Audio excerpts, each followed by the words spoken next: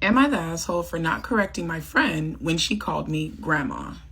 I, 33 female, took in my niece, 21 female, when she was 13. My niece lived with my mom, who passed away from cancer, and I was given custody until my sister, 38 female, could be reevaluated. She had lost custody due to addiction. CPS cleared my sister for custody, but she had a relapse as a coping mechanism when we lost her mom, so my niece remained with me. Now, I never let my niece call me mom. I was her aunt. I would provide for her. I wanted her to know that I had her back and she could tell me anything. There would be no judgment, just support. My friends would refer to her as my daughter and I would correct them and say she's my niece. But my friends would respond and say what you want, but you're her mom. I would just brush them off, albeit with a bit of pride in myself. My niece had a daughter this year and my sister is back in her life. She's been clean for 2 years and she's in recovery. She wants to be the grandma that our mom could never be to my niece because she had to raise her instead. I think this is great and I'm excited to finally be the cool aunt. We had a party at my house recently and my friends asked, how's my favorite GILF doing? Using the acronym for mother I'd like to fuck, but replacing mother with grandma. I answered her question, the conversation moved on, and the party continued.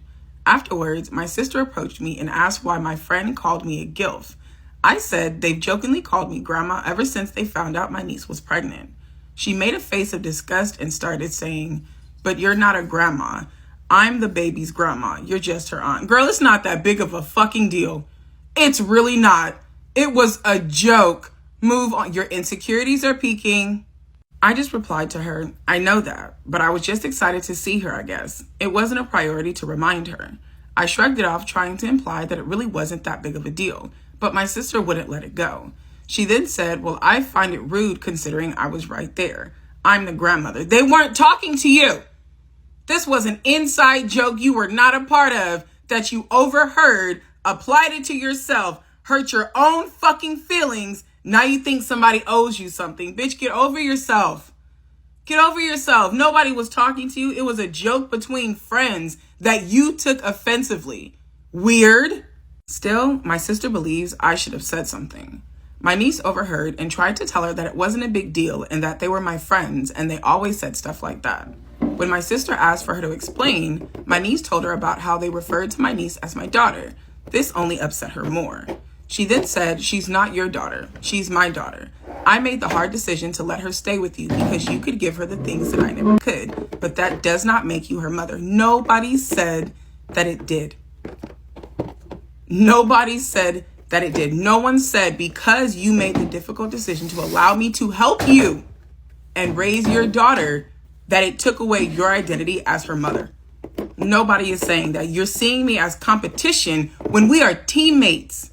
Your sister has a big insecurity because of this, and this just it happening in her face was just, it was something that she wasn't prepared to handle.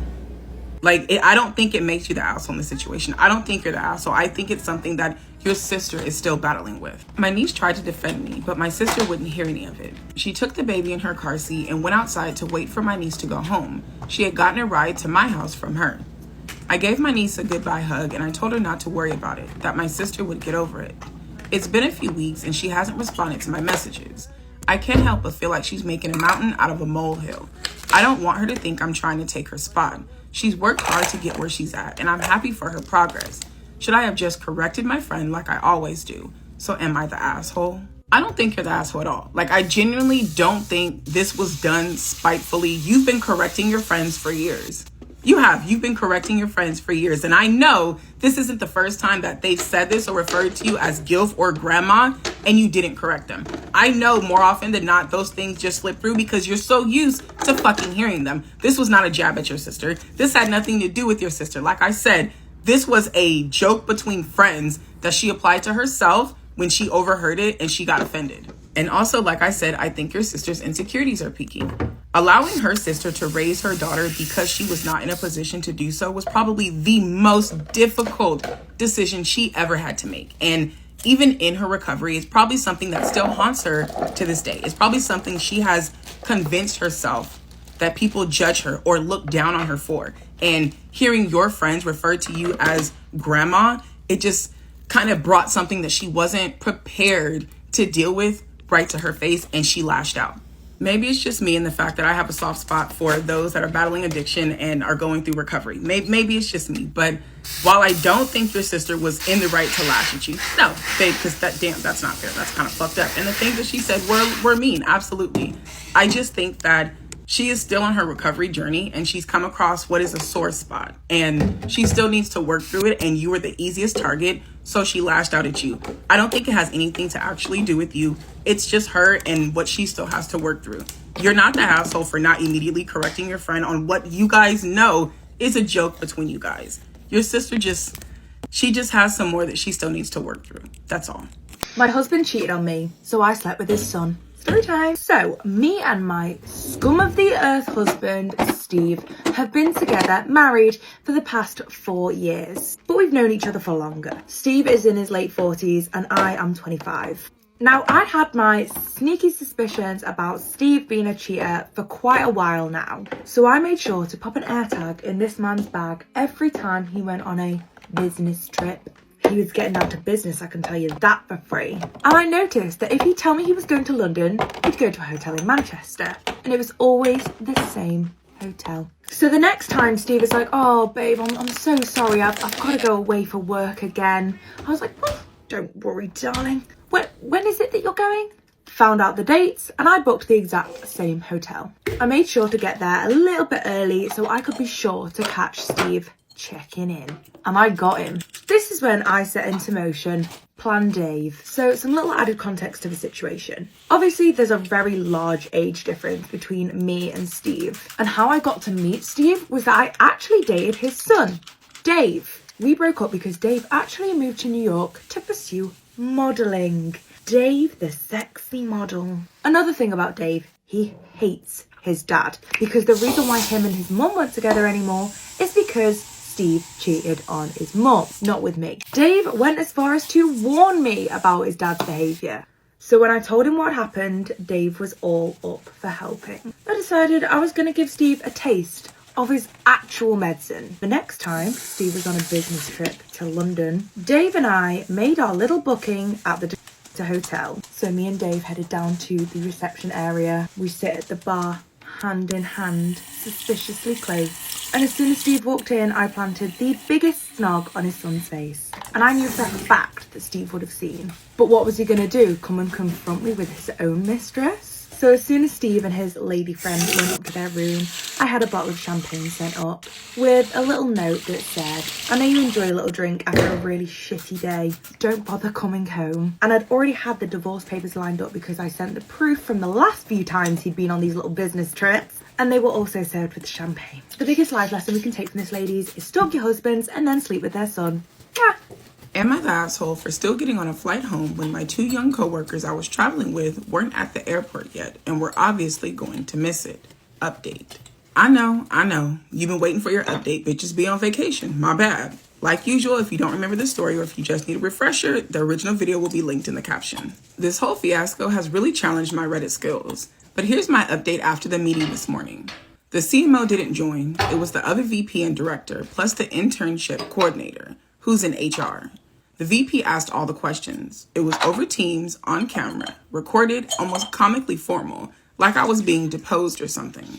During the meeting, I was asked to recap what happened, starting from when we arrived. I was prepared. I had all my key points. I kept it factual on my actions with no speculation on theirs. I shared my phone screen live, went through the text messages with timestamps, as well as the voicemail from the specialist's mom. I was asked if I had requested or encouraged the specialist to put any expenses on her P card. This question took me by surprise. You and me both, sis, because where did this come from? Not you trying to say that the expenses were because of me. I said that I didn't even ask or consider that she had one. And beside the lift from the airport to the hotel, which I scheduled and paid for, I was never outside of the hotel/official conference activities with either the specialist or the intern that would have required any type of payment. I did say I would consider it to be her line manager's responsibility to make sure she understood our travel and expense policies prior to traveling. OP said also, it's not my job to make sure she knows what she's supposed to be putting on her expense card and what she's not. I was asked if at any point I had reached out to anyone at the office about what was transpiring, to which I said no. I certainly intended to when I returned, but we're talking about everything that happened within a 32-ish hour window, all while I was trying to focus on what I was sent there to do: participate as a panel member at the conference, attend other presentations, take advantage of face-to-face time with our agency, and accepting my award.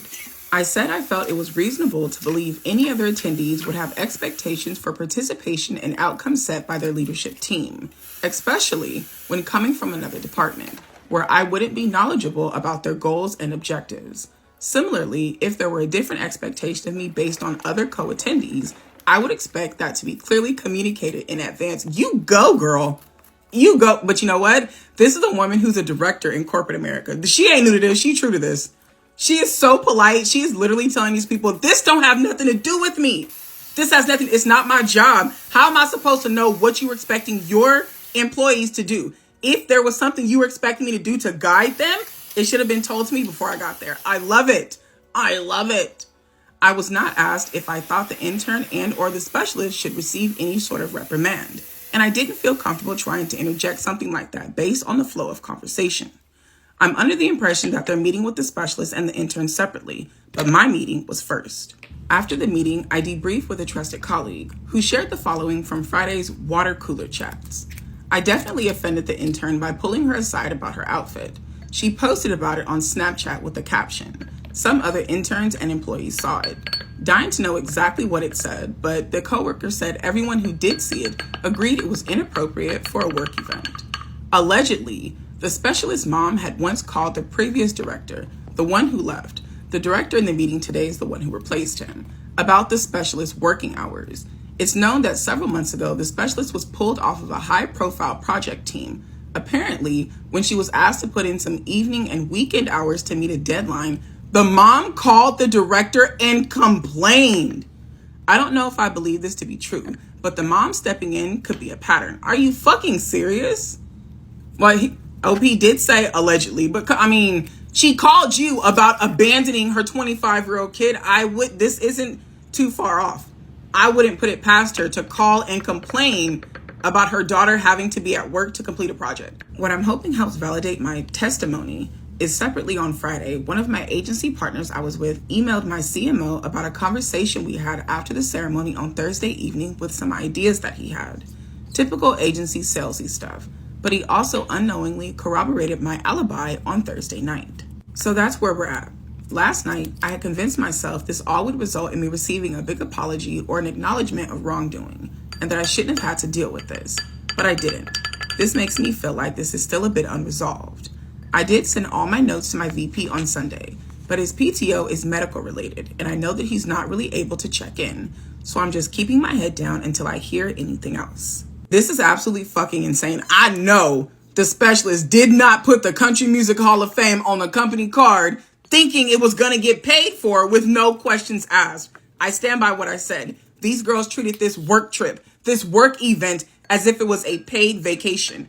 It just fucking sucks that OP got caught up in the middle of this. It really fucking sucks because she did everything she was supposed to do. She was going to accept an award that she was nominated for, and she can't even be happy about that. She doesn't have any video of her speech because two immature ass adults couldn't do what the fuck they were sent to do. Also, I know you feel like you're owed an apology, and you're absolutely correct. You 100% are owed an apology because you dealt with a whole lot more than you should have, having to mother two immature ass adults who could not do what the fuck they were supposed to be doing. Is way out of your job description. I completely get that, but I'm going to need you to let that go because your company is not going to apologize to you. They're not going to admit that they fucked up by sending two people on a trip that should not have gone there. They're not going to. They're going to punish those two accordingly and sail off into the sunset. Let go of expecting any type of apology. Just continue, like you said, keeping your head down and moving on and waiting to hear back. No news is good news. If you don't hear anything else, you don't hear anything else. Just continue doing what you're doing. I'm so sorry that you even had to go through this in the first place, but congratulations on your award. My best friend turned everyone against me, so I stole her boyfriend. Story time. So I recently started at a brand new school and I wore my favorite outfit. I had this green sweater on. I was feeling cute. Even though I was super nervous, I did make a bit of an effort to get to know people, but I think everyone was just a bit weirded out by me. And a few moments after I arrived, this girl walks in. We'll call her Amy. Amy literally looks like she could float through life in a bubble. She is pink, sparkly, but most of all, she is blonde. She started making snide remarks about me as soon as she laid eyes on me in the common areas. She was fully Regina Georging me. But the worst part of all of this was, turns out, we were supposed to be roommates. At first, we did not get on. It was claws out. However, slowly but surely, things started to change. I went on a night out one time and I basically was on my own, obviously. She offered to walk home with me. And from there, we really bonded. We were no longer loathing each other. Now, here's where it gets fun. Enter Steve. So sexy. He's like royalty in our town. Amy instantly calls dibs on Steve. The little problem here is that Steve actually started to develop a little thing for me. Their chemistry was chemistrying. Now this is where Amy's jealousy really sparked up. I was always a lot smarter than her, so that was one thing. Now her man likes me. So for years, I had never had any recognition for my talents, my intellect. And finally, I ended up getting recognized by this guy. He was giving like big Jeff Goldblum vibes. He wanted something real. So what do you think of this whole situation? Am I really in the wrong? My wedding planner slept with my brother-in-law. I, 21 female, got married last Saturday to my now husband, 21 male. My husband's best man was his brother, 25 male. After we officially got married, my wedding planner, 30 female, and my brother-in-law went missing for 4 fucking hours. We got 0 pictures with my brother-in-law since they seemingly left after the ceremony. My brother-in-law returned right when it was ending, but the wedding planner never showed back up. Girl, nah. Oh, hell no. I really had no time to even look for them as I was so busy with the wedding. But I sent my grandmother and my maid of honor to look for them, and they both came up empty. I'm just so mad. My brother-in-law is married with a newborn, by the way. I found out through his wife that him and the wedding planner have been having an affair since they met when we went to go look at venues back in June of 2024. Absolutely not. Oh, hell no. So I don't have to look at them when I look at my wedding. We sent my sister-in-law some links to a divorce lawyer, and we paid for some dinners to be delivered to her house. So now she doesn't have to worry about cooking or anything like that for her pathetic excuse of a husband. Thank you for reading my rant. I hope your week has been better than mine. Oh, baby, I feel like you doing this bitch a favor by not name dropping. I really, really do, because I would be leaving a review with all of the nitty gritty details on every platform that she advertised her punk ass job on. Every single fucking one. I would make it my goal in life to make sure that my video account of this situation went viral. I would pay people to make sure my video went viral so that everybody knew this bitch's name and face, because people gonna be getting married soon and you need to make sure that she don't fuck nobody else's brother-in-law. I know I said it before, like you should sue everybody, but I really feel like you should be able to sue this bitch because she did not fulfill her end of the contract. You paid her to do a job. Hunching on your brother-in-law was not the job you paid her to do. Therefore, she missed 4 hours of the contract time that you had paid her to be there for, and she wasn't doing her job. I feel like you're entitled to some money back. And when you get it, use it to take the honeymoon that you're supposed to be having and enjoying right now. I got caught in a love triangle with my brother. Story time. So when I was in college, me and my brother ended up moving in together. It just made a lot of financial sense. And it was a pretty cushy deal. We each had our own bathroom and bedroom. We very much lived different lives. So when Steve met Amy, I did not even realize that this man had a new girlfriend, because me and Steve are on completely different time zones. He is very nocturnal. I am very not. It was at the point where I did not even realize that Amy had been sleeping over. So it was a Sunday morning. I was getting ready for my weekly everything shower that I do every Sunday. So imagine this. I am making my nice cup of tea, ready to take into the bathroom with me. And I turn around to see a naked woman stood in my kitchen. Amy, will call her, then proceeds to scream at me saying, "What are you doing in my apartment? Your apartment, babes? I fucking live here." So I then proceed to calmly tell Amy that I do in fact live there. I explained quite nicely that I was actually Steve's sister. Amy was having absolutely none of this. She then ran into Steve's room and is screaming at him like, "Why did you cheat on me?" I'm not gonna lie, I'm pretty sure that she slapped him a few times. And if you think that's wild, She then ran back towards me and went for the jugular, and that is when Steve intervened finally and tried to explain this whole situation to her. However, Amy was absolutely irate. There was no way this girl was calming down. Meanwhile, the kettle has just finished boiling from my gorgeous chamomile tea I was trying to make. However, before Steve or I could even move, Amy is making a beeline for the kettle, to which she then proceeds to throw boiling hot water all over Steve's face. And as I'm sure you can imagine, that was when I was like, fuck this, I'm out. So I'm desperately trying to escape. I run for the door, and then all of a sudden I just feel this absolute smack on the back of my head. And it's at this point that I realise that Amy has just thrown the sodding kettle at me. I hit the deck hard. I'm actually convinced I passed out for a short while. So I managed to pull myself around. I call an ambulance, and they take both me and Steve to the hospital. Steve was in hospital for 3 days because of how bad the burns were. On day 3 of Steve's hospital stay, guess who turns up? Amy. She just stood in the corner of the room like something from the new Conjuring film. And I later found out from a mutual friend that she had gone there because she wanted an apology from me and Steve. Dear God, Amy, I swear down, read the room. Naturally, I just looked at her and told her to F off. Am I the asshole for going nuclear on my aunt at my own wedding after her son harassed my sister-in-law? Nope, not at all. My wedding was 2 weeks ago, and I feel like I'm living in the wreckage of a bomb I set off myself. I'm so lost, and I need to know if I'm the monster my family is making me out to be. I, 28 female, just married the love of my life, 30 male. His family is Arab Muslim, and they are, without exaggeration, the best people I've ever known. I'm an only child, and my own family is really complicated. My husband's family welcomed me with open arms from day one, so for the first time, I feel like I've had a real supportive family unit. I'm basically an only child. My half-brother from my dad's side is much older, and he currently lives in Japan. And even though we don't talk much, he still called me to congratulate me. As for my parents, they weren't even supportive of my marriage until I told them I'd cut them off if they kept pushing. So yeah, I already knew going in that I couldn't count on them for anything but drama. The wedding itself was perfect, for a while. Everyone was happy. Even my parents were smiling at some point. Then there's my cousin Mark, 35 male. Damn it, Mark!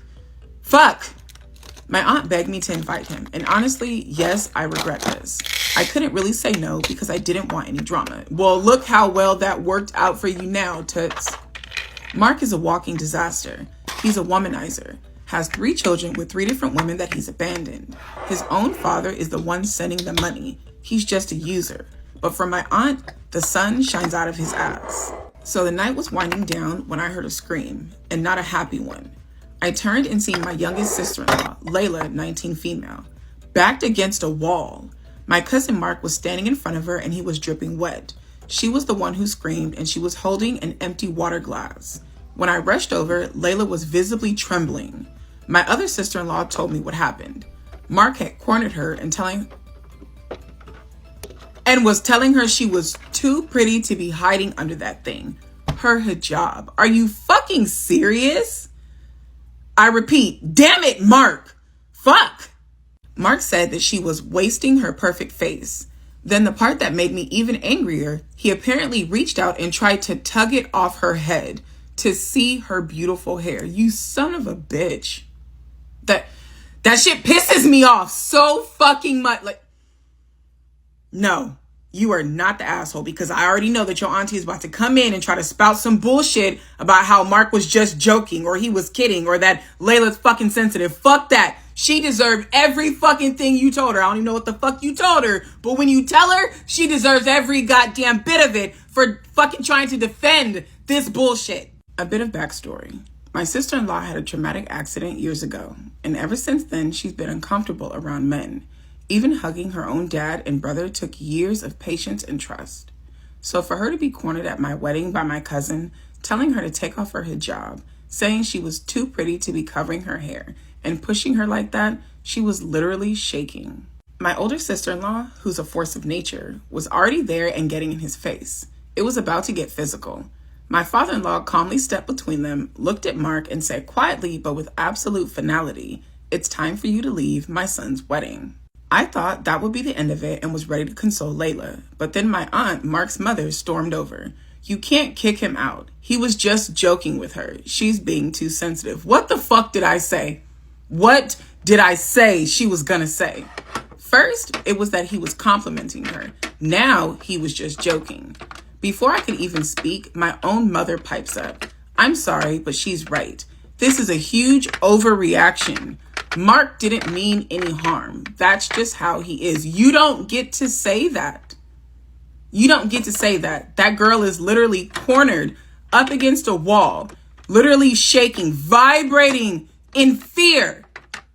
She threw water on him and the bitch still didn't back up. The only reason he backed up was because her sister showed up and got in his face. What the fuck do you mean he was just joking? Mark is a fucking predator. Seeing Layla still shaking and looking so scared and hearing my own mother defend this creep who had just assaulted my new sister, a switch flipped inside of me and I just snapped. I looked straight at my aunt and said, no, he needs to leave now. She started up again. OP, you're not going to disrespect your family like this. And I just let her have it. My family? You don't get to lecture me about family. This is actually why your own is broken. This blind worship of your useless good-for-nothing son is the reason you have one child that ruins every event he attends and another who hasn't spoken to you in 5 years. Damn. You dare wonder why your own daughter went no contact. It's because of this. Because you will always choose him over the people he hurts. So yes, he's leaving and you can leave with him if you want. Mic drop. The entire area went dead silent. I know it fucking did. I know it did because I don't give a damn what was going on. Someone's got to turn the music off because I heard a piece of this and I need to hear the rest. My aunt then started crying. She stormed out with my cousin and my parents trailing behind after they gave me one of their classic, you're a disappointment looks. My phone has been a nightmare since. Texts from my parents calling me cruel, vicious, and saying that I used a family tragedy, my other cousin leaving, as a weapon. Telling me about how my aunt has just been sending them messages about how I broke her heart. Don't nobody care. Tell the bitch to build a bridge. No one fucking cares. You defended your creep predator of a fucking son. Remember, let's go back. Let's go all the way fucking back. Back. Mark is 35 years old. Let's go back down. Layla is 19. She's 19. You defended your creep ass son. He was just joking. He meant her no harm. She's 19. This man is 35 years old. He tried to take her hijab off. The comments about her hair means he knows exactly why, one of the reasons that she keeps it covered. He know good and goddamn well it was disrespectful and he was not supposed to fucking do that, and you guys defended him. Don't nobody give a fuck about how her heart is broken. My husband has been supportive. He kept telling me that I was just defending Layla and that my family showed their true colors, but I can't get rid of these moments of guilt. Mark was 100% in the wrong. I've already cut him off. I don't want him anywhere near me or my husband's family again. But the part I keep thinking about is what I said to my aunt. I don't regret defending my sister-in-law. She was scared out of her mind, and I will always pick her over him. But maybe I went too far bringing up her daughter leaving. No, you told her exactly what the fuck she needed to hear. You told her everything she needed to hear. This is why your kids have left you. Because of this, right the fuck here. She needed to hear that. Her heart is broken because you called her out in front of a whole lot of fucking people. And she can't deny it because she knows that it's fucking right. No, don't feel bad. I knew that it was a sore spot and I basically twisted the knife. I feel like I dropped a nuke to win a fist fight and now my entire family is radioactive. So am I the asshole? No, baby, I said it before, but no, you're absolutely not the asshole. You told your aunt everything she needs to hear. Something she should have heard a long fucking time ago, and your family knows it too. Because what the fuck do they mean, a family tragedy? The girl didn't die. She cut off her toxic and enabling parents because they're always enabling her fucking useless brother. No, your parents know that your aunt is the reason that her son is the way he is and the reason why her child wants nothing to do with her. OP responded to a comment that was basically telling her to move on with her life and embrace a family that truly loves her husband's family. And OP's response basically states that She doesn't think she is strong enough to just ignore the backlash that she's receiving from her family. And I want to say personally, Opie, I think you're a hell of a lot stronger than you think you are, because you allowed certain members of your family to come to your wedding because let's just admit it.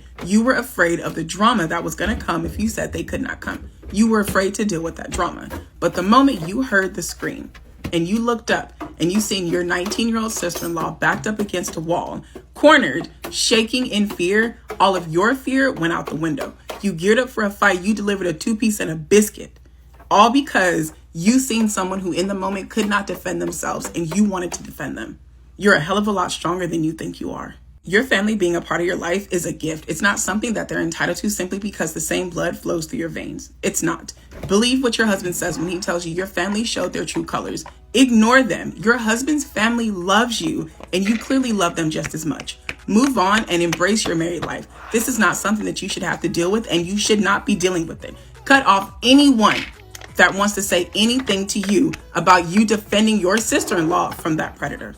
Am I the arsehole for refusing to share my huge inheritance with my siblings? Story time. So I recently found out a few weeks ago that my dad has left me a huge amount of money in a trust. It was so much that I didn't even believe it at first. So my dad wrote me this really cryptic message that explained where all of this money had come from. It was basically inheritance from lots of different family members, meant a couple of his businesses. When he found out his illness was incurable, he left everything to me. And at the time, my parents were separated, but not officially divorced. So my mum actually found out about the money because she went behind my back and read the letter that my dad sent me. And let me tell you, this became a very, very touchy subject. Now, dad had set this all up in a way that I could not get to this money until I was 19. And for some context, I'm 17, so I thought I'd got a bit of time to deal with this. Now, come to find out, my mom and her new husband want me to split this money, the money from my dad, between my step-siblings. There's 3 of them. They're aged 14, 8 and 7. And let me put it into perspective here.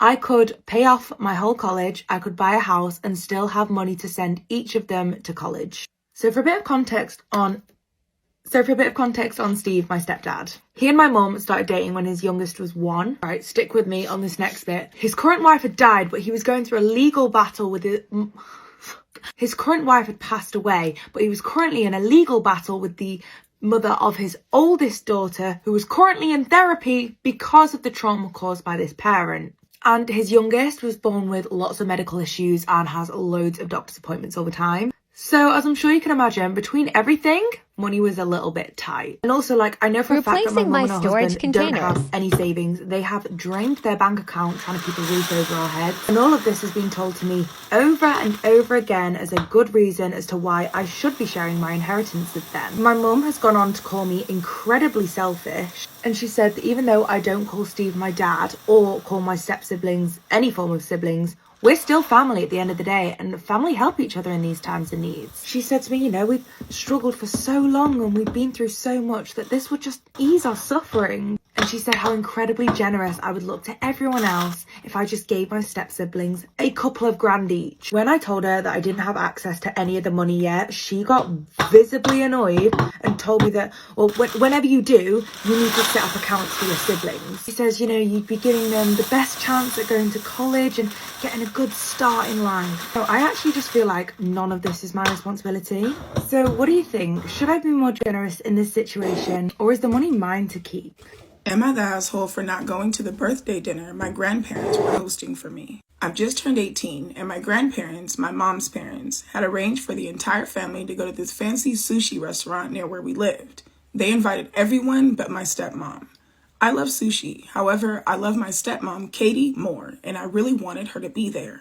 Katie married my dad 5 years after my mom died, and she's never once tried to replace my mom. When it's mom's birthday, Katie makes mom's favorite meals for all of us to share, and she's genuinely interested in hearing our stories about mom. She's actively kept mom's memory alive. It's something my brother and sister are grateful for. Even if Katie had been invited, she has a severe fish allergy, and she can't risk any cross-contamination. You're not that asshole. I know you said that you love sushi, but I think the reason they chose this specific restaurant was because of Katie's allergy. They knew she wouldn't be able to come. I asked my grandparents if we could move the dinner to another restaurant so that Katie could also attend, as I wanted her there, and I suggested a steakhouse because I'd rather have Katie there than have sushi. They said no, they didn't want someone like Katie there. What you mean?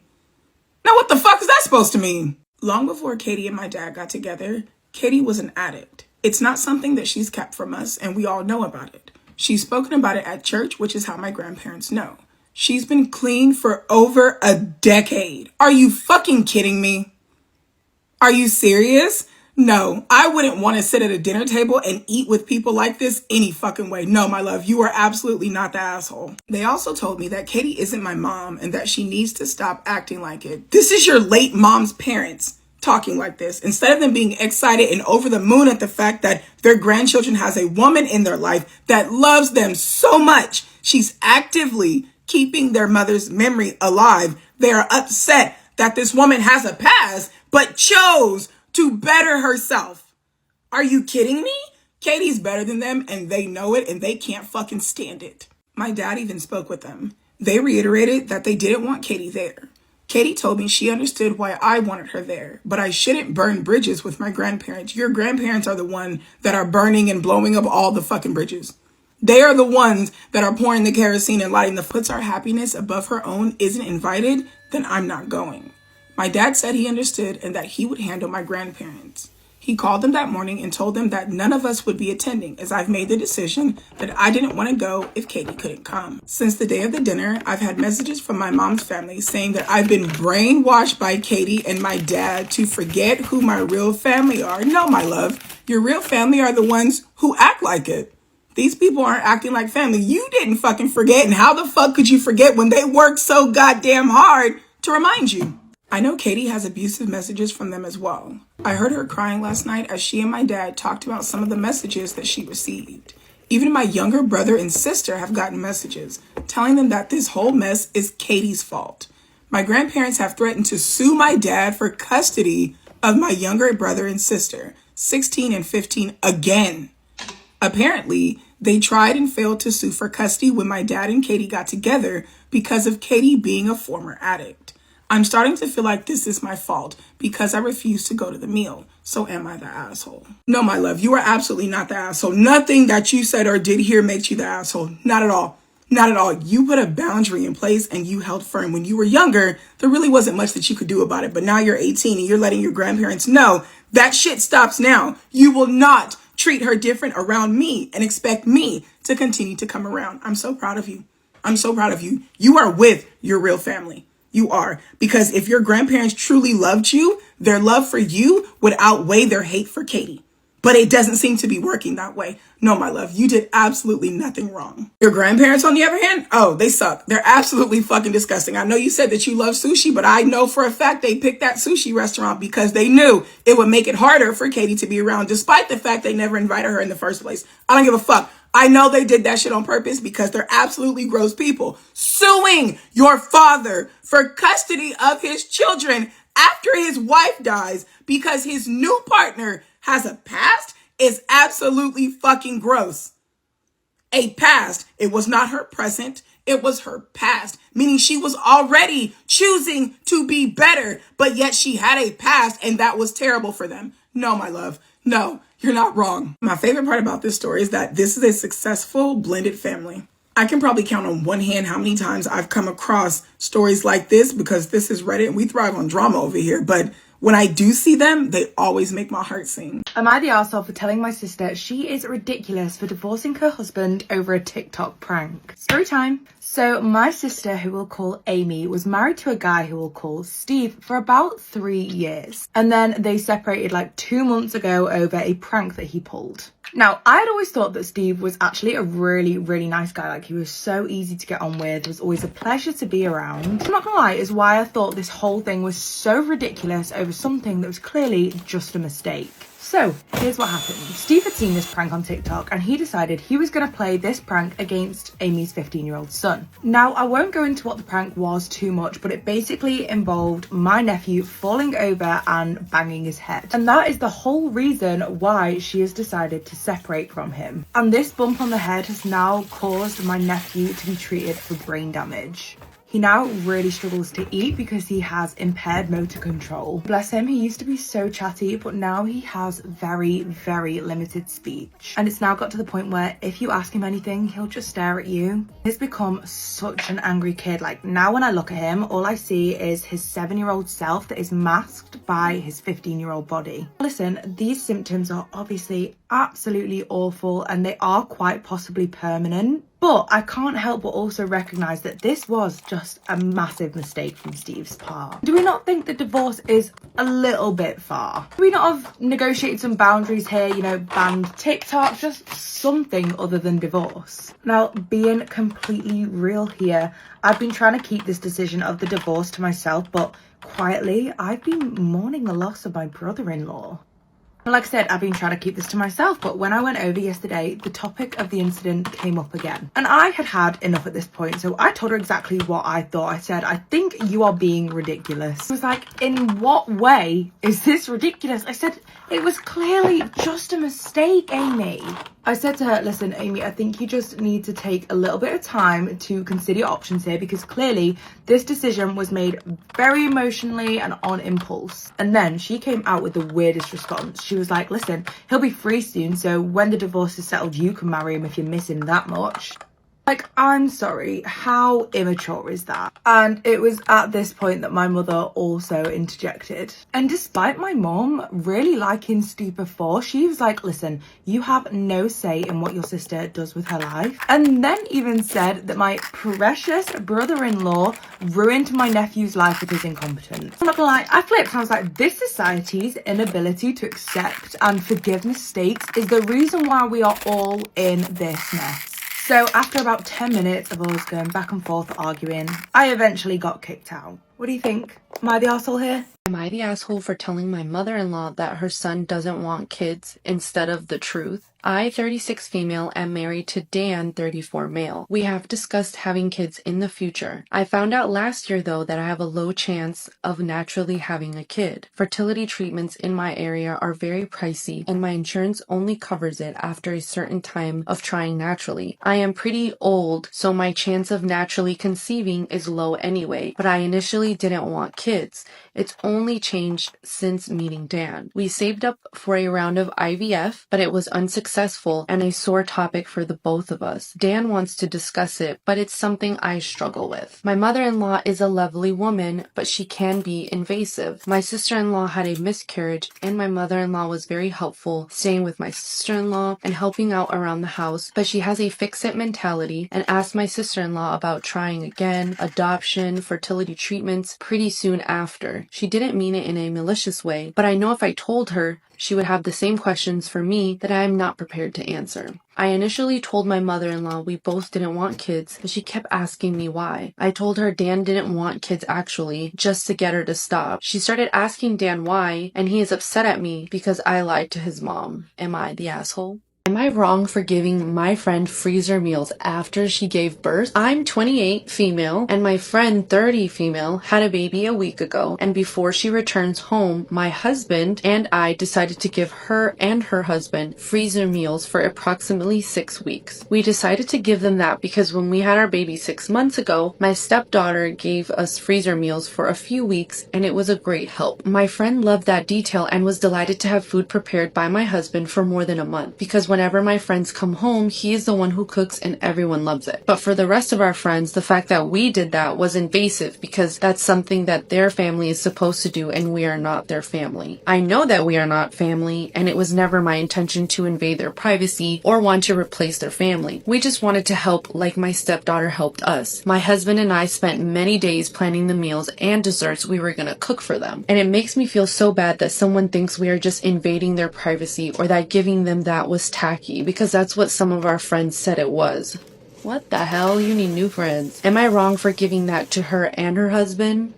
What do you guys think? Am I the asshole for refusing my dad's request for a paternity test? Ooh. A few weeks ago, my mom came over and explained that my dad had confronted her about conception. He was watching YouTube and a video was talking about calculating a baby's due date by conception date. He did the calculations and thinks my mom cheated on him because he was out of town that supposed conception day based on the due date the doctor gave my mom.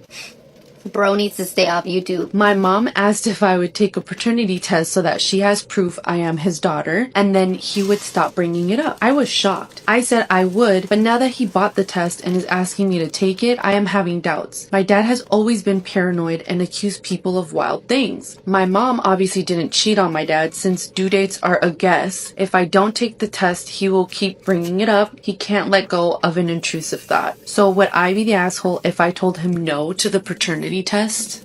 Storytime on how my parents forced me into acting. I played roles that were on TV networks like Disney Channel and Nickelodeon. And I also did PBS Kids and a few other networks. As a child actor, my parents expected a lot from me. The roles that I played would pay the bills at home. When I was younger and I was acting, I didn't know that money came with it. So whenever I did act, if anything that had to do with money, my parents would handle it. And still to this day, I haven't seen that money.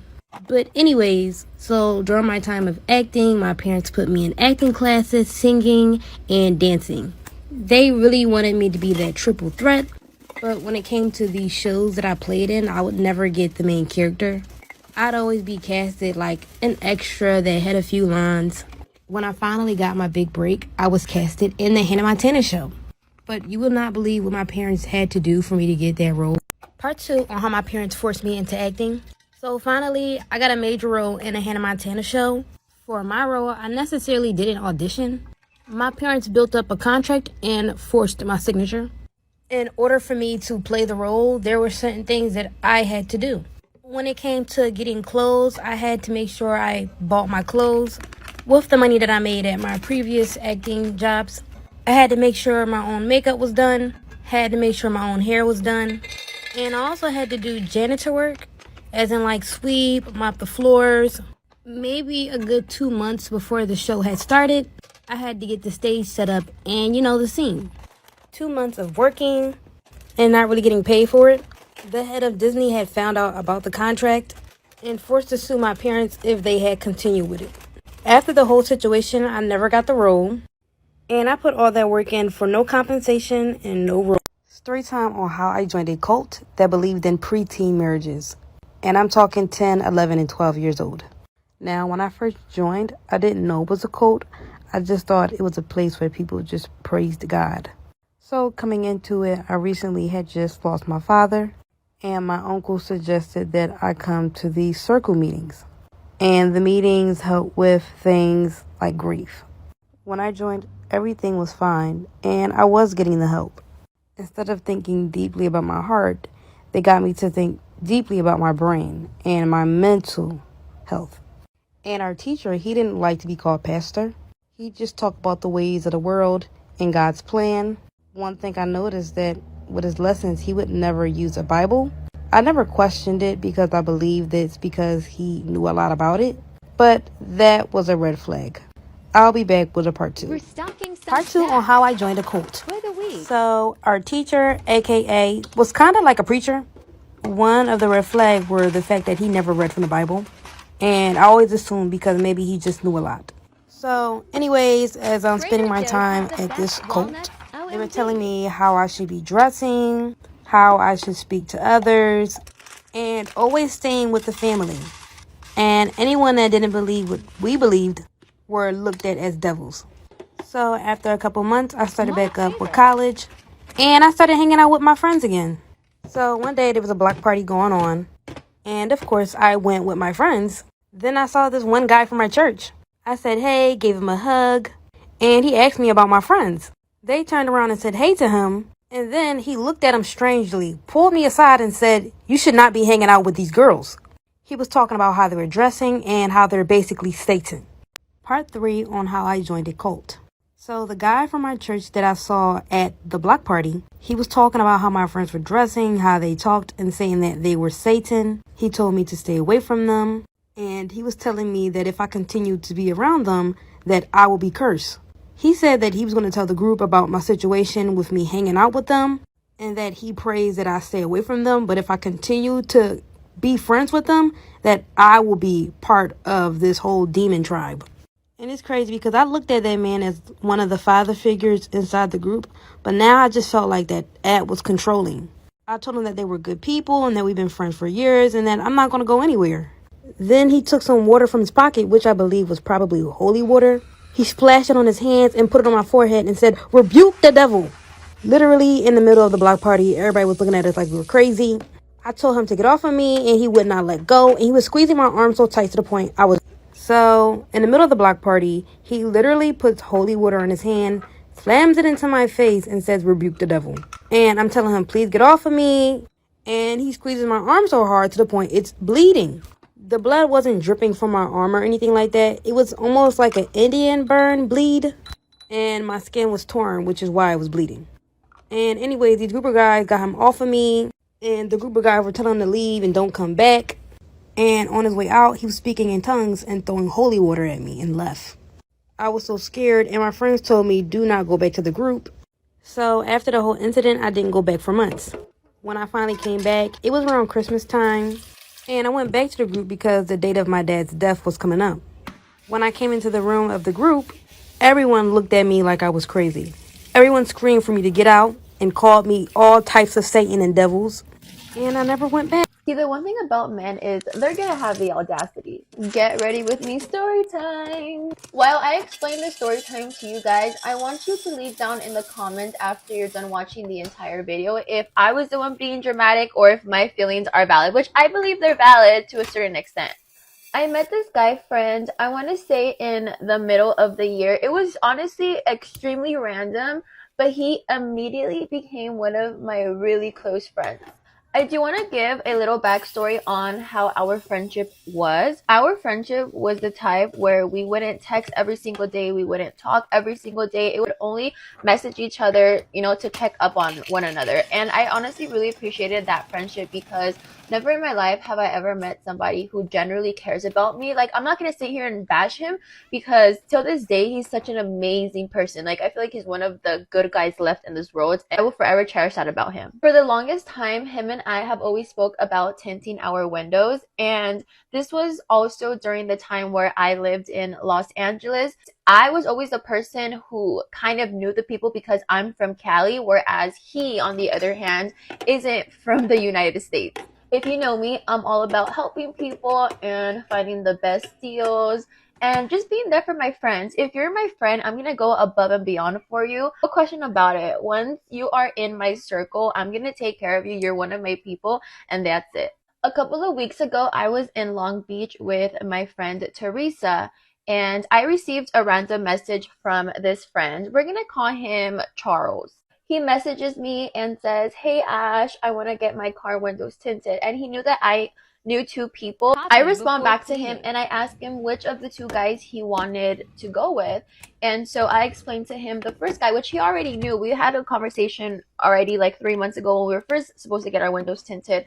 So I asked him he wanted to go to the first guy, which would be the guy who was willing to travel to you and he would charge you a little bit more, or two, if you wanted to go to the guy which was closer to me, which is located in San Bernardino. I'm currently in the Inland Empire and he is in Los Angeles. If you aren't from Cali, let me break this down a little bit more. IE to the San Bernardino is only 20-25 minutes. San Bernardino to Los Angeles, well, at least where he lived, especially during traffic, would for sure be a good 1.5 to 2 hour drive.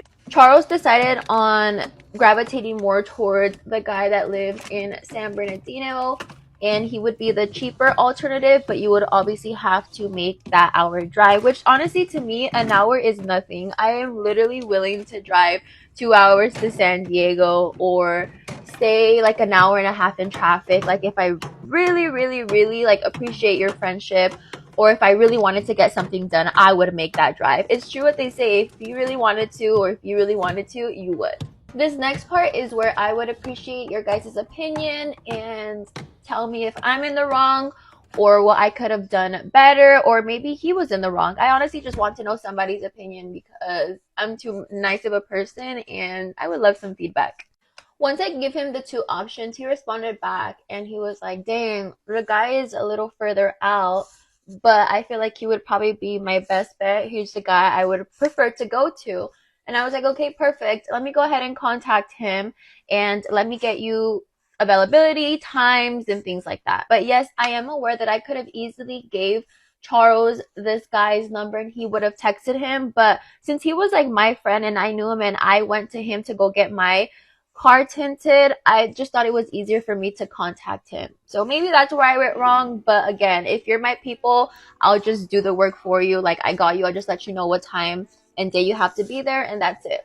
I also had time that day, so honestly, like, no me pesó, like, no me costó mucho to do so. So now it's currently the next day, and he randomly just messages me and he goes, "Hey, I might just have you take my car to go get tinted." And I was like, if you were up to ask me if I was willing to take your car, then maybe I would have been down. But the fact that you literally were like, "Oh, I'm gonna have you take it while I'm at work, you can come pick it up." And I was like, what the heck? Like, again, I understand we're really close friends, but I feel like there should be at least that sort of boundary where you at least respect me enough to act. I was so close to say yes, I'm not gonna lie, but I had Teresa by my side and she kind of seen my facial expression and she asked me what I was doing, who I was texting. So I kind of gave her a little brief summary of everything. And she was like, "Girl, if you go and take this man's car, I'm going to be really upset with you." And honestly, I'm so glad that I had her by my side because I probably would have done it. Because I didn't know if it was a misunderstanding. I still messaged him and I asked him, "Oh, are you asking me? Or are you basically like commanding and telling me to go?" And he was like, "Oh, thank you, And I was like, that's so disrespectful. Like, I understand we're friends, but like, dude, there's a fine line of having respect for your friend and not crossing certain boundaries. And so when he responded like that, I was like, all right, he thinks this is funny. Like, no. I responded back to him and I basically say, "Hey, like, I understand we're really good friends, but please don't take advantage of my kindness." And he knew that I was the type of girl to go above and beyond for anybody who just encounters me. It doesn't matter if you're a guy or a girl. If I fuck with you heavy, I'm gonna be there for you. I sent him another text and he basically responded, "Oh, I meant to ask." Did you really mean to ask? Because when I first initially brought that up, all you said was, thank you. Like if it was a funny joke to you and if I was instantly gonna say, "Oh my god, yes, I'll do it for you." Keep in mind, you guys, he wanted me to drive from the IE to Beverly Hills, which is literally like an hour away, all the way to San Bernardino, which would be an hour and a half, and then go all the way back to like an hour and a half, and then come back home. You know, like, bro, that's a mission. Like, that's crazy. Anywho, we were kind of just going like back and forth, and one of the like last text messages that he responded back to me was, "All right, sensitive Sally, like you're still gonna sit here and call me sensitive? Like you're gonna disregard my feelings when all I was trying to do was communicate with you and get you to understand and realize there's a difference between properly asking and telling somebody what to do." Do you understand where I'm coming from? The type of person that I am, I would have already messaged him to apologize, but I feel like on my end, I didn't really do anything. Like, yes, there's maybe like some things I could have approached differently, but I feel like you were more disrespectful on your end. Or am I tripping? I don't know. I feel like I'm just overthinking it, and I feel like I love to see the good in people, and because I know he's a good friend and maybe those weren't his intentions, I'm out here making excuses for him. I don't know. Can somebody please in the comments let me know if I'm being dramatic or not? Anywho, that is the end of my story time. If you're curious, I never went to go take his car. I feel like he's mad when in reality I feel like the roles should be switched. But honestly, I don't like to live in a world where I'm just angry at people. I kind of just like to talk things out, communicate, squash things, do what we gotta do, whether we're still gonna be friends or not. This year, I'm definitely not tolerating any form of disrespect, or I'm not allowing anybody to take advantage of my kindness. I am watching a lot of how I react to certain things and what I allow in my life. Definitely changing that starting next year. Obviously, I am starting now because there's no better way than to start now. Thank you so much for always supporting me. Again, the story times are back. I know you guys have been missing them, and I'm just super happy to know that you guys are loving my story time content. It definitely means the world to me. I love you, and I'll see you in my next video. Bye. Love you. Am I the asshole for convincing my husband's female best friend to give her baby a unique name? My husband is not and will never be romantically attracted to his best friend. He loves her like a sister. However, she quite often gives off a vibe that she's interested. She got pregnant just before we did. Her husband is a good guy and he'll give her almost anything. We were discussing baby names, and I said that we had a list that we were narrowing down. She wanted the list. I said no. This went on for months. I finally just said that she could pick any name that she wanted, and I promised not to give our child that same name. This stopped her for a bit. Then she came back and asked me for just the most likely candidate. I said my husband wanted to name our son after his friend from college that passed away. His name was something that Key and Peele would make fun of. Think Delonquius. You told that lady to name her baby Delonquius. I'm going to say right now that you're not the asshole because I know exactly what's going on. You knew she was going to try to steal your baby name, so you gave her some shit that you would have never named your child, and she fell for the shit. She took the bait. Her bad? Delonquius? It was a joke, and I didn't think that she would take me seriously until she introduced us to her son, Delonquius. My husband commented that it reminded him of his buddy. She seemed happy until our son Daniel Aiden was born. She asked if any of the other names were less boring, and we told her that we were always going to name him after one of my grandfathers. We just couldn't decide which would be the middle name and which would be the first. She went a little nuts and started yelling, saying that I tricked her into giving her very white son a very stereotypically African American name. That's nobody's fault but your own. If you wouldn't have thought that I was going to name my son some shit like Delonquius, you wouldn't have taken the name. That's your bad. You tried to be an asshole, and now you have to go through the hassle of changing your kid's name, you jerk. My husband asked what she meant, so I was honest and I said that I was joking and I picked a name I always thought was neat but not for me. My husband thinks I was a jerk to fuck around with his friend, but he's more upset with her that she would try to steal a baby name. Her husband is now also saying that I'm a dick for getting her to name his son that. I said they could just call him Dell. Absolutely not. You're not the asshole because this bitch was trying to be nasty and spiteful and that shit blew up in her face. Her fucking bad. And her punk ass husband, his balls need to drop. Like, you don't get to give your wife everything, bend over backwards for every stupid thing that she asks you for, then get mad at me when you're embarrassed by her fucking decisions. You need to grow a pair. You need to fucking grow a pair. If you didn't want your son to be named fucking Delonquius, you shouldn't have allowed her to name your goddamn son Delonquius. Now y'all got a little white boy with a little black boy name, and y'all over here mad about it. He don't care. He don't give a fuck. By the time he realizes what the fuck his name is, he'll be okay. He's also young. You have time to fucking change it. It's not the end of the world. OP, you are not the asshole. I would 100% distance myself from these people. Like, your husband needs to open his eyes. How the fuck does he not see that this shit was done on purpose because her coochie get hot for him? How the fuck does he not see? Hell no, y'all just be letting this shit happen. I would be making this shit known to everybody. When she asked me months before for the list and continued asking, I would have made that shit known then.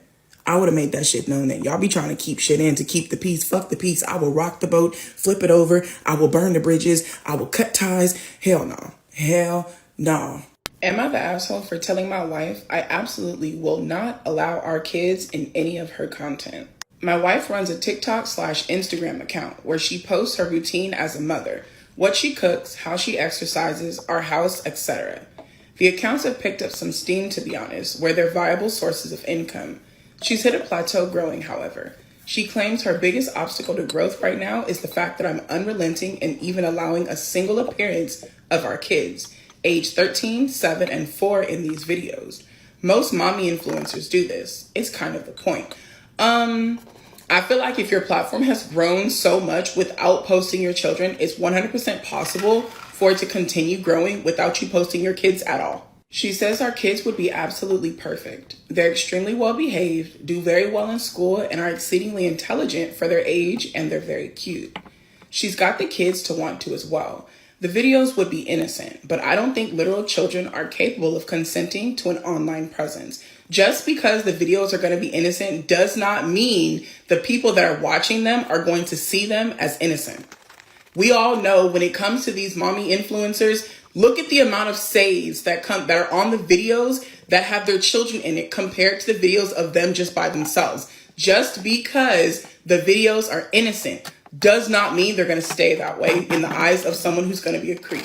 My wife argues that with the money we earn, this career of hers is the single best chance we have of providing them with a proper advantaged life. with the college fund, etc. And she's honestly right. They miss out on a massive amount of opportunities because of our income, and this seems to seriously have potential. I truly feel like if her account was that successful without the kids, it can continue to be that successful. Like, why does the success of your account, with you talking about the things that you cook, the exercises that you do, how you keep your house up, like, how is that no longer going to succeed unless you include your children in that? Like, I don't understand. I truly don't. We all know how the majority of us feel when it comes to these mommy bloggers. And I truly want to understand, how is this going to make you more successful unless you are, and you're acknowledging the fact that you're willing to exploit your kids to get more views, more likes, and to make more money off of these videos. She acknowledges that an online presence, while comes with sacrifices, isn't as big of a sacrifice as foregoing college or financially stable home life.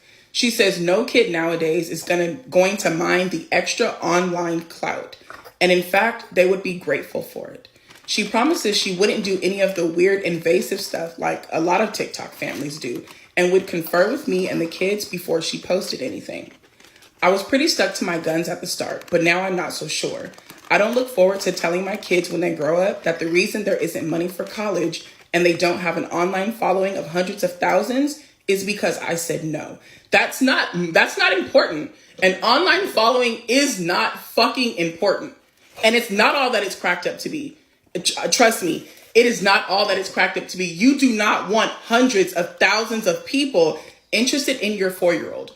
You don't. Regardless of how much money it's bringing in, you don't want that. I even prevented her from showing how her healthy lifestyle and parenting improved the kids' cognitive function. She wanted to post their scores in an online IQ test. I disagreed because I find it embarrassing, not just for them, but for us. What if their friends found it? I agree with myself in principle here, for sure, and I always have.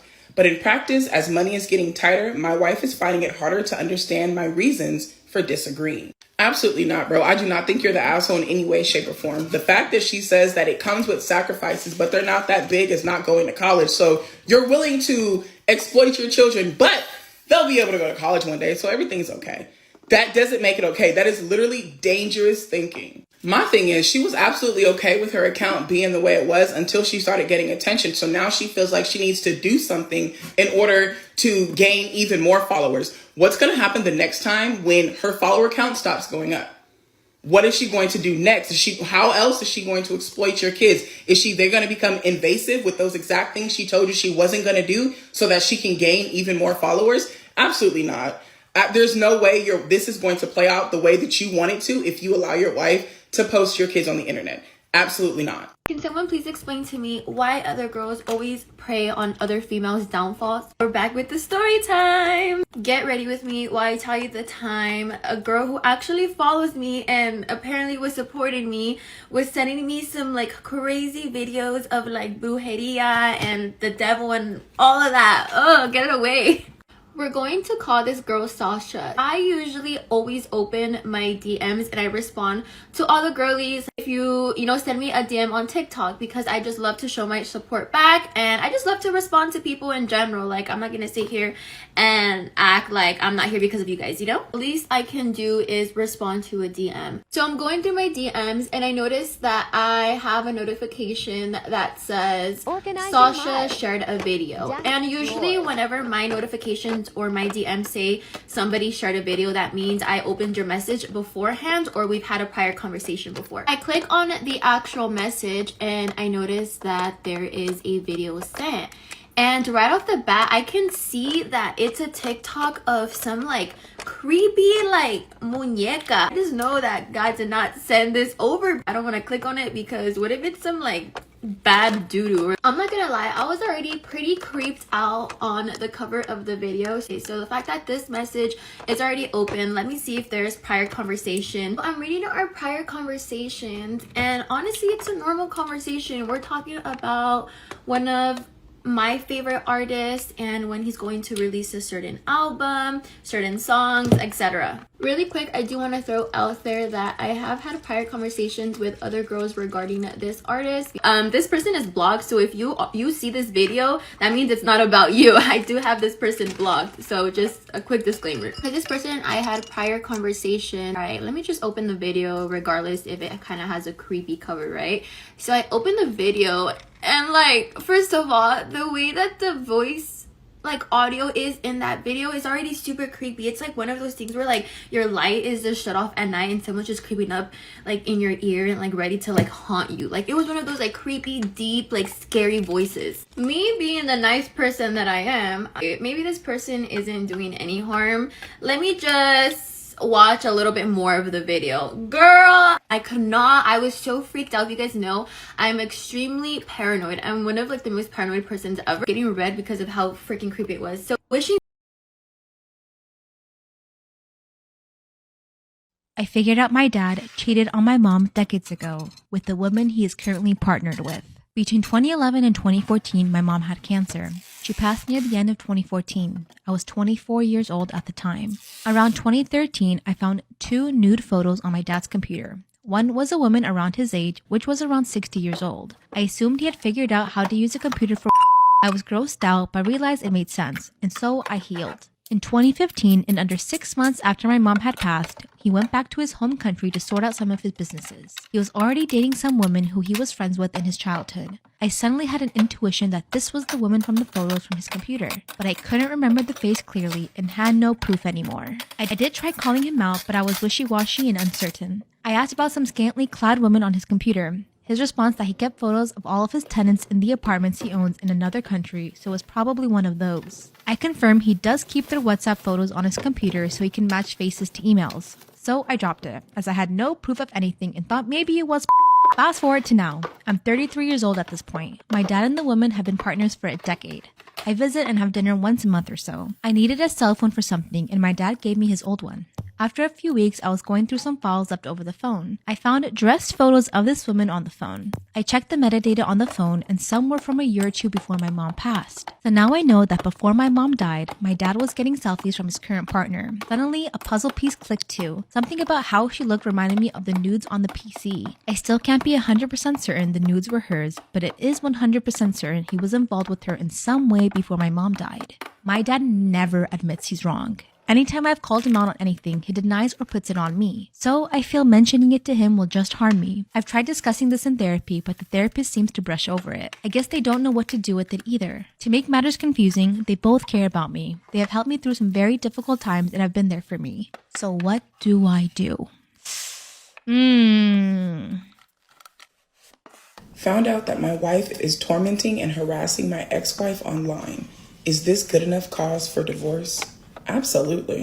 As the title says, I feel really repulsed by my wife. I looked into her phone and found out that she has been harassing my ex-wife for years, bullying her, calling her all kinds of names. I only saw her fake Facebook and I was curious as to why she had one.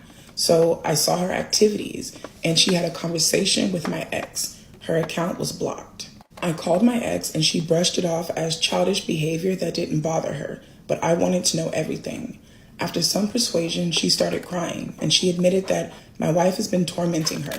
She sent me screenshot after screenshot from fake Facebook and IG accounts harassing my ex. I failed to understand why, so I confronted my wife, and at first, she denied it. I showed her the screenshots, and she said that my ex probably made up the whole thing. At last, I confronted her with her phone, with some of her accounts still saved in the login history. She broke down crying, telling me that I never made her feel secure and safe, and that made her resentful. I don't know what to do now. I can't stand looking at her. I've confided in my sister, and she thinks that I'm overreacting. We've been trying for a child, and everything has been great, but I'm just not sure now.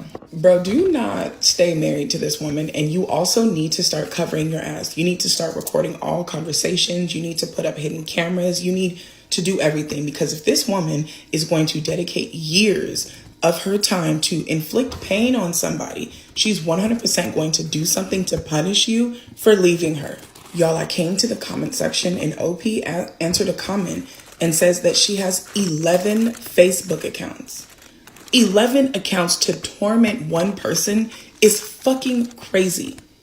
That is insane. 11 fucking Facebook accounts, and he doesn't know how many Instagram accounts she has. And she's been using these accounts to harass and bully his ex-wife because she didn't feel secure in her marriage. That is fucking insane. That is crazy. Okay, so I had to read this comment for you guys because it actually made me LOL, okay?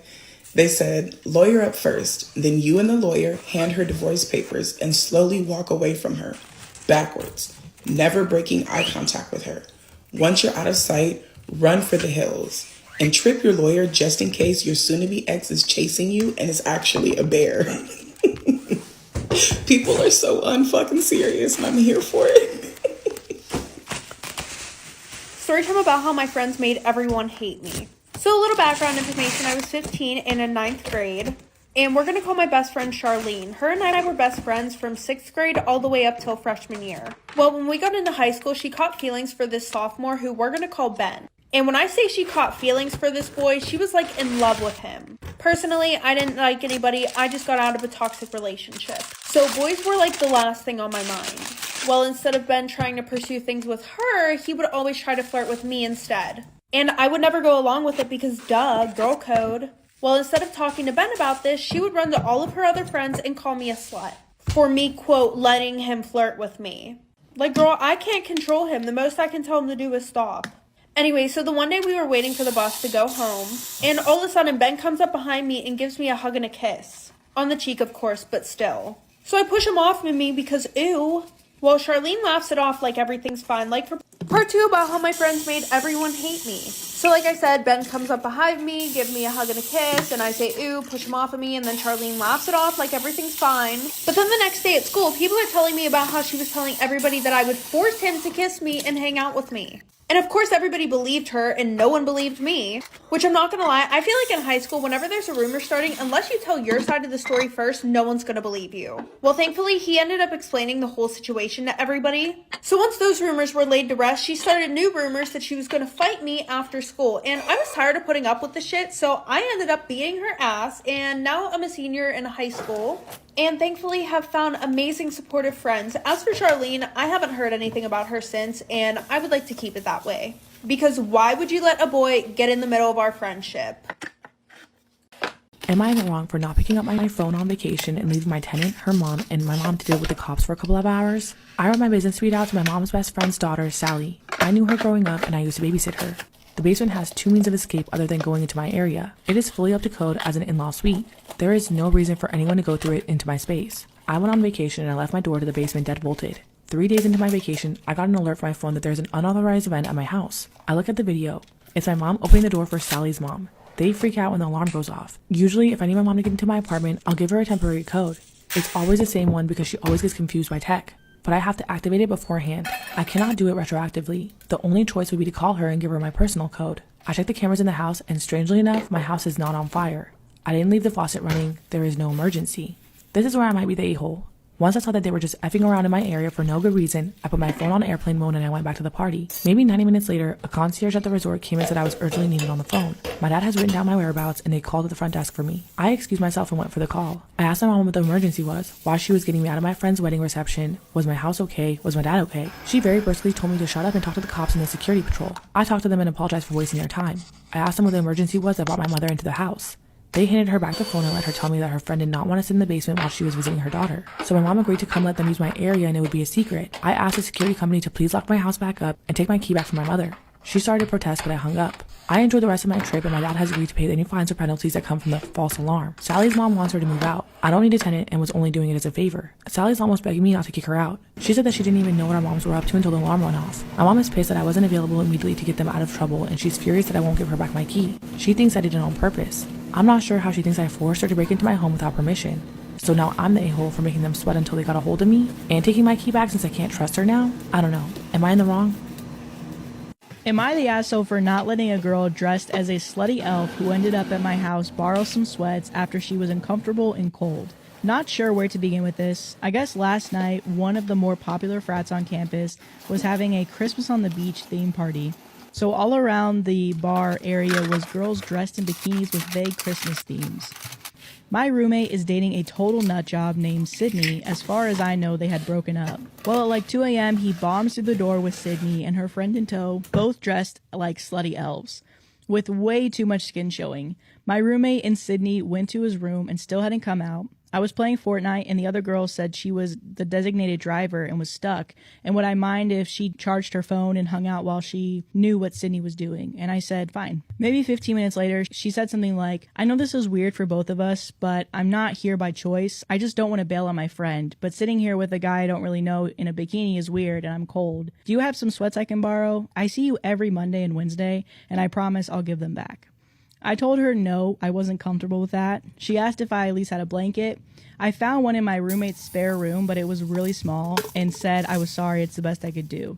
She fell asleep on the couch and went to bed. My older sister came to pick me up for breakfast and saw the girl sleeping on the couch and asked why a half-naked girl is sleeping under a baby blanket. In the car, I told her what happened, and she basically got mad at me saying I had about 30 opportunities to be a really decent guy and I blew it. She said it sounds like the girl was trying to do the right thing by her friend, and I could have at least lent her some sweats. I could have let her sleep in my bed while I took the couch. I could have said that she should go home, and I'd drive Sydney home. But basically, I was an asshole because I left an apparently nice girl in a vulnerable position, and I didn't even care. She said that I need to grow up if I want to have friends and have some empathy if I ever want girls to like me. She had no idea if this girl was into me or not, but I missed a great practice round of treating someone a nice way that they might reciprocate. When we got back to my house, my roommate, Sydney, and the girl were gone. There was a sticky note on the door that said, "Thank you for letting me stay here. Sorry it was weird. Please say hello sometime. Nat."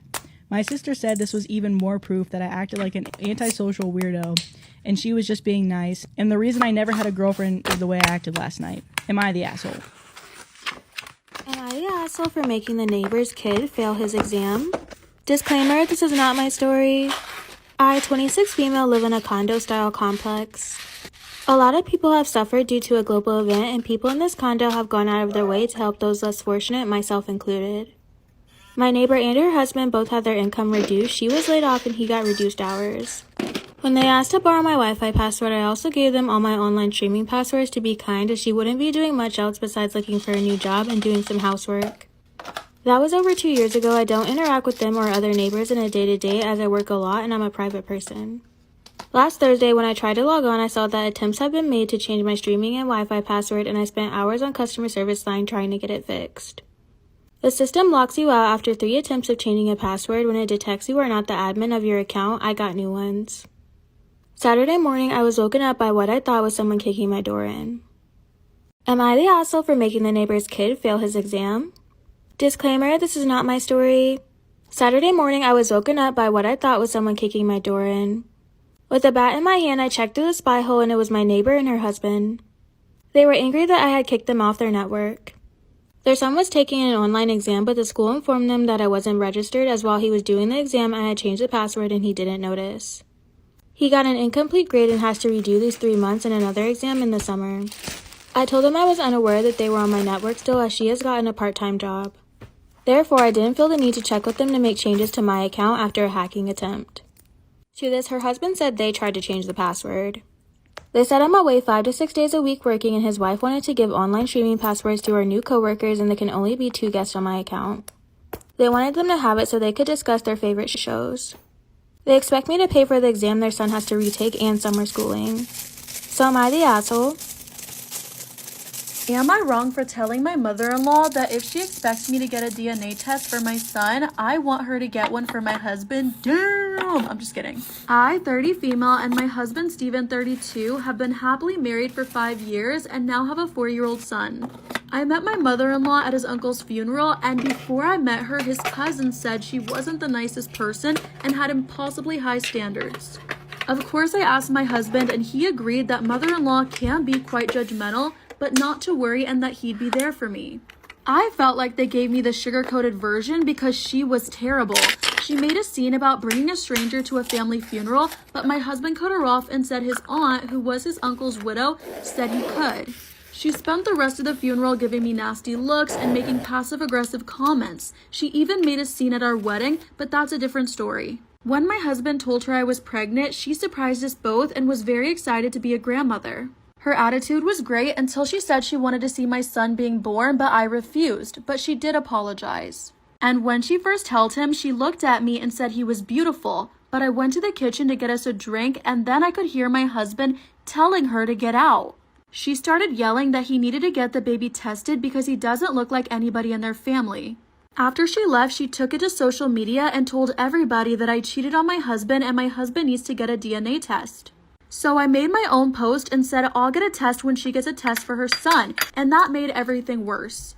She rang my husband up telling him to take it down, but he just hung up on her. But everybody's divided and questioning my husband's paternity since she has such a strong reaction to it.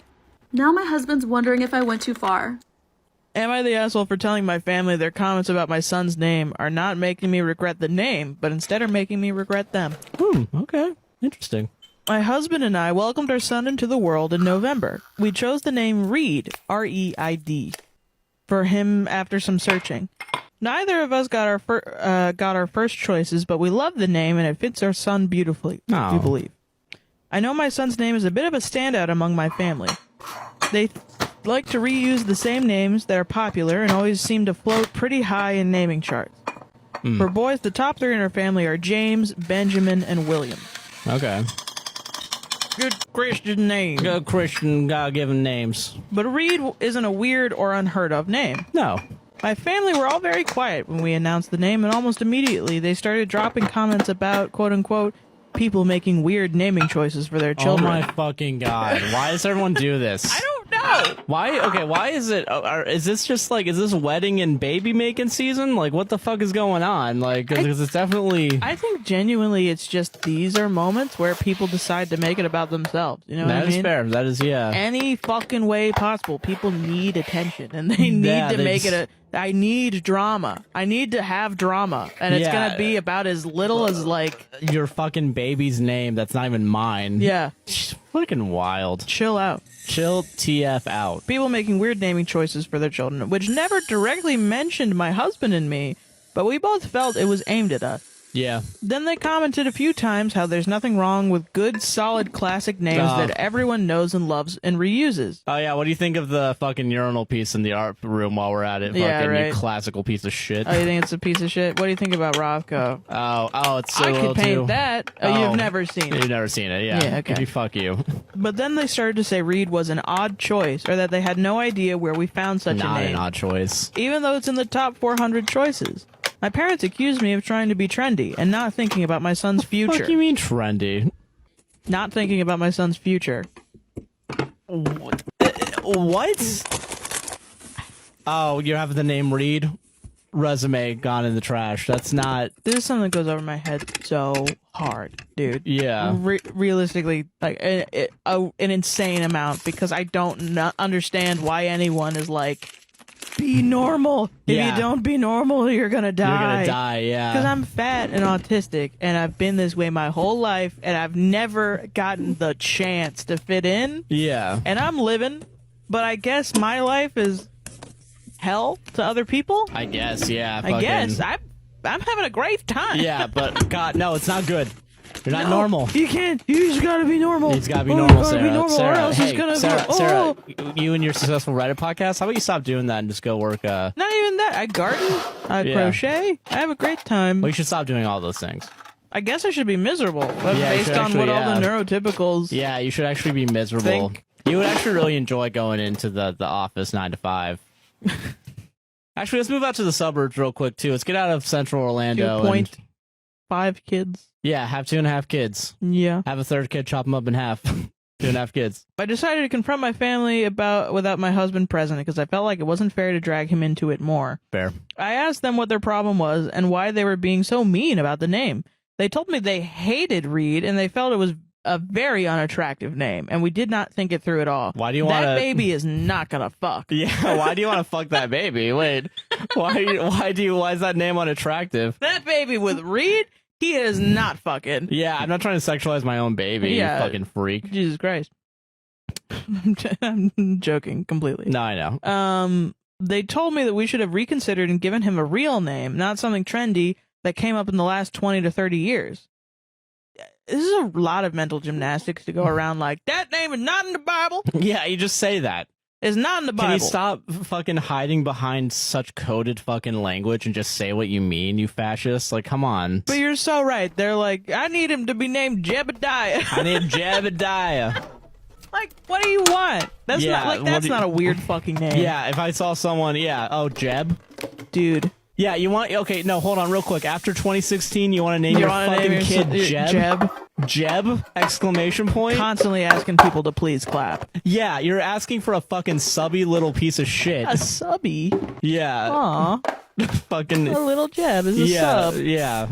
Jeb Bush is a sub, Do you everyone. want a fucking pushover for the rest of your goddamn life? Give him a regular fucking name. Also, if you think Reed isn't gonna fuck, you have Reed's not gonna watched fuck, yeah. Criminal Minds. Yeah. Everyone wants to fuck that guy. Yeah. They said we had so many beautiful names to choose from and we made a horrible decision. Then they said that they had tried to gently show us the light, but we ignored their efforts. Show us the light. Yeah, sure. I told them if their comments about my son's name were supposed to make me regret the choice, then they failed, because all it did was make me regret them, because they were being rude and hurtful. Yeah. Now, what do you think the family's reaction was to that? Fuck you. Was it, you know what, you're so right? Or You're is being it... unreasonable here. Come on.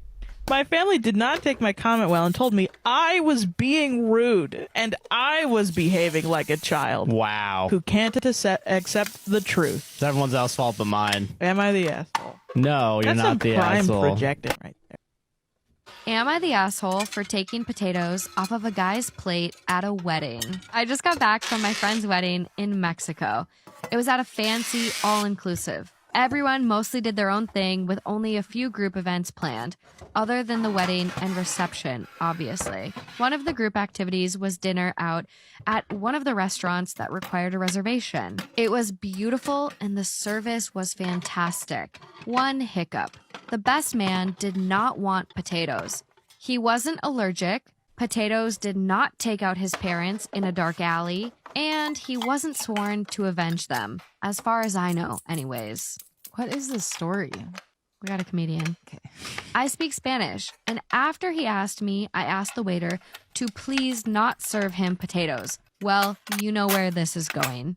He was maliciously served potatoes, and he would not shut up about it. He pointed out to everyone at our table that he had been served a starchy tuber against his will. Other tables were watching him and listening to him, getting upset about the potatoes. He ate the rest of his meal, but would not drop the potatoes. I couldn't take it anymore. I reached over and grabbed the potatoes with my hand and put them on my plate. And then I ate them. I would have done that too. Same. He just sat there stunned. Then he got up and went to his suite. He avoided me the rest of the time there, but he made sure to tell everyone what an asshole I was and how unladylike my behavior was. Ew! Leave him. Bye. I just wanted him to shut the fuck up about the potatoes. Little bitch. My friend wants me to apologize for causing drama. Am I the asshole? No! Who hates potatoes this much? Am I wrong when my coworker asked me to bake for her Galentine's Day, but was shocked when I asked her to pay for the ingredients? As a hobby and out of kindness to my coworkers, friends, and family, I really enjoy baking and sharing with people. I bake for them pretty regularly. I like to have my homemade baked goods, so when I'm feeling like I want something, it's very easy to make a full batch. So I bake big batches, keep a few for myself, and then bring the bulk into work to share with my coworkers. Not to toot my horn, but I am good at baking. My coworkers are always so grateful and happy when I bring something in, and in these instances where I choose to bring things in, I've never asked anybody to pay for anything. But many of my friends and coworkers have also asked me to bake for them, for themselves, or for events outside of work. I always tell people I'm happy to, as long as they do cover the cost of ingredients.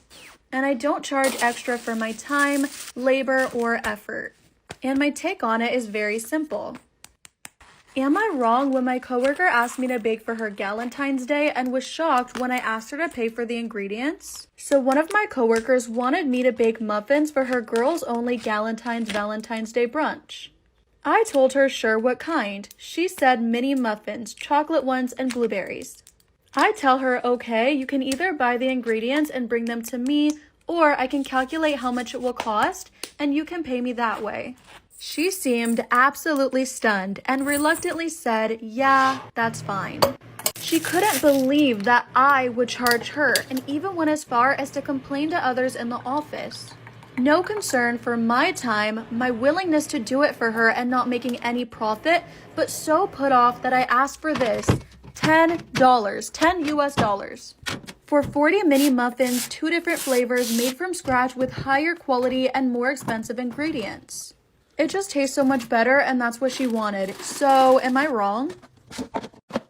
Storytime, my stepkid recently told me that they're in love with me and I started having intrusive thoughts.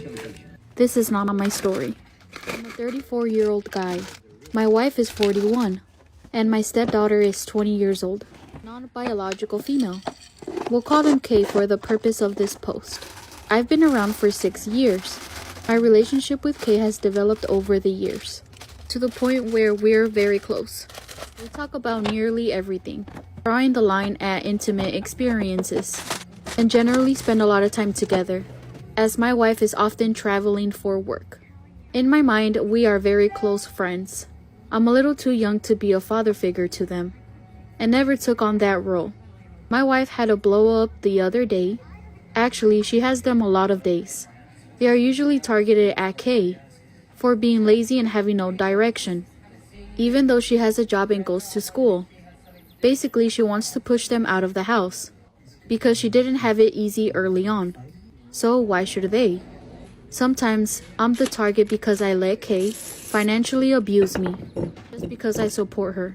Basically, she doesn't like that her kids identifies as anything other than just a woman.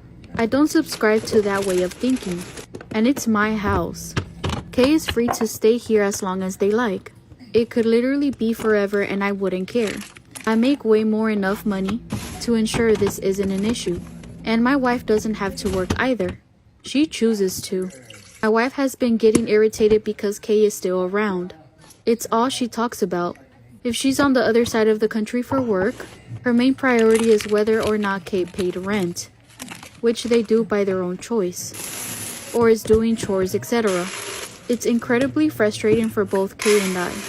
I've been questioning my relationship with my wife because of this behavior for months. Jump to Tuesday. This week, Kay asked if we can have a serious talk. And of course, I said yes. They tell me that they're very appreciative of how I handle their mom, and that they're sorry it's too much stress. Go to part 2. Story time. My stepkid recently told me that they're in love with me and I started having intrusive thoughts. Part 2. This is not my story. My stepdaughter was telling me how she appreciates me for letting her be in my house. She also thanked me for having her mental health, success, and safety in my priorities. She said she loved me. This isn't uncommon at all. I replied that I love her too. She said no, it's not like the parent and child, or the close friend kind of love. She said, I think I'm in love with you, and I'm not sure how to feel about it. The conversation ended up bad. That was 5 days ago. Since then, I've been having all kinds of thoughts. Romantic, intimate, and disgust. Because I'm having those type of thoughts. About someone I helped raise. Thoughts about leaving my wife. To be fair, I was thinking about that before, etc. On top of that, I've been having extreme vivid dreams.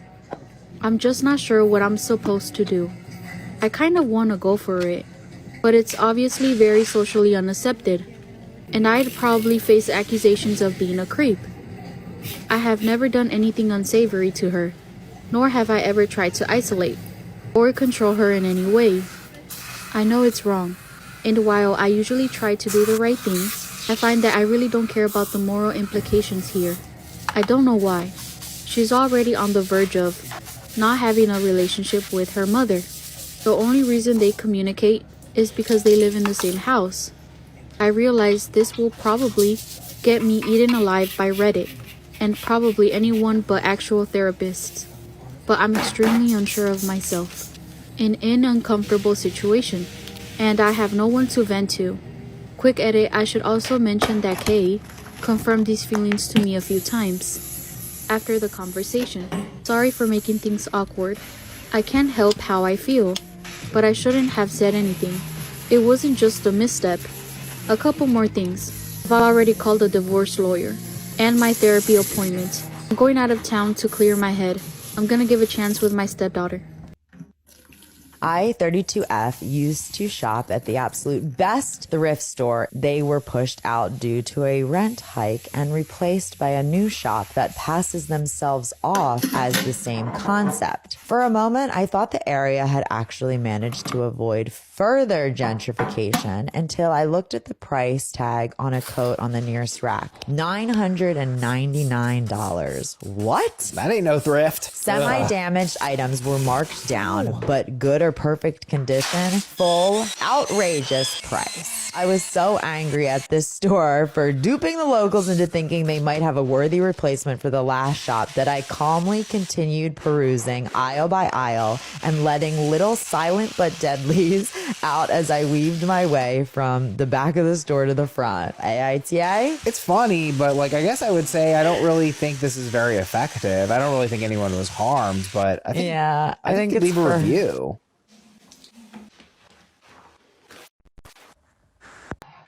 I am reeling and very heartbroken. Here's the deal.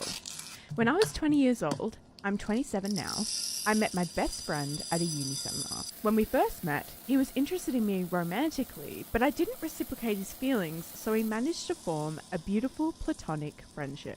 A few years down the track, COVID hit, and we started to spend a lot of time together. I would go to his house several times a week. We'd just hang out, watch TV together, talk, and cook. I realized pretty quickly that I had fallen in love with him, but I was also desperately scared. What if he didn't feel the same now, years later? What if he did, but it didn't work out and then we lost our friendship? I remember one specific moment during this period when I left his flat and felt so intensely in love with him. I stopped at the stairs and wanted to go back and knock on his door so badly to tell him how I felt. But because I was so scared, I didn't. And I have been circling back to this moment for the past 2.5 years because I will never forgive myself for not going back inside. Oh no. Just a couple of weeks after this moment, he met a wonderful woman online. There we go. There it is. I was super jealous, but thought I wasn't entitled to interfere since I hadn't had the guts to tell him how I felt. Also, a little part of me hoped, and maybe assumed, that it wouldn't lead to anything. They have been together for 2 years now, and just moved in together. As far as I can tell, their relationship is super healthy, and they are both very happy. Of course, I am happy that he is so happy, but I have also been in such deep despair for the past 2.5 years that I feel like I can't take it anymore. To make matters worse, I recently found out from a mutual friend that he did have strong feelings for me when I was too scared to knock on his door. That's like a sliding doors moment. Yeah. I am so angry with myself and can't forgive myself for letting him go. I told myself that I could move past this, but I can't. I've been in a relationship myself for 9 months now. But my feelings just don't match what I feel for my friend, and I constantly compare them. I know this is deeply unfair to my boyfriend, and I know I should probably end that relationship because he definitely deserves a person who can give him the love he deserves. I feel like the worst person in the world, and I can't shake the feeling I have fucked up my life. I can never say anything to my friend now or meddle with his relationship. But it gets harder and harder to put on a mask when I see them together and pretend like I'm okay with it all. I'm not okay. I feel like a big black hole opens up in my chest when I'm with them. So my question is, what do I do with this secret? I feel like the only option is to distance myself from him. Even the thought of being at his possible future wedding makes me want to curl up in a dark corner. But ending our friendship would also break my heart into a million tiny pieces. My boyfriend and I have been together for 5 years. We went to the same university, and after graduation, I started my catering business in our hometown. He got into computer systems, and we've both worked hard towards our careers. Everything seemed to be going great for us when my boyfriend came home one day and told me that he got a promotion. I was excited for him until he said that the position was in another state. He told me the pay is almost triple what he's making now, and he doesn't feel like he could pass it up. However, I've worked hard the last few years on my catering business in this city. I've got a ton of big clients who regularly order, and business is booming for me. Obviously, I'm going to have doubts about moving to another state and starting from scratch. This would also put me in a financially stressful situation situation as my income would plummet until I planted roots in a new state with new clientele. I told him I wasn't sure if I'm comfortable moving and how it would impact my business. He assured me that he would take care of everything for us, including all the bills and any extra spending costs I needed for myself or my business. This sounded slightly better, but I was still torn. Over the last 5 years, we've talked a few times about the future, and he knows that I want more of a commitment eventually, but I've never tried to force him into it. That's when I brought up the topic of marriage and told him that I like some sort of commitment if I'm going to uproot my life for him. However, he didn't react well to this and things got intense. I told my boyfriend that I needed some sort of commitment to start from scratch in another state. I explained to him how big of a change this would be for me and my business. This is when I mentioned the topic of marriage. I asked him that if I was to show him my commitment to his career with this move, how he would feel about committing to me with what I wanted. I told him I wouldn't rush him into marriage, but I would want the promise of it. He told me that he didn't feel comfortable with marriage and that he wasn't interested in it. That's when he said that the promise of taking care of us and my business costs should be enough for me to make the commitment to move. I disagreed because there's no telling how my business would do in another location, and it's taken me years to build it up to what it is now. We got into a heated argument and decided that we both need time to figure this out. I talked to my mom and sister about it, who sided with him, saying that the financial commitment he made to my business to start over is enough. However, now that I've had a few days to think, I'm wondering if he'll ever want to get married. Marriage is important to me, and he's known this early on in our relationship. He always told me that it would come in its own time, but it's been 5 years and I feel like he's not even remotely thinking about it. I'm torn and I don't know what to do. Am I wrong for not wanting to uproot my life and business for him without the commitment of marriage? When I was around 13, my friend Sally and I were having a sleepover. I met her in the beginning of my first year at a new school. She was older than the other kids in our grade and was considered one of the popular kids, which is what I think drew me to her at first. It was your typical Friday night. We carpooled to her family's apartment after school. Her family was pretty religious and wouldn't let us watch horror movies, so we ended up watching Hunger Games instead. After the movie, Sally and I were hanging out in a room, listening to music and giving each other makeovers. By the end of it, we were looking much older than what we really were. Sally wasn't the most positive influence. Despite being my bestie at the time, she was manipulative and got off on putting me down. She also had a habit of talking to men online and lying about her age. She showed me some texts between her and a guy that she was talking to, which mostly consisted of him trying to convince her to meet up with him and the usual online creep stuff. According to him, he was 19. However, looking at the picture that he sent, this man was clearly at least 40 and looked like he lived in his mother's basement. Suddenly, we got a call from him. Sally answered without hesitation and I heard him say, "You're so pretty, why don't you come meet me?" Sally said she couldn't because she was spending the night with her friend. This sparked his interest. That's when he proceeded to try and ask us both to meet him. Sally, lacking any common sense, said yes. Part 2 of why you shouldn't sneak out. She planned for us to sneak out and walk 15 blocks to meet this creep in a deserted McDonald's parking lot. I didn't want to go, but Sally adamantly pleaded, saying that she didn't feel safe going by herself, so I agreed. We took our phones and I stuffed a kitchen knife in my bra in case something went wrong. The route we took was dark and deserted. When we got to the parking lot, we saw a beat-up Toyota Corolla. From what I could tell, there was more than one person inside. The man from the picture got out and left the door open behind him as he approached us. I turned on my flash to see and I could tell he was on something. His eyes were so wide they looked like they were about to pop out of his head. I suddenly became conscious of how big he was. He was about 6'2" and around 280 pounds. Sally and I were both significantly smaller than him. That's when he reached down and grabbed Sally by the arm. His friends got out of the car and he invited us back to the car for booze and drugs. I quickly took my knife out and when he saw it, he released her. I pulled Sally by the arm and ran faster than I ever had in my life. When we got to her home, we locked the doors, closed the blinds, and didn't sleep all night as we peeked out the window in case they followed us. To our dismay, this same Toyota was circling around her apartment building not once, not twice, but 3 times. After this, Sally and I stopped talking because she was mad at me for ruining her night. However, I think it was for the best. I found out my partner has been putting slugs in my food. I don't know how to forgive him. I've almost heard enough.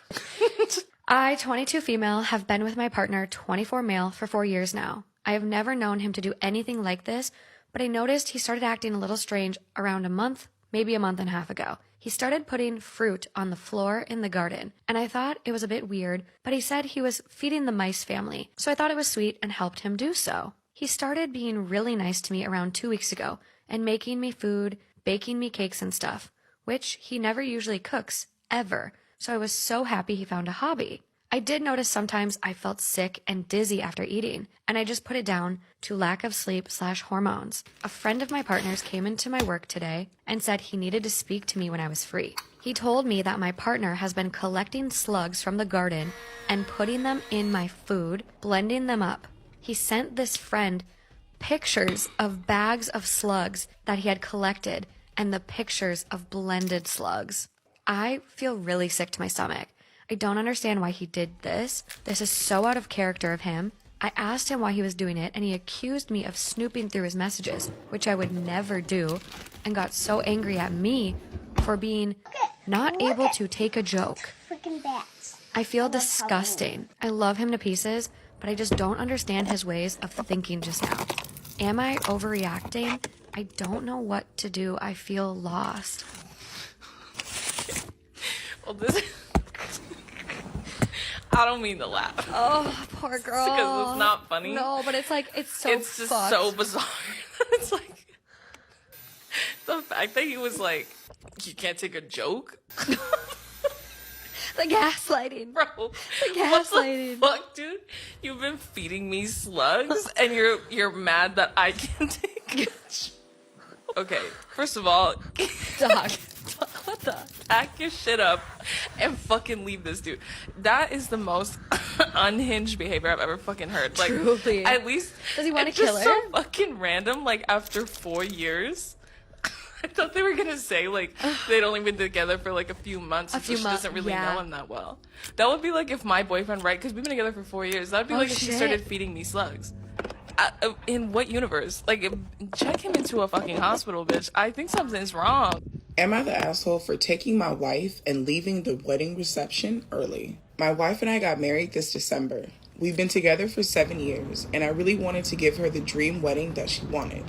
Both my wife and I were heavily involved in the wedding, and up until the reception, it was the best day of our lives.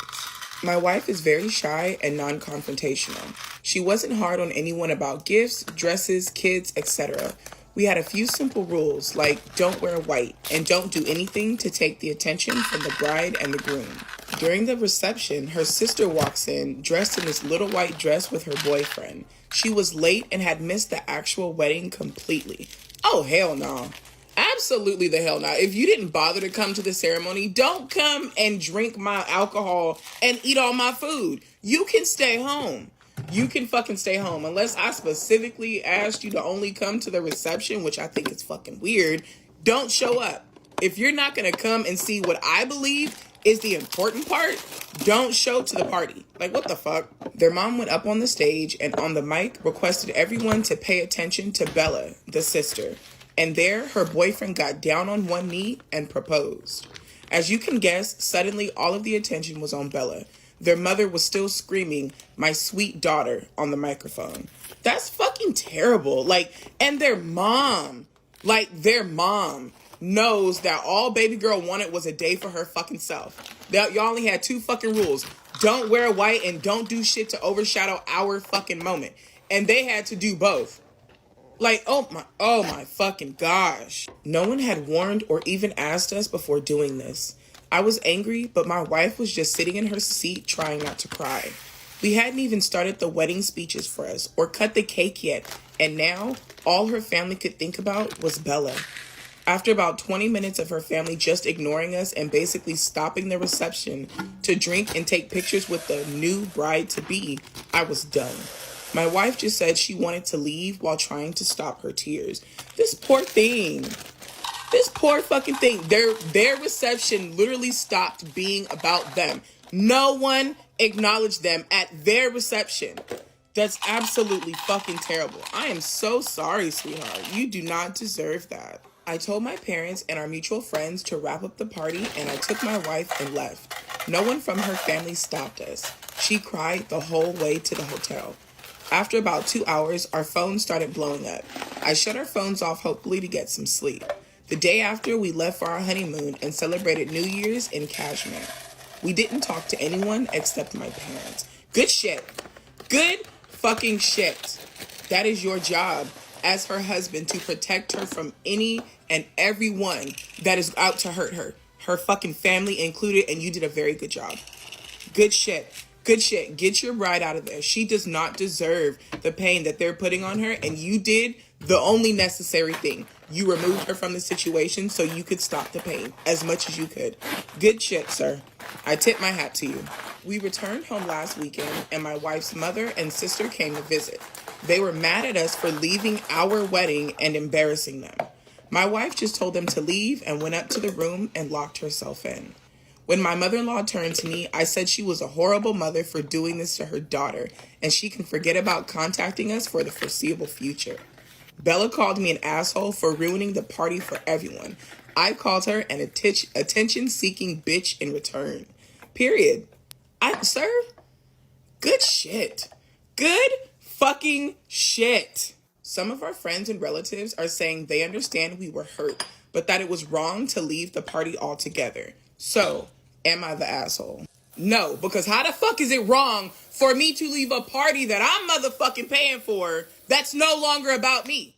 See, that's the thing. When you are the one that is hosting a party, that's paying for the party, that's throwing a motherfucking party, when you're done partying, the party's fucking wrapped.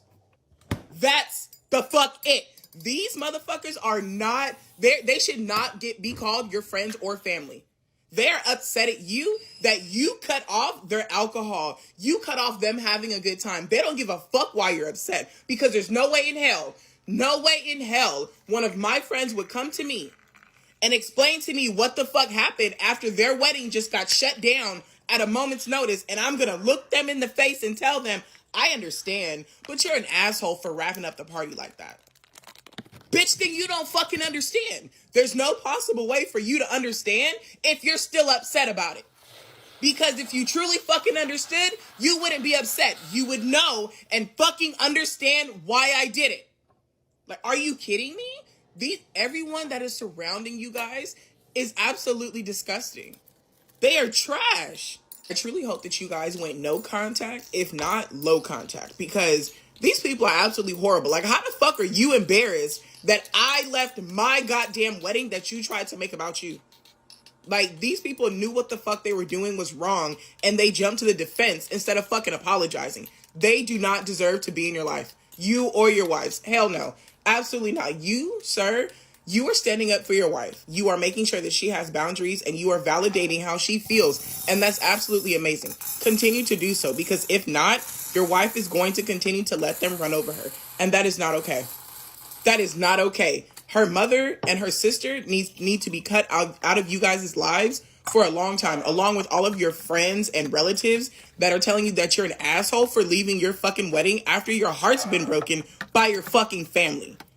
Low contact with every goddamn body. Cut these people off. They do not care about you guys. Not at all. Been on 6 dates. She planned a weekend out to NYC. She made sure to specify 2 separate beds for the hotel. Worrying sign? I need advice. Okay, let's see. Basically, me and this girl have gone on about 6 dates. We've cuddled, made out, but haven't had sex yet. She planned a trip this weekend to NYC pretty enthusiastically, and we made the plans to go. We were FaceTiming, and she made sure to specify that we were getting separate beds, and I asked why not one, and she just shrugged. I obviously can't argue that if that's what she wants, but I kind of feel like I'm slowly getting friend zoned. She stopped flirting in text and is just talking about the places and food that we could go. We were splitting costs, so at least that's good. Should I ask her where we stand in the relationship or just let whatever happen happen? I don't know. I think it's been 6 dates. I don't know how the time span of those dates have been, because, you could go on 6 dates in 2 weeks. You can go on 6 dates in 2 months. I don't know. But if you have a feeling or inkling to want to let me ask her, what does she see this going? Where does she, what's her expectations towards the end of, dating in general? Maybe not just with you, but just hey, what are you looking for? Then ask. I don't see the harm in asking. It's better for you to know, because you can know whether you want to continue to be doing this with her, or, maybe y'all chop it up as friends and you move on and find someone that you actually have the same type of end goal with. That's my opinion. What do y'all think in the comments? Yeah. Let's get into it, y'all. Look, we ramping them out today. We ramping them out. Am I the asshole for not letting my son be in a photo that my daughter was not allowed in? Okay, let's see. I have 2 kids, a 16-year-old daughter and a 14-year-old son. My daughter is one of the few girls on my husband's side of the family. He has 4 brothers, and out of them, only one of them has daughters. The rest of his brothers had sons. One of my husband's brothers, Jim, in the past has made a big deal of taking pictures of just the guys at family's parties. He'll also take The rest of his brothers had sons. One of my husband's brothers, Jim, in the past has made a big deal about taking pictures of just the guys at family's parties. He'll take a big group family photo shot, but then insist on one with just them, and that's often the one he hangs up in his house and shares all over social media. My daughter didn't care when she was younger, but 2 years ago, she said she felt left out and found the whole thing kind of dumb. I asked Jim if we could stop doing the guys group shot, and he agreed. We haven't seen much of each other since then because of the state of the world. I swear every time. We haven't seen much of each other since then because of the state of the world. We recently all got together at a different brother-in-law, not Jim, as we were vaccinated and healthy. Nearing the end of the gathering, Jim asked my daughter and niece to move out of the way so he could take a photo of just the guys. My daughter said that was kind of stupid and asked why they couldn't be in the picture. Jim said it was important to him. I asked, why does it matter who's in the frame? We're all family. Jim said he just wants a photo of the men of the family. I told my daughter to move, but then also told my son to step out the frame. And Jim asked why I was doing this, and I said he can't exclude one of my kids. It's not like he also takes a picture of the women of the whole family. He's purposely leaving them out, and that's not nice. After some back and forth, my husband said just let it go, and we left the party. No pictures taken. My son agreed with me, and he said he doesn't find it fair that his sister and girl cousins can't be in the picture. My husband is on our side, but he said I should have just let it go for the sake of the argument. My brother-in-law posted on Facebook that he was happy to see everyone, but he wishes he could have gotten a family picture. Am I the asshole? Honestly, what y'all think in the comments first before I say what I feel like? What y'all think in the comments? Your daughter's feelings are very valid. So what I gathered from this situation is he takes a group family photo with everyone, and then he just takes a photo of the guys and only posts the ones of the guys and hangs up the ones of the guys. So I could understand why y'all feel left out, because he actually hangs up this photo without y'all, and he only posts this photo without y'all. I don't know, like, how to remedy that situation. I don't know, necessarily think you're the asshole, because if y'all all are in agreement that it's just not fair, then it's just not fair. But maybe, take a picture of just the girls. I just don't see it as that big of a deal personally, but I don't know. Am I the asshole for telling my sister-in-law not to buy the same shampoo as me and causing a scene at dinner? Disclaimer, this is not my story. My 32 female sister-in-law, 29 female, is obsessed with me. We've known each other for 7 years when I started dating her brother, and from the start I got weird vibes from her. She would ask me where I got certain pieces of clothes or jewelry and then buys the exact same ones. If I would dye my hair, she would dye her hair the same color. If I post on Instagram about a certain restaurant, she'll go there the next day or the same week. I got a new hairstylist and tagged her on Instagram. A few months later, I visit her again. She thanks me for sending her a new client, and guess who that was? I posted a photo of my room a month ago. The next time I visited her place, she had the exact same sheets. She said she had them for ages and it's a coincidence, but these things happen all the time. Sometimes I'll run into her at the grocery store and she'll ask what I'm picking up, and if I tell her, she says, "Oh, how funny, me too." And then she'll buy the exact same thing as me. Am I the asshole for telling my sister-in-law not to buy the same shampoo as me and causing a scene at dinner? Disclaimer, this is not my story. I've had people tell me they saw her and thought she was me because we dress similar and have the same hair. I wish I didn't have to see her, but our husbands are best friends and business partners, and they live 2 blocks away from us. I brought this up to my husband, and since the start, we both talked to her.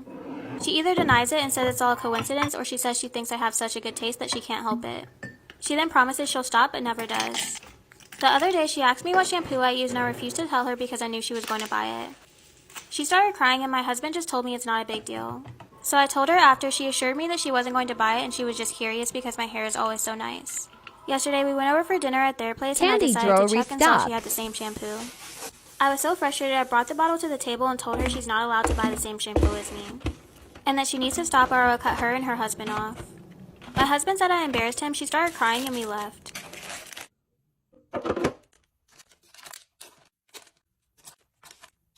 Am I the asshole for telling my sister the real reason nobody goes to her home?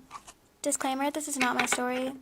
I, 17 female, have a sister, 25 female, who is married to John, and they have 4 kids together. Me and my sister have always had a pretty good relationship. We got a bit distant when she moved into her home last year. Our family hosts a lot of dinners, as the family is pretty close, and the dinners are almost always at my parents' home. But my sister tends to beg that we have the celebrations at her home. Last time we had a dinner party at her house, the house was trashed and there was a lingering smell of dirty diapers and the kitchen was a mess. There was dirty dishes and molding food on the table. Even though everyone stayed quiet, I could see the discomfort on their faces. Everyone ended up leaving early while I stayed behind to help her clean up. It made me a bit sad, so the weekend after the dinner party, I went over to have a chat with my sister. We were talking about life, and her 3-year-old threw their pee diaper at my face. I looked at my sister waiting for a reaction, but she laughed it off, so I got up and left. Am I the asshole for telling my sister the real reason nobody goes to her home? Disclaimer, this is not my story. This isn't the first time her house has been like this, and my mom goes over a lot on the weekends to try to help out.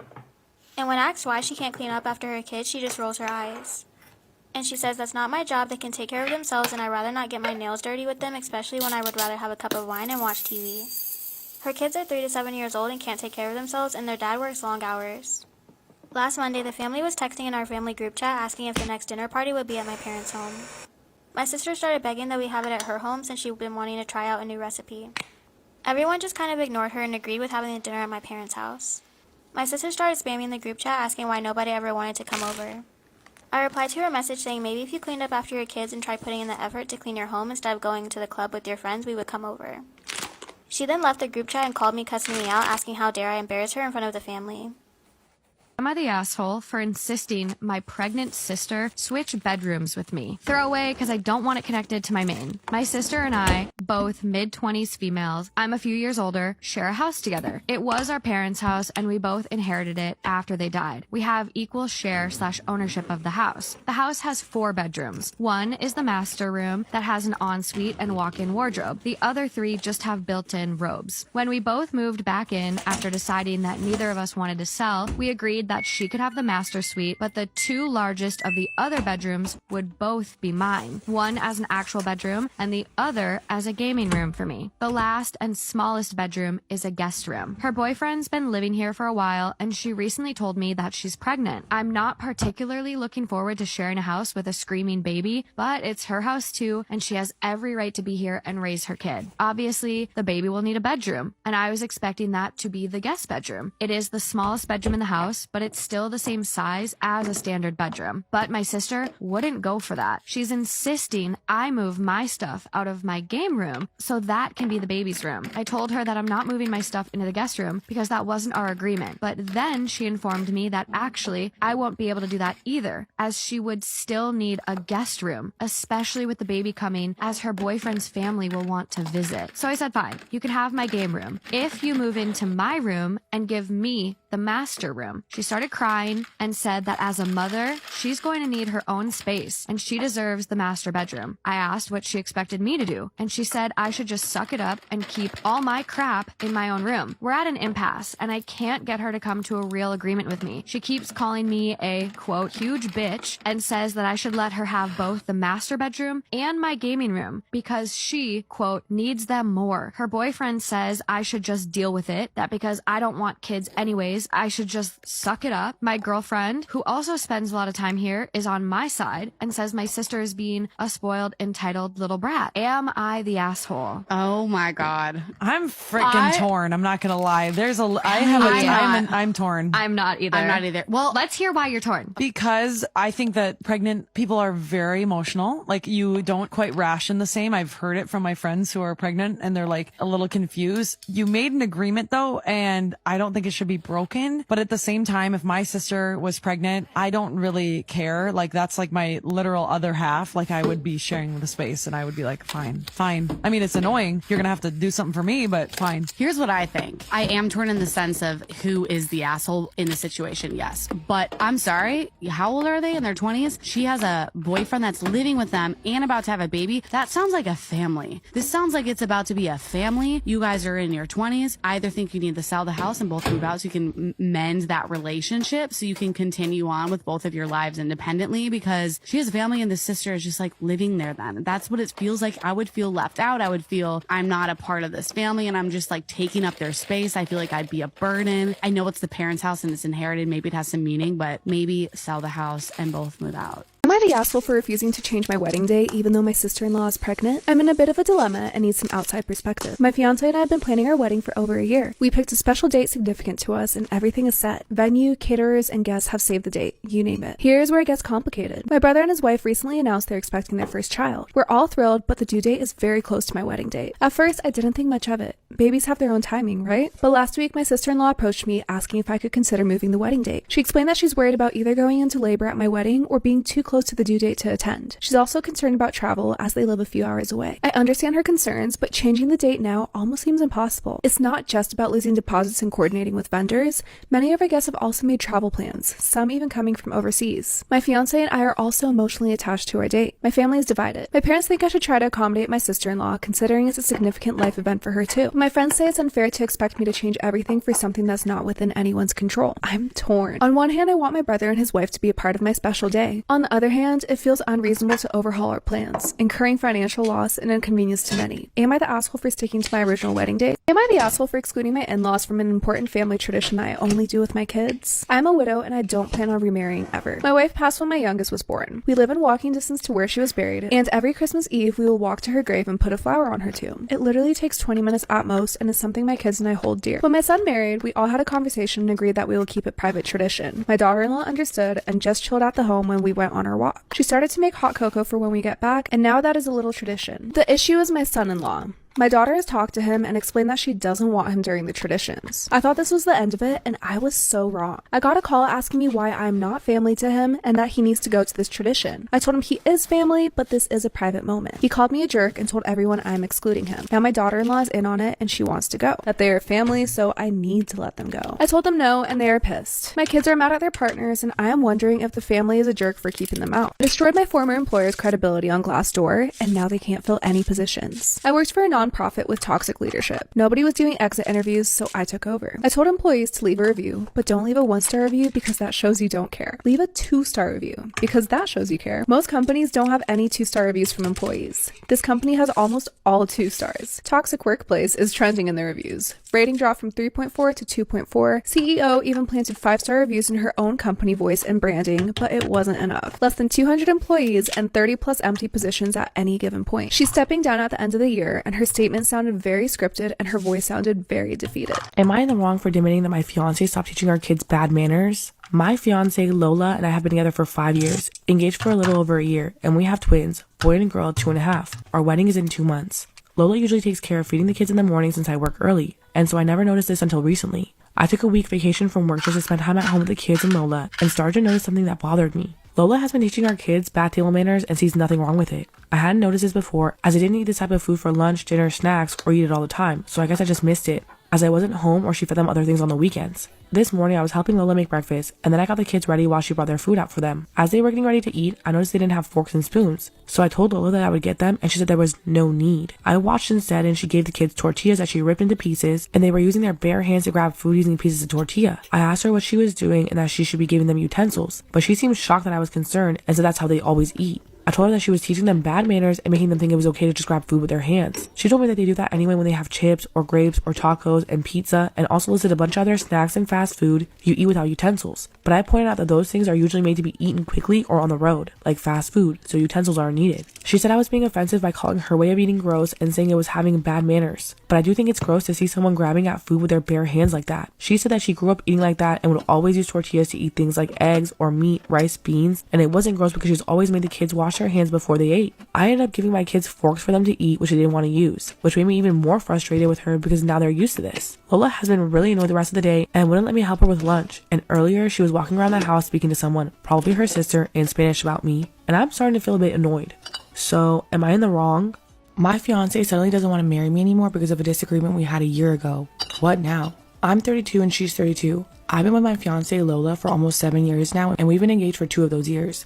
We have twins together, male and female 3, and I thought we were happy. About a year ago, we had a small disagreement about how she was raising the kids, but after receiving some feedback from Reddit, I was able to see that I was in the wrong, and I was being incredibly offensive to my wife. This was on a different account that I lost the info for, but everyone was very helpful, so thanks again. I apologized, and she seemed to accept my apology, and I thought things were back to normal after all of that. She seemed to be her normal self again, and we didn't argue or disagree about that topic anymore. In fact, we hadn't even had a minor disagreement for months after that. I thought we were happy. Well, we were originally planning to get married last year in October of 2023, but she ended up changing her mind and saying that she wanted to push back the wedding a bit. I was a bit confused and she wouldn't really elaborate on why. She just said it was stressful to plan a wedding with toddlers and she needed more time, so I agreed. Well, she just dropped a bomb on me out of nowhere a few days ago when she randomly stated that she didn't think that she wants to get married anymore. This was heartbreaking to hear, of course, and I asked that we sit and talk it out. She ended up telling me that she doesn't think that we're compatible after 7 years and that she thinks that we should go our own ways and co-parent. I'm devastated. I pressed for more information, like, what made you realize this, and why now? And she basically said that she felt like I didn't really know her, and that I didn't want to know her. I thought this was ridiculous. I know everything about her. I know her favorite color, movie, and song. I know her favorite food. I can read her body language extremely well. I do know her. We've been together for years. She said a few more things, and apparently, she's been thinking about our relationship since that fight that happened a year ago. She said it was eye-opening for her, and that when I let her see the post and she looked through all the comments, she realized things about me that she had swept under the rug for years and blown off as one-time issues. She went on a whole spiel about all these things that she had realized about me and how she didn't think we should be together anymore. I don't even know what she means. I think I zoned out for most of the rant because I was so blindsided and hurt by this that I was trying not to break down in tears. I offered to go to couples counseling and individual counseling, but she said it was too late and that I should have done that and offered that a year ago when all this blew up. I don't even know what to do now, and I think it's a bit unfair for her to put all of that on me. Just because I didn't think of therapy after a minor disagreement a year ago, I'm no longer someone that she wants to marry? That's insane. I don't know what to do. How can I get her to give me another chance to see that I still love her and we can make this work? What can I say to make her change her mind? I'm so lost and I don't know what to do. Something weird happened with my boyfriend last night, and I need your advice on whether or not this is officially the world's biggest red flag. I'm guessing it already is. Some background. I've been with my boyfriend Matt for almost a year. We met through mutual friends at a birthday party. Maybe I should have been more on guard about Matt from the very beginning, because when my mate found out we were dating, she warned me about Matt being a bit of a party boy. But I was already pretty head over heels and ignored really everything she said. Despite not being the stereotypical boyfriend type, Matt is the funniest, most attractive, endearing person I've ever met. I love him a lot. More than he loves me. If he loves me, lol, he's never actually said it. No! I said it about 3 months into seeing each other. Oh. But then last night happened. Matt has always told me that he's not on Snapchat. I love Snapchat, and I use it to keep up to date with what my friendship group is doing. I never questioned that Matt doesn't have it. I guess it kind of is niche these days, and he's a little older than me. Only last night, when we were in bed together, I noticed he was trying to hide his phone from me. I feigned complete ignorance, and after he let his guard down a bit, moved my head quickly to see that yes, my suspicions were correct. He was on Snapchat. And quite clearly messaging someone on there. I asked who he was talking to and he said he didn't remember. Classic maneuver. Party boy, smart boy, Matt. Oh, classic. He's a thinker. I knew he was lying. I confronted him about it, and after about 10 minutes of insisting it was just his guy mate from high school, he came clean and told me he speaks to a girl on Snapchat that he met at uni years ago. I was so confused as to why he went to such great lengths to avoid just telling me that. All he could offer in reply was that he didn't want me to feel jealous. I want to trust him that it's all above board. But how can I when he's lied about something so cut and dry? When I asked him why he has told me for a year that he's not on Snapchat at all, he said he can't remember telling me that, and maybe it was a simple miscommunication. This memory is really escaping him. Get that checked out, Matt. Can't remember a lot of things at the moment. Okay. Please help a confused girl out. I haven't told anyone about this yet because I'm embarrassed. And I feel like I'll be judged for wanting to stick around. Am I wasting my time? Okay. Immediately, I'm like, Amy, he is lying blatantly and actively to you. This is all... He's like, Loki trying to gaslight her. Like, oh, this is a miscommunication on both of our parts. Like, no, Matt, this is all you. I don't like this guy. I think you should leave him. That's me being black and white. There are no fences in sight. We are not sitting on a fence. No.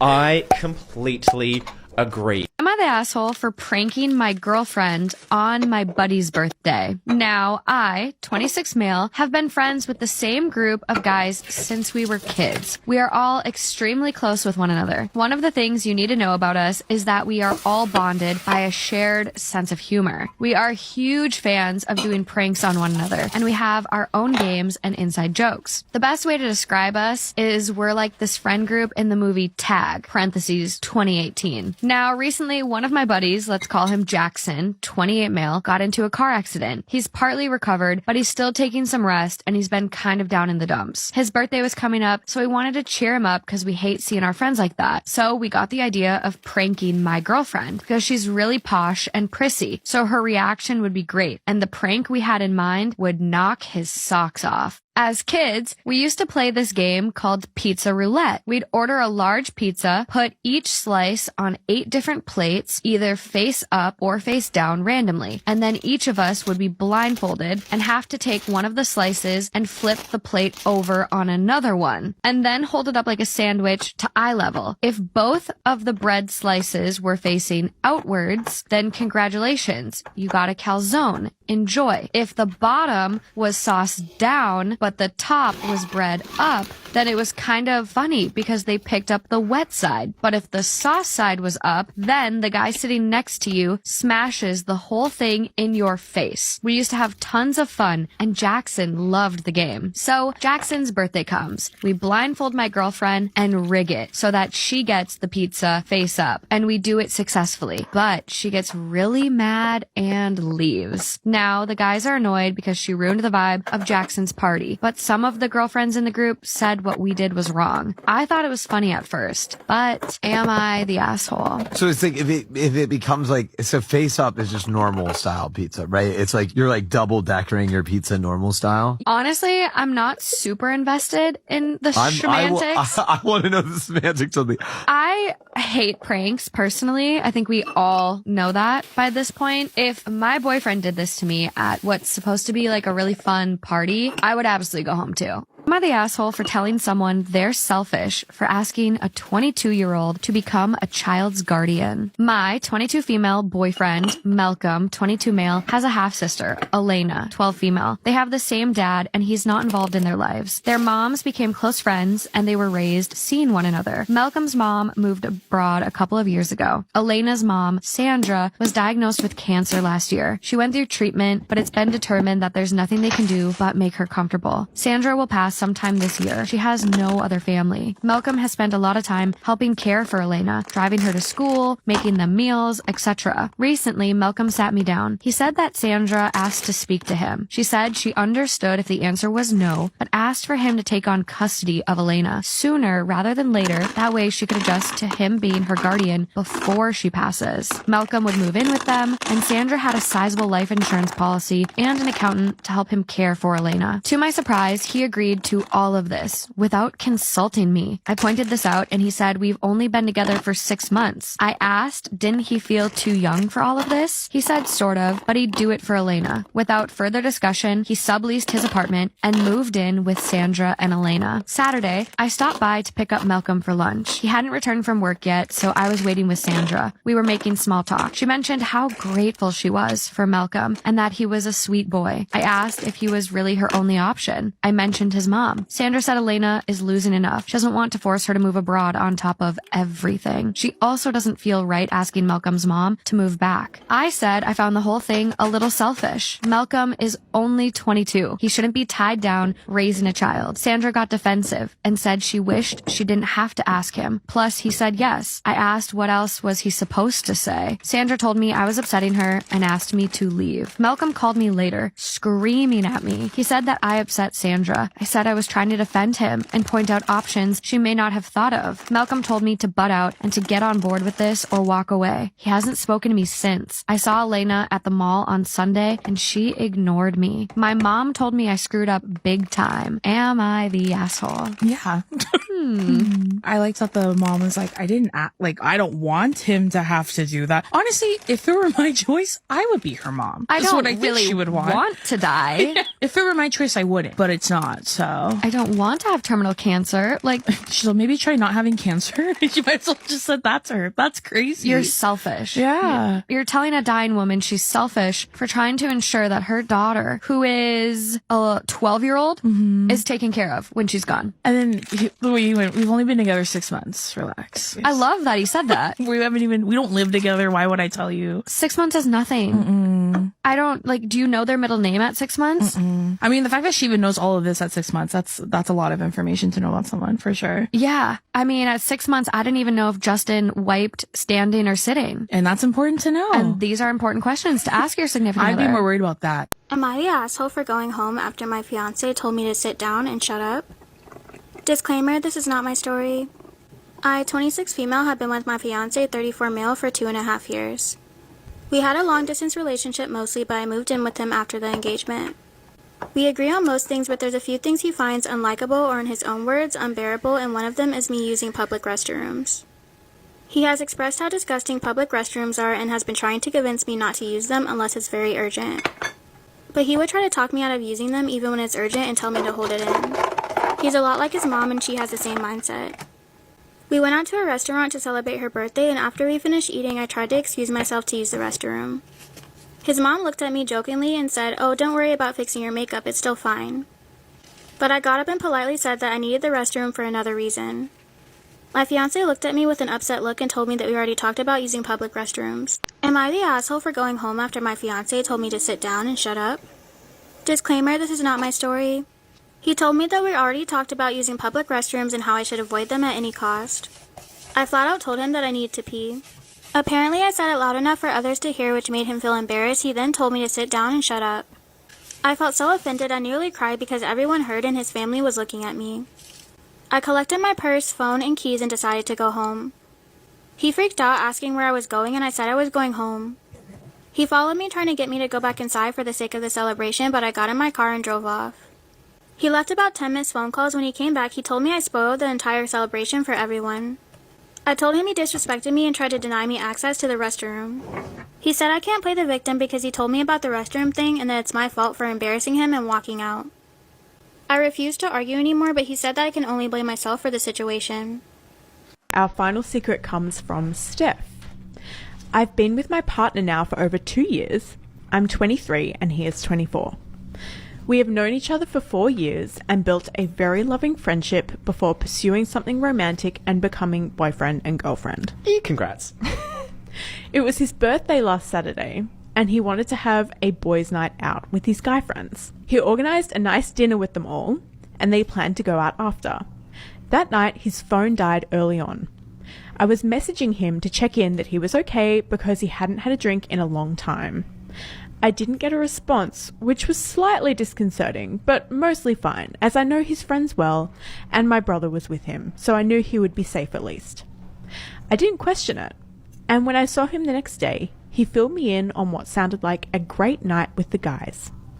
Fast forward to today, when we were driving to the weekend away in the countryside that I bought for him as a birthday present. Halfway through a conversation, he interrupts me to inform me that he fucked up and kissed a girl on his birthday night out. We have previously discussed cheating and both have the same views that there is a defined line and once it is crossed, there is no going back. Or at least, I thought we had the same views. Apparently, he's capable of the very behaviour we both said we despised. I think the part that hurts the most is that the girl he kissed isn't some stranger. She's someone who is friends with our mutual friend, so I'm sure this is about to spread like wildfire. I hate the fact that my relationship is about to become the next big piece of gossip. Tea. I feel so sick and so unsure about what to do. Do I stay in the relationship knowing that it is going to take a lot of time to build the trust back? Or do I take this as a huge red flag and cut it off here? He keeps apologizing and knows how he is in the wrong and is begging for me to stay in the relationship with him. But how can I do that after he has broken such a cardinal rule? Let me know your thoughts because my mind is in a twist. Steph. Am I the asshole for giving one daughter more inheritance? My husband and I have 2 daughters. Let's call them Emma, 32 female, and Sam, 29 female. My husband died of a stroke 2 years ago, and he left everything to me. I'm rewriting my will as well in case something happens to us. Originally, everything was split 50-50 between the girls, but now I'm splitting about 70-20 in favor of Emma. Emma has ADHD and isn't doing great in life. In those days, everyone just assumed she was lazy and she didn't get the help children get today until she was in her teens. She just finished high school and is working at a a retail store as a stalker. It's backbreaking, and she doesn't have much in the way of savings or anything. Her car was her father's when he passed. Sam works in tech as a project manager, and her husband is a doctor. They live in a $1 million house and have 2 kids. I'm not worried about Sam. She's always been very capable and excelled at everything. She was always the overachiever, and I don't think she needs help financially. Her and her husband probably take home $500,000 after taxes a year. I want Emma to inherit the house and the car when I pass. I think it will be good for her because she can live in it or sell it and buy another one. Sam will be fine, and her husband have several houses and a summer home. But Sam is angry with me because I've made it clear that Emma gets most of our belongings. The bank savings and stocks will go to Sam, but if I live to 80s, she won't have too much. Probably 20 to 30% of what the house is worth. But I think it's fair because she's doing much better. Sam called me to yell at me saying I'm favoring Emma. I reminded her of how much worse off Emma is than her, but she said that since they were both her daughters, she should get things 50-50 or it's favoritism. She said I should will half of the inheritance to her children for college funds, but I reminded her she makes more and she can save for them. I told her it's not about favoring Emma over her, but Emma is worse off and she will be fine, which resulted in her hanging up and refusing to come over for Christmas. Am I the asshole? Oh, I first started off and I was like, yeah, a 70-20 split,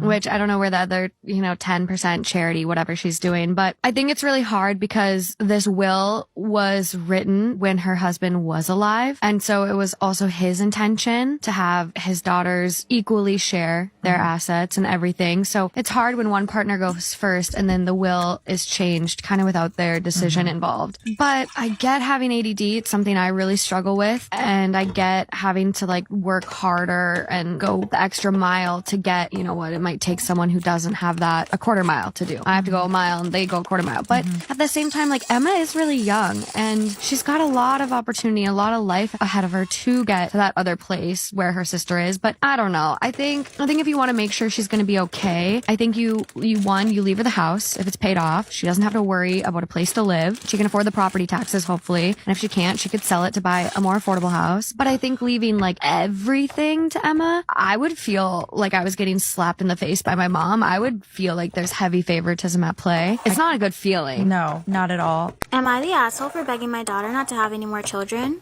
Disclaimer, this is not my story. I, 58 female, and my husband, Rob, 61 male, have 2 kids, Erica, 35 female, and Mike, 30 male.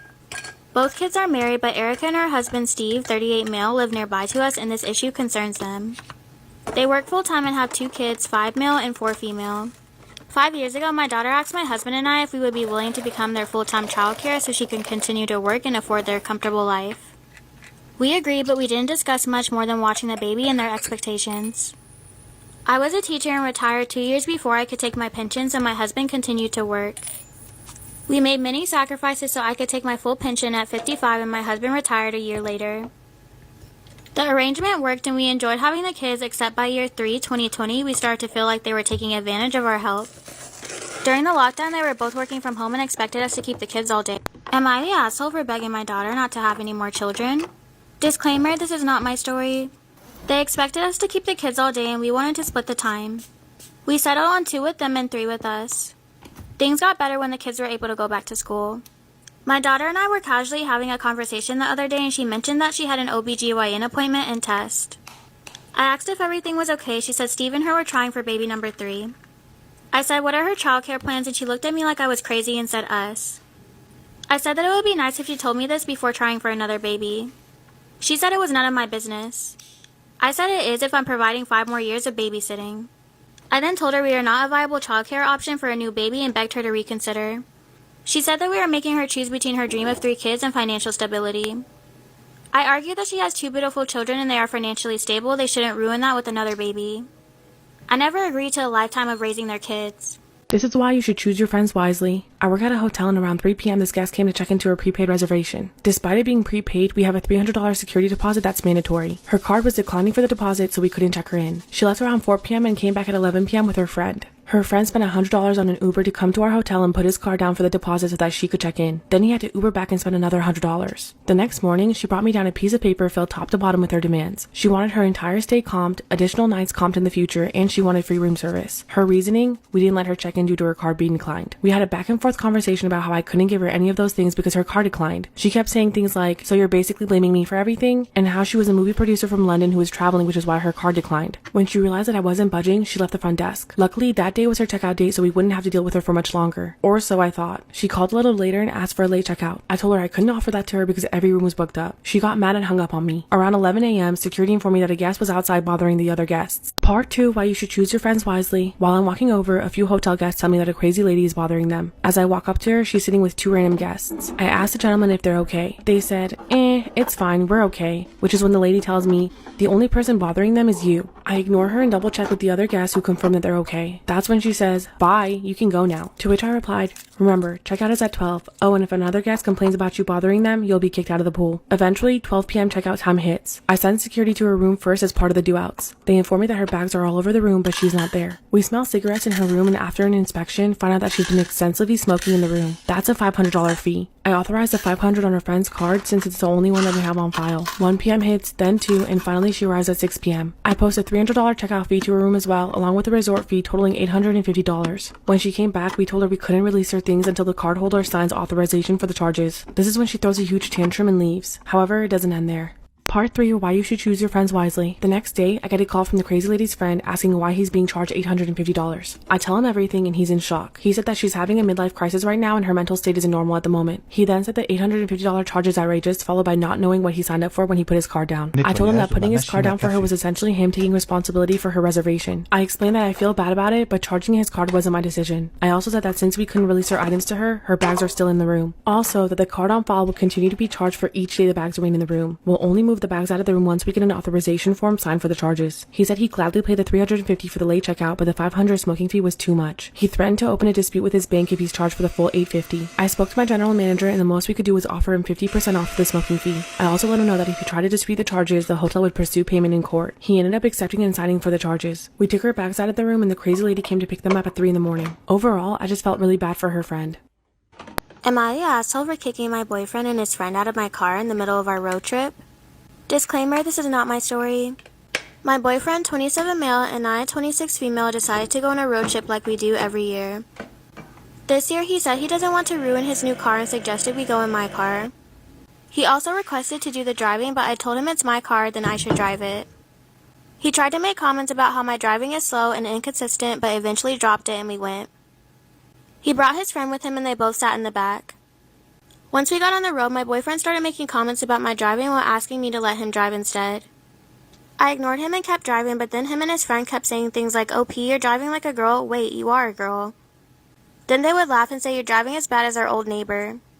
I ignored them, but then they said, "Seriously, who taught you how to drive like that? And I hope the cops pull us over and end this misery." I couldn't take it anymore and I began to lose my temper. Am I the asshole for kicking my boyfriend and his friend out of my car in the middle of a road trip? Disclaimer, this is not my story. I told them to stop and that if either of them make one more comment about my driving, that I'd kick them out. My boyfriend glanced at me, then got quiet for about 5 minutes, then said, "Alright, I think we should call 911 because your driving is causing me brain damage." I immediately stopped the car and told him I had enough and that he had to get out. He tried to argue, saying that I was overreacting and he was trying to teach me to drive better, but I told him to get out. His friend tried to defend him, but I told him to get out too. My boyfriend then said I was crazy because we were in the middle of nowhere, but there was a gas station nearby. I told them both to get out and put their bags on the side of the road, then drove off. I went home instead of continuing the trip and I cried all the way till I got there. Later, my boyfriend came back and he told me it was cruel to kick him and his friend out over a few comments. I said he mocked my driving the entire time and called it horrible. He said he was just being honest. Crime Fanatic Friday Part 2, The Sacramento Vampire. After killing and mutilating 2 victims, he was on the hunt for his next fix. It would be on the night of January 27, 1980 that he elevated himself from serial killer to mass murderer. Richard Chase broke into the home of 38-year-old Evelyn Moreau, who was babysitting her 22-month-old nephew, David Ferreira. Also inside the home was Evelyn's 6-year-old son, Jason, and a neighbor named Dan Meredith. 4 people were home. None of them would make it out alive. He walked into the hallway and ended Dan's life with the same weapon as his previous victims, execution style. 6-year-old Jason heard the blast and ran upstairs, where Richard followed him and shot him in the same manner. He did the same with 22-month-old David, leaving only Evelyn alive. Finding her in the bathtub, clearly terrified by multiple blasts, he ended her life in the same way. Then, he took her body into the room where he violated her in multiple heinous ways and did unspeakable things to her body that I won't repeat here. Once again, after everything, he collected her blood and drank it, but he didn't stop there. He did the same to 22-month-old David and disposed of his body in a box near a church. The FBI eventually apprehended him, as his childhood friend named Nancy Holden he had approached weeks before immediately suspected him. When they visited his home, he refused to open the door, so the FBI pretended to leave the scene. In reality, they hid out of sight and waited for Richard to come out. When he did, he was carrying a small box. The officers immediately apprehended him. Inside were piles of blood-stained cloth. They also discovered Meredith's wallet in his pocket. His walls and floors were caked with dried bloodstains, and so were his kitchen utensils. Animal remains and organs were found in his fridge, alongside several human organs belonging to Teresa Wallen, Evelyn Maroth, and the young boy David. He was quickly found guilty of 6 counts of first-degree murder and sentenced to death by the gas chamber. Unfortunately, he never made it that far. On December 26, 1980, he was discovered deceased in his prison cell after overdosing on antidepressants. Would I be in the wrong if I divorced my husband after the death of our child? My husband, Liam 39 male, and I 36 female have been married for 11 years, together for 15. A couple years ago, our little bundle of joy, our 6-year-old daughter, was snatched away from us in a car accident. I was back home when I received the call from the hospital. Liam was in the ICU for a month, while I received the terrible news of the death of our daughter, who died on spot. He went in shock when he heard the news. Ever since then, Liam has completely withdrawn from me. He took off all the pictures which contained our daughter, turned her room into his study, and pretended as if our daughter never existed. I knew he was grieving. Many times I heard him silently weeping in our daughter's room. I tried to get him into therapy, or for us both to go to counseling, but he had shut down my offer every single time, and goes into rage whenever I mention it. He yells, he breaks things, and storms off, and doesn't come back home for a couple days, leaving me worried sick. He barely comes home nowadays, completely avoids me, and rejects my every attempt for comfort. Once, when I tried to make him understand that this isn't what our daughter would have wanted, he completely lost it, smashed a flower pot against the wall, and told me to go F myself, or better, die and never come back. Liam was never like this. He was very sweet, calm, and a patient man, and loved our daughter to death. So much so that her first word was Dada. I still love him, but I miss our daughter too. I need some comfort too. Neither of us have any siblings, and our close friends are in different countries. Liam has no contact with his mother, while his father had died shortly after the birth of our daughter. My parents tried to comfort me as much as they could. They told me to be patient with him, to help him get back on his feet. But I'm tired. I tried everything. Earlier, we used to share household chores, but now I've completely taken them on myself so that he can grieve in peace. I cook his favorite meals, which he throws away without even taking a single bite. The last straw was a couple months ago, when I told him that if he doesn't go into therapy, I'd file for divorce. He coldly smiled at me and thanked me for showing him my true colors. He told me to go ahead with the divorce since I seemed so eager to ditch him. I feel guilty, horrible, and completely useless, but I just can't go on like this any longer. Should I give him more time? Would things get better? Would I be in the wrong if I leave him now, when I'm supposed to be comforting him? Crime Fanatic Friday, the Sacramento Vampire. Over the course of 4 weeks spanning across 1977 to 1978, Richard Chase took the lives of 6 innocent victims in Sacramento, California. His murders gradually progressed in violence, beginning with drive-by shootings and culminating acts of cannibalism, necrophilia, and extreme mutilation. However, it wasn't the murders themselves that made him a real-life boogeyman.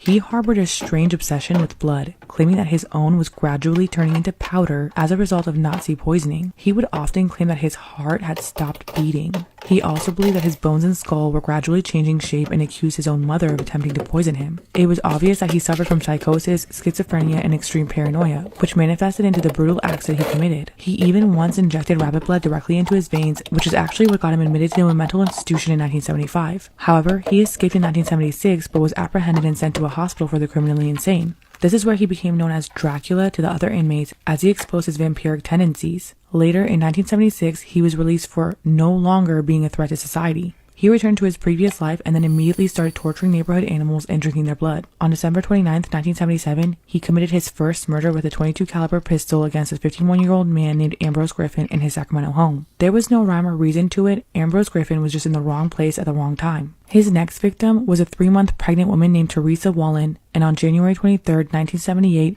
she was home alone and taking out the trash. This is when he entered her unlocked residence and attacked her with the same weapon upon her return. One bullet entered her palm, and then the other through her skull, which caused her to pass immediately. Alone with her corpse, he acted out his sadistic, disgusting, and disturbing fantasies, which I can't describe here. I'll also caution you not to go looking for it because it is truly disgusting, and I can't believe that anyone would be able to do these heinous acts to another person. After he was done, he collected her blood in a pot and drank it. Then he went outside, found dog feces and shoved it in her mouth, and left her mutilated body for her husband to find. However, his tirade didn't stop there, because on January 27th, 1978, Richard Chase reached peak rampage.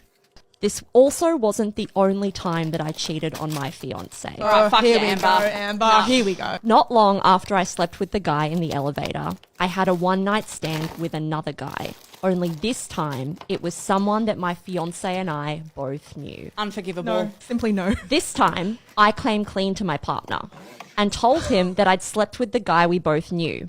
I broke down and told him that I still wanted to spend our lives together. My fiance told me that he didn't want to know any details. He told me that he appreciated my honesty and would work to forgive me. Sorry, this fiance is a saint. What a kind and understanding person. We all have lapses in judgment, but to then go, I don't want details, but I appreciate you telling the truth. Oh my God. But here's the problem. My fiance said that this was it. This was the only time he is going to forgive me for something like this. And if anything else happens, we would be done. Aldi. But I hadn't yet told him about the guy in the elevator. So I never told him about the guy in the elevator. I think he would understand me sleeping with the guy we both know because he could see the chemistry between us. Chemistry's worse. And this guy kind of slept with everyone. He could understand how I got into that situation. But the guy in the elevator, that didn't have to happen. We randomly met and had a short conversation. I feel like my fiance would be so much more hurt by that. And he might see it as pointing to a larger problem in our relationship, meaning we'd need to break up. I feel really guilty about what happened. But I've already told my fiance that I cheated on him, and he said he didn't want any details. Does it matter that I'm not telling him about the guy in the elevator? Am I the asshole for suing my parents for my college money? My great aunt set up savings accounts for all of her female relatives. In our culture, education for women is not really valued, and she thought that was bullshit. She lived with her father in London, where she was educated. She went on to attend university and became a doctor. She married a British man. They moved to America and had a great life. She funded the education of as many of her nieces and grandnieces as she could. When she passed away, she left money for every girl relative she could. My parents managed to access the accounts that were set up for my sister and I. They used it to pay for my brother's wedding. My sister didn't care because she got married 2 years out of high school and had no intention of going to college. When I graduated, I went to the bank to get money for school and it was almost all gone. There was like $13,000 left. I asked my parents about it and they said they had needed the money. I finally found out where the money went. I got furious. I got student loans and moved out. I am a great source of shame to them and I don't give two fucks. I am currently suing them for the money that was left for me. My entire family is against me. They all think I'm a complete asshole for airing private family business in public and that I am putting money ahead of family. My friends are all on my side, but they are all Americans and don't really get my culture. Neither do I, to be honest. My brother called me up and offered to pay for my university if I dropped the lawsuit. I agreed as long as we had a legally binding contract. He said I was being an asshole for not trusting him. I said he should not have accepted my money for his wedding. It is causing all kinds of embarrassment in our community. I am somewhat ashamed to be doing this, but I don't want to have this debt that I should not have. Am I the asshole? I don't think so. No, I do not think so at all. Completely inappropriate that her parents used what is meant to be a college fund, a legacy for her to start her life, on a wedding. Like, a wedding is not about bettering your future. You can get married and the establishment of marriage might help your future. It might reduce your taxes and have certain societal and social benefits, but it doesn't elevate your future in the same way that a college education could for someone. Like, what the fuck? Wedding is a choice. Like, a college degree is almost a necessity nowadays.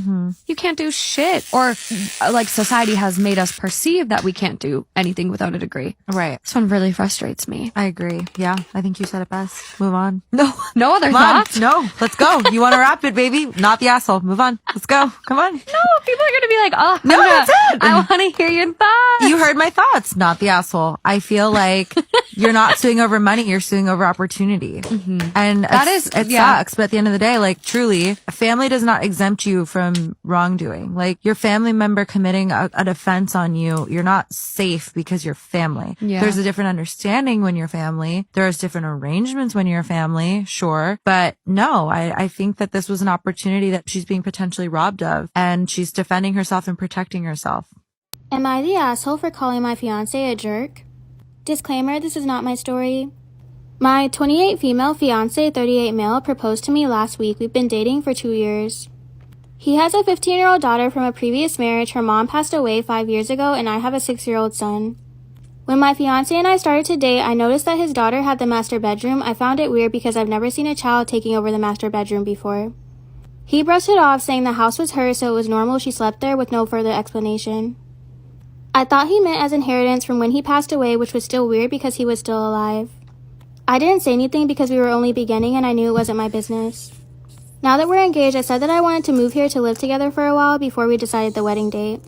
He said that we could do that or we could get our own house now because we will have to do it regardless. I asked what was wrong with this one and he said nothing, but it was his daughter's. And to be honest, that made me a little mad. I said it wasn't fair he called it his daughter's house when we're about to get married. And that he's supposed to adopt my son, so now the house should be theirs and not only hers. I also said I wanted his daughter out of the master bedroom because it's ours. He said the house really belonged to his late wife and when she passed, the house became his daughter's. He has enough money for 60% of the house, but we will have to pay off the rest together. I said that he could ask his daughter for the house because she's only 15 and he is her dad, but he said no, that it's his daughter's. I got upset and called him a jerk because he should have told me the truth. He said that it's not like we will be homeless or anything. He said he's always known that he has to move out and that's why he saved. I asked what else belonged to his daughter that I didn't know of and he said the car that I always use will be hers when she leaves for college. I called him a jerk again and left with my son to my parents' house. When I told my family, my brother laughed because I talked and acted like a gold digger and called me an asshole. Am I the asshole for telling my soon-to-be niece that she doesn't need to wear a dress to my wedding? Disclaimer, this is not my story. I, 32 female, am getting married to my fiance, 41 male, next year. After we got engaged, I thought it would be nice to ask my fiance's niece, who's 15, if she wanted to be a bridesmaid too. I've only met her a couple of times, we're not close, but she seemed like a cool kid and I thought it might be a nice way for us to bond. A few weeks ago, we were in my fiance's hometown to visit his family and discuss wedding-related stuff. His brother, sister-in-law, and their daughter came over and I noticed this time that she dressed a little more androgynous than I remembered. The topic moved to wedding dresses and bridesmaid dresses and I could see she was immediately uncomfortable. Her parents and grandma were making comments about how she'd need to be more feminine, brush her hair, and more. And how nice it would be to see her like that. This hit a nerve with me as I was very much a tomboy as a teenager and it absolutely broke me whenever my relatives would say things like that. Her mom made a comment. Her mom said it would be nice to see you dress like a girl for once. His niece looked really sad and embarrassed. I told her that my maid of honor will be wearing a trouser suit for the wedding and I've given all the bridesmaids the option to wear anything they want as long as it's in the wedding colors. I pulled out my phone and started showing her photos of ideas my friend had sent me and let her know that she could pick anything she want. And that she could even wear jeans and trainers if that made her comfortable and that it's a wedding, not a fashion show. Her mom looked really pissed off. She told my fiance to pressure me into getting all the bridesmaids dresses so their daughter will have to wear one. My husband doesn't care what she wears but obviously doesn't want his family and me to be arguing on the wedding day. I don't want to back down because I know what it feels like to be pressured into wearing something that makes you uncomfortable. But I know it's for a day and it will make the family happy. Am I the asshole for having my neighbor's car towed after she boxed in my fiance's car in our driveway? Disclaimer, this is not my story. My fiance, 30 female, and I, 29 male, barely moved into this house a few months ago. This first week, we noticed a car parked right on our driveway, which obviously didn't belong there. When we went outside, the lady who lived next door asked if it was okay. Her house is right at the corner of the street and there's no driveway. She said the last owner was fine with letting her park there, so she hoped we didn't mind. Our driveway is big enough for 2 cars, so we said for now it's okay. After our son was born, I had to go back to work, so we decided to buy a second car so it's easier for her to get around. All 3 cars don't fit, so we had to tell our neighbor she can't park there anymore. Ever since, this became a whole issue. One time, she parked behind me when I was leaving early in the morning, so I had to go banging on her door at 6 a.m. She had the audacity to be mad at me for waking her up. I told her she can't park there again, so we thought she got the message. The second time was when we were on our way home from the park. She was already parked there, so we would have had to park behind her. She said she was just putting her groceries away and the driveway was closer. Recently, my fiance had to take our son to his appointment, but the lady's car was parked right behind her, so there was no way for her to pull out the driveway. She told me the neighbor wasn't answering the door. It got late, so she had to reschedule his appointment. I came home after and called the cops to come deal with it. Since they couldn't reach her, they ended up towing her car. When she found out, she was very angry. She was a few blocks down at a friend's house, which is why she didn't answer. She says she's stressed because she doesn't have the money to get her car back and it's our fault. Since both cars were there, she assumed we were both home and that we could have used my car, but my car was broken. She keeps complaining about how fucked up we are for going to that extreme and making her lose her car. We've been ignoring her since, but now every time we step out, she glares at us. Should I use a white lie to break up? Ooh, what happened? So I've been seeing a guy about 6 dates. We became intimate and I gave it a couple of tries, but it is not good. I tried pointers, instructions, and demonstrations, and he just doesn't reflect it. He's also quite quirky, which I thought was interesting at first, but now it just annoys me. Random questions in the middle of sex, trying to reorganize my stuff to be most effective, etc. Oh my goodness. I want to end it, but I don't really want to give reasons, as I think it would hurt him. I think he will just want to overanalyze, and it might cause a bit of drama, which I don't want to go through. Do you think a white lie is acceptable? Any ideas? Ooh, I definitely understand. But I don't think you have to give a reason as to why you want to break up. Just tell him you're not interested. Period. Like, hey, these have been a great couple of dates, but I'm just no longer interested. I think that is enough. Am I tripping? Don't get me wrong. In my past, I definitely give reasons, but that's just me. But I understand some shit is just overwhelming. You really are just trying to avoid future like BS situations, you know, Set with up him a or small like coffee interactions station with with him. me. So Syrup. just tell him you're just not interested. You don't have Double to give him walled an mugs. explanation. My You favorite. don't always have to explain yourself. That I'm learning this year. You don't have to always explain yourself for every little thing. Clo You know what I mean? Kardashian inspired cookie That jar. no or that I'm not interested is just enough. What do y'all think in the comments? And if y'all do Tea. think that they should give a white lie, what is the lie that y'all think that they should just give? Mugs. We recently got our 3-year-old out of daycare because he really disliked it. Since then, either my mother or mother-in-law have been handling the childcare when my husband and I are at work. We have been paying both. However, I do not want to pay my mother-in-law anymore. She has access to one of our credit cards, and now our monthly bill is double. She went out Christmas shopping, which we okayed, but she spent an insane amount. She even does personal spending on the card. She bought several turkeys for my sister-in-law and brother-in-law. She's not considerate of what she puts on TV or her language around him. She feeds him so much sugar. We've spoken to her about it, and we still find candy we haven't bought. She doesn't clean up after herself. Often we come home and it's worse than we left it. Appreciate her help, but a hired babysitter might be more financially feasible, even though our son adores her and she's great with him. AITA. Instead of just firing her, essentially, like you do have to kind of have like a performance review first. I feel like this person has a track record of having to be told twice, thrice, 4 times. I, 19F, am not sexually active by choice. There is a guy named Bob that hangs around my friend group, acts like a major douche canoe when dating or sex comes up, brags about sleeping with a lot of girls, but also looks down on them for being loose. I heard him talking to one of the guys about a girl he went on a date with, and he said he hit it and quit it because he doesn't date sluts. When Bob asked me out, I said, no thanks. I don't date sluts. Ooh. He said it wasn't really that many, and he was exaggerating a little, and that I'm wife material. I said if his body count was over 0, he was too easy to be husband material. Bob lost his shit about it, and the friend group is split. AITA? It's misogynistic, it's sexist, No. it's shit. You want to f these people, and then you're Yeah. gonna give them shit for f***ing you? Yeah. What is that? I'm getting mad. Oh boy, she's getting worked up. Story time when my mother ended up kicking me out of her house because her boyfriend got me pregnant. Alright, so when I was 15 years old, I had a really hard life. By that time, when I was 15 years old, I was still going to school and taking care of my 9-year-old brother. My mother was an alcoholic and a controlled substance user. She consumed a lot of stuff. She used to beat on us. And there was a few times where I thought she wanted to sell me to different men, but she never ended up doing it, but I had a feeling she wanted to. Alright, so my mother brought in a lot of men into our home. Most of them ignored us and never acknowledged me and my little brother. My father wasn't around, and sometimes food stamps wasn't enough. My mother actually ended up selling our food stamps for alcohol and other controlled substances. My mother ended up in a relationship with a guy who was much younger than her. He was 4 years older than me. So basically, he was 19 years old and my mother was in her 30s. My mom's boyfriend was actually very nice to us. He ended up bringing us food to our home, watched movies with me and my brother, took me and my brother to the park and to the movies. I found him to be a very cool guy, but I just hated when he would take controlled substance or drink with my mother. But he was way better than my other mother's boyfriends. I never got a weird vibe from her boyfriend. I never suspected anything. And my mother was actually with her boyfriend for 1 year.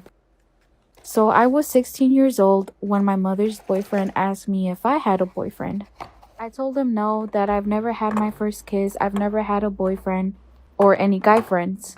I noticed that he started flirting with me a lot more after I told him I didn't have a boyfriend. I ended up developing a tiny crush on him, but I made sure I stayed away because it was totally weird and confusing.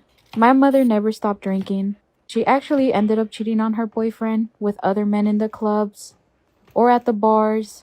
So this is when her boyfriend would spend a lot of time with me and my little brother. My little brother ended up going to sleep early and it was just me and her boyfriend in the couch. We ended up hugging and he was completely sad due to my mom cheating and mistreating him. We ended up making out and taking it way too far. We got very close and decided not to tell our mom. 2 months later, I ended up telling my mom I was pregnant by her boyfriend and she kicked me. Am I the asshole for taking my niece to court over a coat?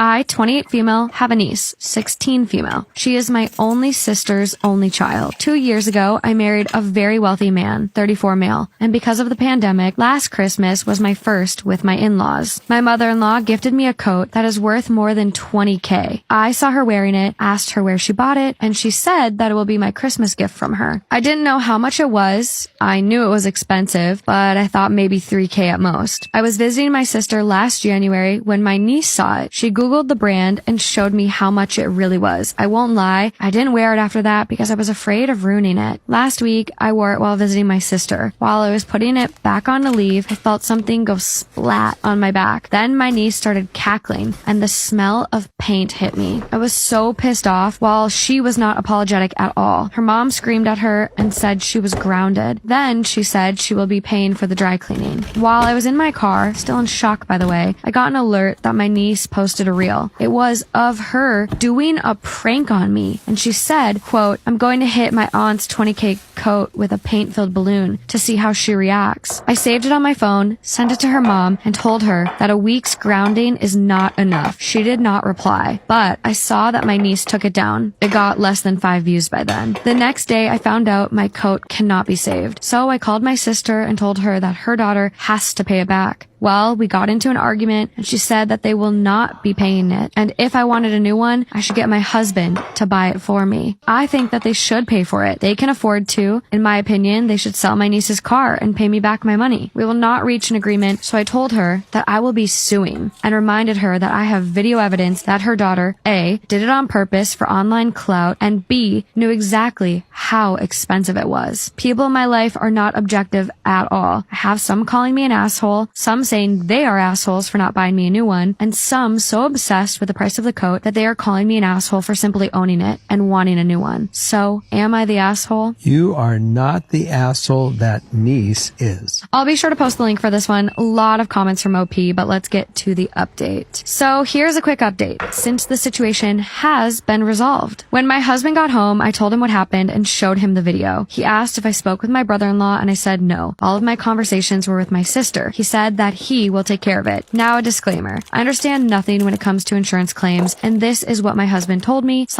I understood happened. My husband talked with my brother-in-law, told him exactly what happened, and showed him the prank video. Then he told him that the coat was insured. We will be filing a claim and submitting the video, and we might have to file charges for the claim. He assured him that we would be dropping the charges. We do not want to send niece to jail. Then he told him that one of two things might happen. After our insurance pays us, they will come after them. If their insurance pays, their premium will skyrocket. If it doesn't, they might sue them and might get a lien on their house. My brother-in-law asked if there was a way he could pay us without involving insurance. My husband told him that that was what we'd wanted at first, but that my sister insisted they will not be paying us back. Apparently, my brother-in-law was not in the know, and he is very pissed off at what my niece did and my sister's response. So they came to this solution. My niece's car will be sold, and if it doesn't fetch the whole compensation money, she will have to get a job and pay me the whole check until it is paid off. Also, she's grounded for the rest of the school year. I am thankful for the people who encouraged me to talk to my husband. Perfect.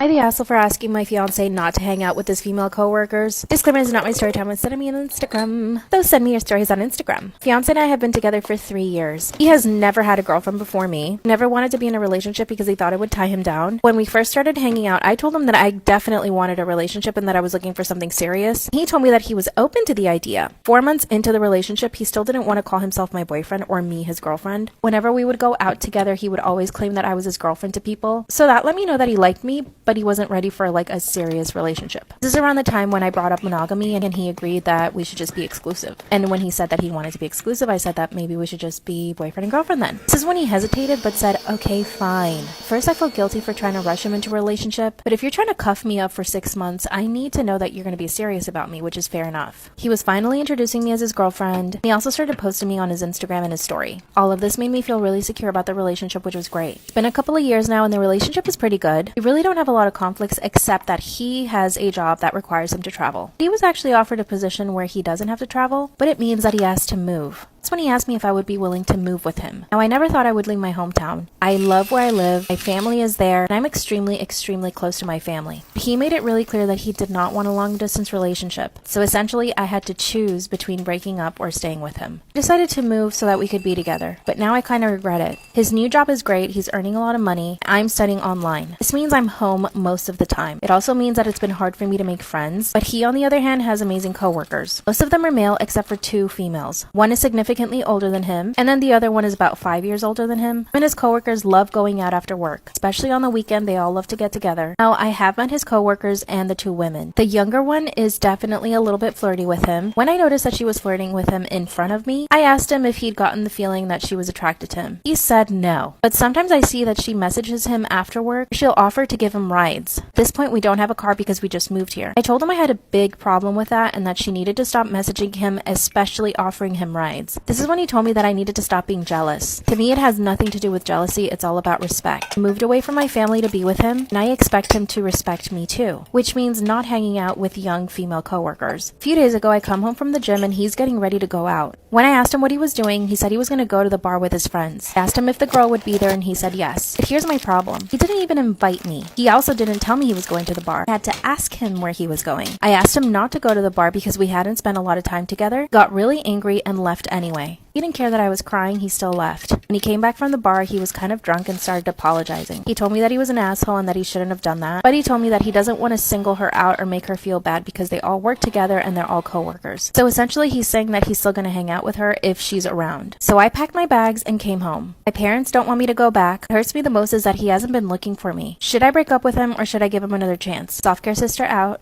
My BFF ditched me on a vacation we spent years planning after her boyfriend proposed on the first night of our vacation. I'm 33, she's 32, and he's 30. My best friend, let's call her Anne, she has a boyfriend, let's call Mark. Originally, we were supposed to take this trip in early 2020, but that kind of didn't happen due to COVID. We luckily managed to get a refund on a majority of things. This trip served 2 main purposes. First, for a vacation that we both wanted to do since we were young, and secondly, she was going to see a big chunk of her mom's side of the family she's not seen in over a decade. It was kind of split 50-50. Since this was supposed to be almost a 2-month trip, I personally have been saving for years now. One thing to note is that Anne is fluent in the primary language of where we were vacationing, while I'm not. I can talk to some city people enough to get by, but once I leave and the slang and dialects start popping in, I'm lost. It was supposed to be me and Anne. However, a last-minute addition was made by her, including her current boyfriend of 3 years with. This was more or less dropped on me pretty much 2 weeks before we left. I was really unhappy with this because, well, it messed up a lot of plans. I begrudgingly accepted him after we reworked some of the stuff. However, I told Anne multiple times and her boyfriend that this trip is about us, not Anne and her boyfriend. The first night we were there, Mark dropped on one knee, pulled out a ring, and asked her to marry him. Since then, I feel like a third wheel who is no longer welcome on this trip.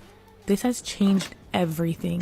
The trip is now basically about Anne and her new fiance. Multiple times we had a lot of plans, including some stuff that was paid for, and instead, she ended up ditching me to go spend time with Mark. Tomorrow we were supposed to catch a train and travel for the next leg of our trip, and she wants me to go alone. Instead, she confronted me as she needs at least a week to figure out feelings and organize her thoughts, so instead, they booked, without telling me, some fancy couples thing. She wants me to go on the trip alone as a woman in a country where I can barely speak the language. Even worse, I'm basically gonna have to show up to some extended part of her family alone and ask to stay there. She said it's fine, but it is really not comfortable at all. I tried to talk to her and she got really upset and told me that this vacation isn't just about me, and that hurt me a lot. I got pretty emotional and asked her what I'm supposed to do. She got really defensive and said it's just a week and we're here until February. She'll meet up with me later. My question is, how can I talk to her and make her understand that she can't just ditch me without coming off like a massive a-hole? Am I wrong for telling my mother-in-law that if she expects me to get a DNA test for my son, I want her to get one for my husband? Damn! I'm just kidding. I, 30 female, and my husband, Steven, 32, have been happily married for 5 years and now have a 4-year-old son. I met my mother-in-law at his uncle's funeral, and before I met her, his cousin said she wasn't the nicest person and had impossibly high standards. Of course, I asked my husband, and he agreed that mother-in-law can be quite judgmental, but not to worry and that he'd be there for me. I felt like they gave me the sugar-coated version because she was terrible. She made a scene about bringing a stranger to a family funeral, but my husband cut her off and said his aunt, who was his uncle's widow, said he could. She spent the rest of the funeral giving me nasty looks and making passive-aggressive comments. She even made a scene at our wedding, but that's a different story. When my husband told her I was pregnant, she surprised us both and was very excited to be a grandmother. Her attitude was great until she said she wanted to see my son being born, but I refused, but she did apologize. And when she first held him, she looked at me and said he was beautiful, but I went to the kitchen to get us a drink, and then I could hear my husband telling her to get out. She started yelling that he needed to get the baby tested because he doesn't look like anybody in their family. After she left, she took it to social media and told everybody that I cheated on my husband and my husband needs to get a DNA test. So I made my own post and said I'll get a test when she gets a test for her son, and that made everything worse. She rang my husband up telling him to take it down, but he just hung up on her. But everybody's divided and questioning my husband's paternity since she has such a strong reaction to it. Now my husband's wondering if I went too far. My cousin's gift ruined Christmas and possibly my relationship. Whoa. I come from a big family. Our holidays always involve our extended family, like second cousins, etc. My fiance and I are in our mid-20s, and there are a lot of cousins in their 20s and 30s. Recently, we had our big Christmas party. It was fun to see everyone until it was time to exchange presents. My cousin Anna hands out pink envelopes to all the 20 and 30-something men who have married or dated into the family. My fiance received one and quickly put the card in his pocket after opening it. I was distracted opening my own gifts and didn't ask to look at it. About 20 minutes later, my cousin Rachel pulls me aside and says Anna was giving out cards with instructions on how to get a discount subscription to her OnlyFans. Her OnlyFans. Oh my gosh. Rachel's boyfriend got one of the pink cards and showed Rachel because he was weirded out by it. Rightly so. I'm pissed at this point because I suspected my fiance's card also had an OnlyFans discount. So I asked to talk to him and he denies getting a card from Anna at all. I tell him I saw her hand you one and I watched you put it in your pocket. I go to grab his pocket and suddenly he remembers getting a card but claims he never opened it. I take it from him and of course it's about OnlyFans. I go inside to confront Anna and find her already arguing with a different cousin who is upset because her husband has already tried looking at Anna's OnlyFans page. Anna claims that she's just trying to get her business off the ground and no one appreciates all the hard work and skill it takes to become a successful digital creator. She says her gift is not sexual, it's just marketing. Some of the older relatives, like aunts and uncles, were starting to take sides too, but they were mostly really confused about what was going on. Anna's mum started crying because of something I said, and my mum tried to get me to apologise, which pissed me off even more. At this point, I leave with my brother and his husband because I don't want to spend the night with my fiance at home, and I don't feel like going with my parents when my mum was pressuring me to apologise. Oh, and surprise, surprise, Anna didn't give my brother's husband a card, so make of that what you will behind the intent of her gift. Obviously, they're in a same-sex relationship.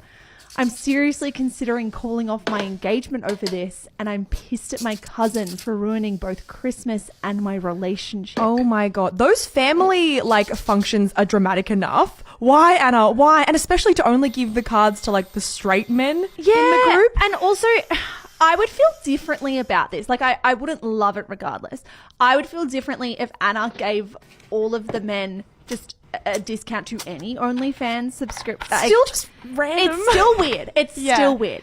It's spectacularly weird to give it to her own page. It's essentially like saying, hey fellas, everyone with this ticket in your card, come meet me in the bedroom and I'll be naked and you can see whatever you want. Yeah. I was even going to say I would feel less weird about it if she gave everyone a card being like, hey, this is a new thing that I'm doing. Yes. It seems more innocent. Absolutely. If it's marketing, don't you give it to everyone? Spread the word. The gay guys in the room. Exactly. The straight women. You give it to anyone. Super fishy behavior also from the fiance or boyfriend or whatever. Dump in your pocket. Just dump him maybe. Opening it, and instead of having the reaction of either laughing about it with your partner, being like, what the fuck is going on? Or confronting Anna and saying, I don't want this. Or even just putting it somewhere and saying, I was going to talk to you about it later. To initially deny it. Yeah. And to quietly try and tuck it away. It's a bit gaslighty. It's also stupid. Yeah. As if that wasn't going to spread. That's wild. Anyway, this girl, if you're watching, dump him. Dump his ass. I, 22 male, was worried girlfriend, 22 female, was cheating.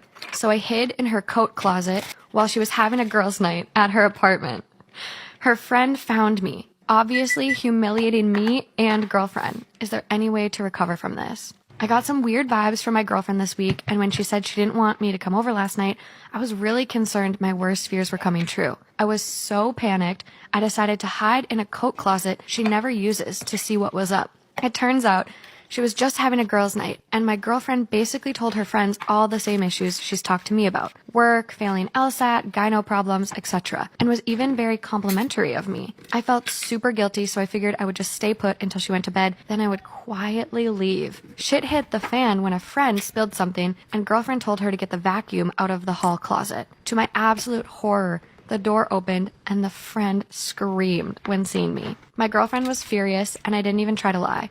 I sat there in an apartment of 4 women, more humiliated than I have ever been. My girlfriend just said to get out and never call her again. This morning she texted me that her dad and brother will be at her apartment from 3 to 5, and I need to come get my stuff and bring hers over. That was all she said. Is there any way I can recover this relationship? I feel for him in that the way he's written it, I can kind of tell he's not a bad guy. That being said, you've done the right thing. Never speak to him again. Never. If it's happened once, it will happen again. And it's for him, it sounds like he has a nervous attachment style, and maybe also that he's a bit immature and doesn't know kind of how to have a conversation with his girlfriend. This is giving me Joe from you. It's giving Joe from you. Yeah. I don't really think that there is a way to recover it, nor should there be, because it is a complete violation of privacy. Am I the asshole for breaking my promise to my husband and letting others meet our newborn son before him? I, female 25, moved away from my town into my husband's, male 32, hometown after we got married. The main reason is because he suffers from a medical chronic condition and needs to be near his family. I was pregnant with our first baby and was nearing my due date when my husband had to travel out of town for work for 2 weeks. Because of this, he couldn't be with me in the delivery room, which wasn't expected. I wanted to ask my mom to come be with me, but he assured me that his family are there to help and I shouldn't be worried. He then made me promise that I don't let anyone see our son for the first time in person before him, besides his stepmom, who was supposed to be there for me, and I agreed. His stepmom was with me when I went into labor, but she stayed away since she is the type that doesn't get too involved and keeps her distance. She's also the, quote, I don't do diapers type, meaning she doesn't offer help with the baby and I shouldn't be expecting it. She dropped me and my son off at home and asked that I only call if there's an emergency. I felt helpless. I asked my neighbor for a few favors, but needed real help with the baby, so I called my mom and asked if she could come help me, and she drove 4 hours to come stay with me. She helped out tremendously, and I am so grateful for that. My husband stayed away for a few more days, then came home. Once he saw my mom, he got super upset, repeatedly saying I broke the promise that I made him by not letting others meet our son before him, and I explained that I needed help, and he brought up his stepmom, but I replied that she dropped me off and left. That's it. He said it wasn't about mom since it could have been anybody else, but it was about me disrespecting his wishes and breaking the promise I made. He reminded me that he's also the parent and he gets a say too. At this point, I said he was overreacting, but he replied that I forever tainted the memory of his son's birth and broke his trust and proved to him that my word, quote, is worth shit now. He keeps acting cold towards me, calling me a selfish promise breaker and expecting me to make it up to him. He wanted an apology, but I haven't given him that yet. Am I the asshole? You expect me to believe that a man with a chronic condition that must stay in his hometown cannot understand when someone needs help from their family. Shut up, dude. Am I the asshole for walking around my house in lingerie? So, my husband, male 34, and I, female 28, got married recently and moved into our new home. The neighborhood is nice and quiet, and the neighbors are really nice, except for this family that lives right next to us. Although we just got back from our honeymoon, I still wear lingerie and sometimes walk around in them when I wake up in the morning when making coffee or breakfast. The other day, I was in the kitchen preparing coffee while my husband was out, and I heard a knock on the door. I immediately went to grab my robe, long, before answering. I opened the door and found our next door neighbor. I asked how he was doing, and he told me that his 7-year-old kid's window is facing our living room, and since his daughter uses binoculars, she saw me wearing inappropriate clothes while walking around in the living room. Turns out his daughter uses her binoculars to supposedly watch the yard, but she obviously peeped through our large glass windows to see inside, even though we have curtains on. My neighbor said that wasn't cool, and his daughter just saw something she cannot unsee, and that is not appropriate, and he requested that I be a little considerate when it comes to clothing, or lack of. But I thought that was just ridiculous since that is in my home. I argued that this is my house and I get to wear whatever I want, and also his daughter had no business peeping. What the fuck? He said she's just a kid and didn't mean any harm. Went as far as to say she was just being curious. I said, sorry, but you're gonna have to leave. He did not take it well and implied that he'd take steps to ensure I don't expose his daughter to stuff like that in the future. I told my husband what happened when he got home, and he agreed with our neighbor, saying that I should just leave the lingerie in the room where it belongs and learn to put some decent clothes on before getting out of the bedroom to avoid these types of incidents. He also said I was wrong to speak to our neighbors like that, and that if he was in his shoes and his kid witnessed that, he'd be just as furious, if not more. So, we should cut our neighbors some slack. I feel like I was the asshole for how I handled the situation, but I think since I'm in my own home, then why can't I wear what I want and to be carefree? I'm confused. Am I the asshole? She could walk around naked in her house, though. Am I the asshole for making a scene of my adult son and sticking my nose in his marriage? Here's the important background. My daughter-in-law, 32, and son, 33, have 3 children, aged 3 years, 2 years, and 4 months. He convinced her to be a stay-at-home mom and sell her business by telling her how good of a childhood he had and how happy my marriage was without telling her, in parentheses, which I found out today, that our arrangement was everything before 9 a.m. and after 5 p.m. was split 50-50. Sunday was my day off, and I was brought out twice a week. On to the story.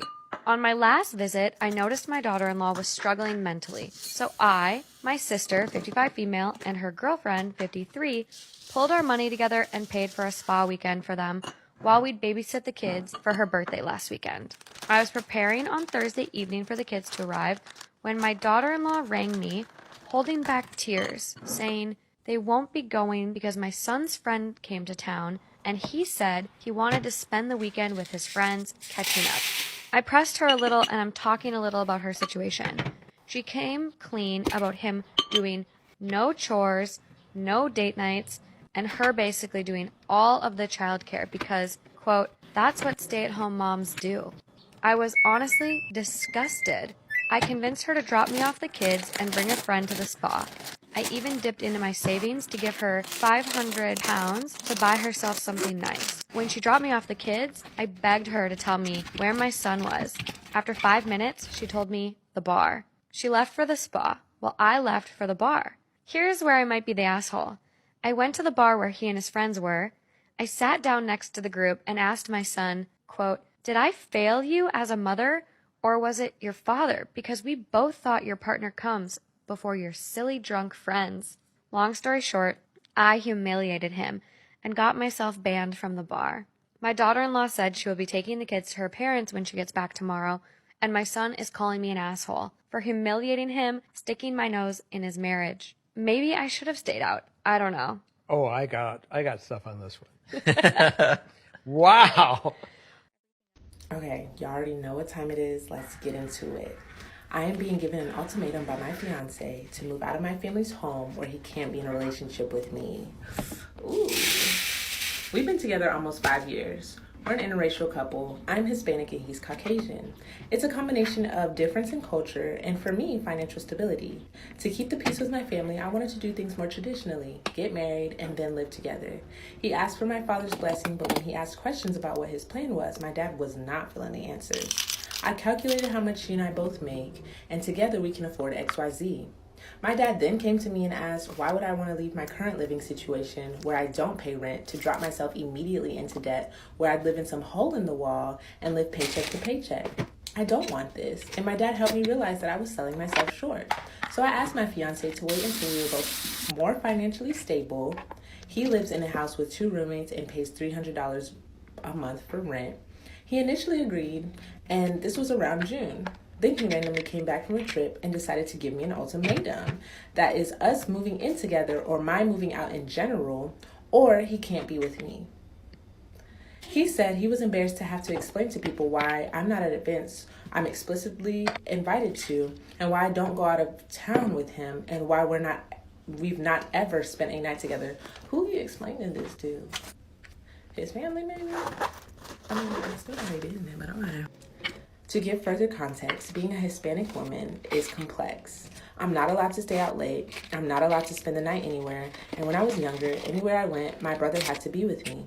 It wasn't an ideal life, but I've dealt with it.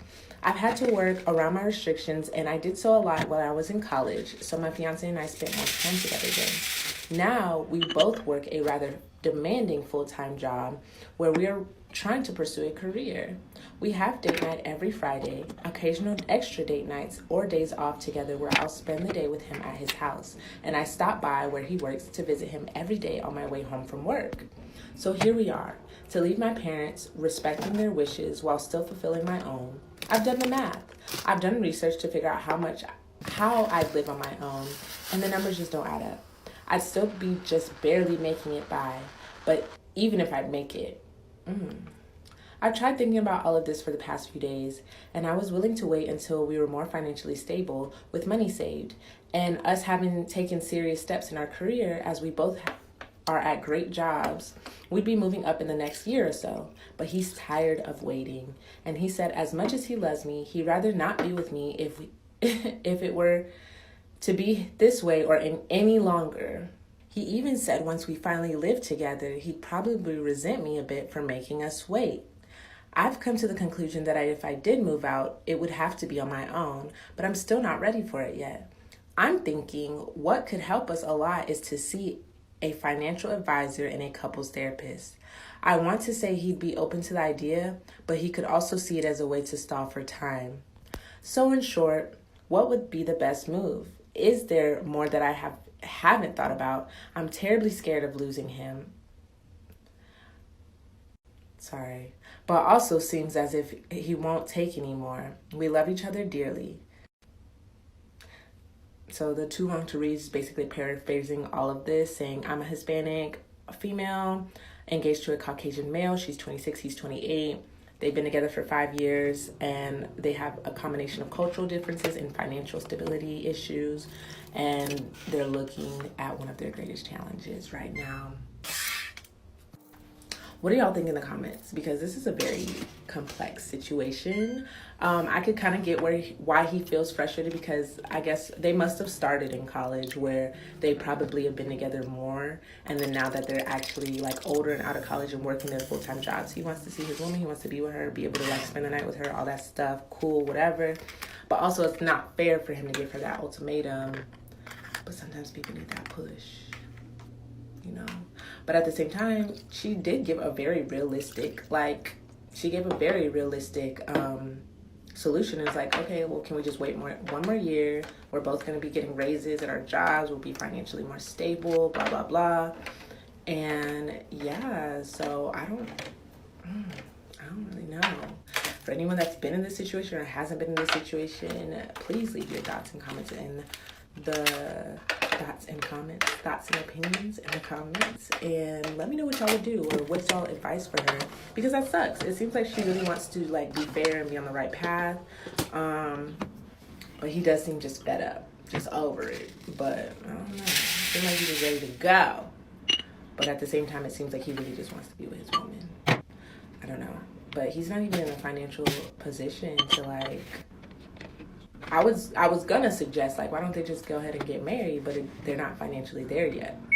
So Story time about how my best friend was stealing from me. A little background information. I was 17 or 18 whenever this all happened, and I was a senior in high school. Now, my family and I had just moved to a new state, and that is where I met my best friend, who we are going to call Grace. Now, Grace and I clicked instantly, but anytime that we would hang out, she would always want to come to my house and never wanted to go to hers. Her excuse was that she had a lot of siblings and our house was super small, there was nothing to do, you know, which I didn't really care. I had no problem with this at all, until some weird shit started happening in my house.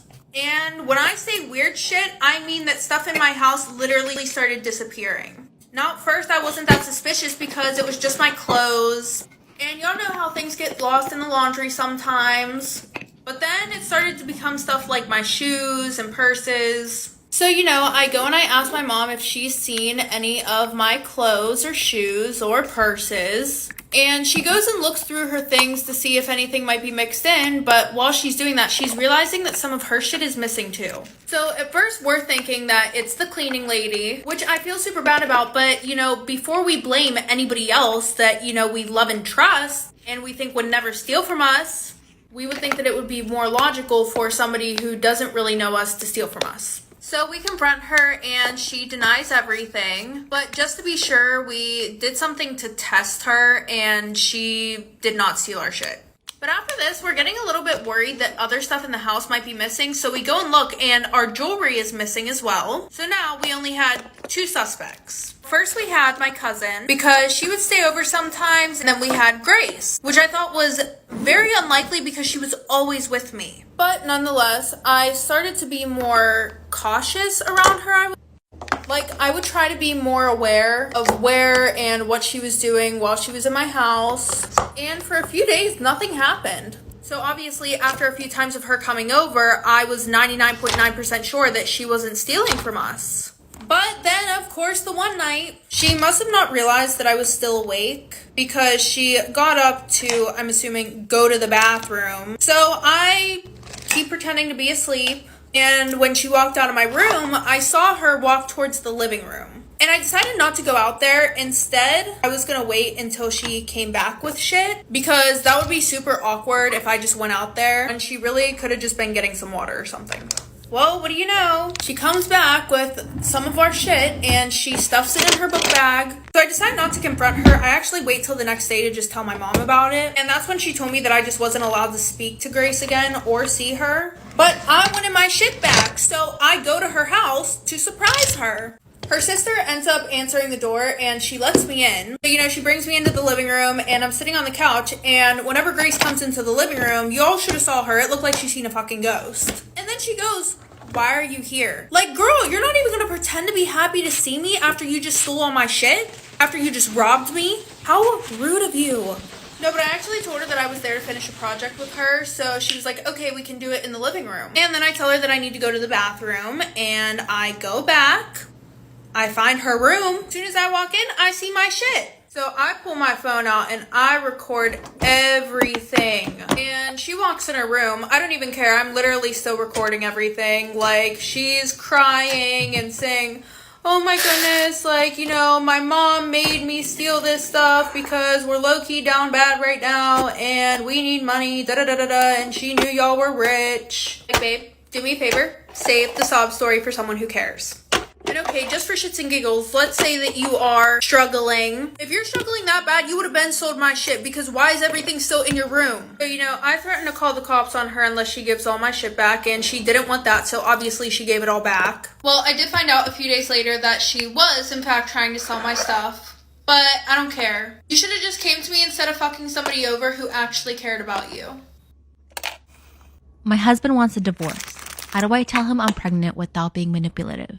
You just say, hey, I'm pregnant, by the way. Let's sign those papers. So recently, my 32 female, husband 53 male, Jordan, told me he wants a divorce. As a bit of background, my husband was a family friend. And after a bit of messing around, I ended up pregnant with our daughter, 14 female. 14? That means you were 18 and he was 29? No, 39? Ew! 18, 39? Yes, I'm saying you. I don't think age gaps are bad later on in life, but 18 and 39 is predatorial, basically. And you were 18 when your daughter was born. You may have been 17 when you were pregnant, because you're pregnant for like 10 months. Why am I reading so many of these old men prying on these young, innocent girls? We ended up having a good old shotgun wedding, courtesy of my highly religious family. The topic of families came up afterwards, naturally, and we both made our stances clear. Jordan wants a big family and always has. I'm talking mother, father, 7 children, and a dog type deal.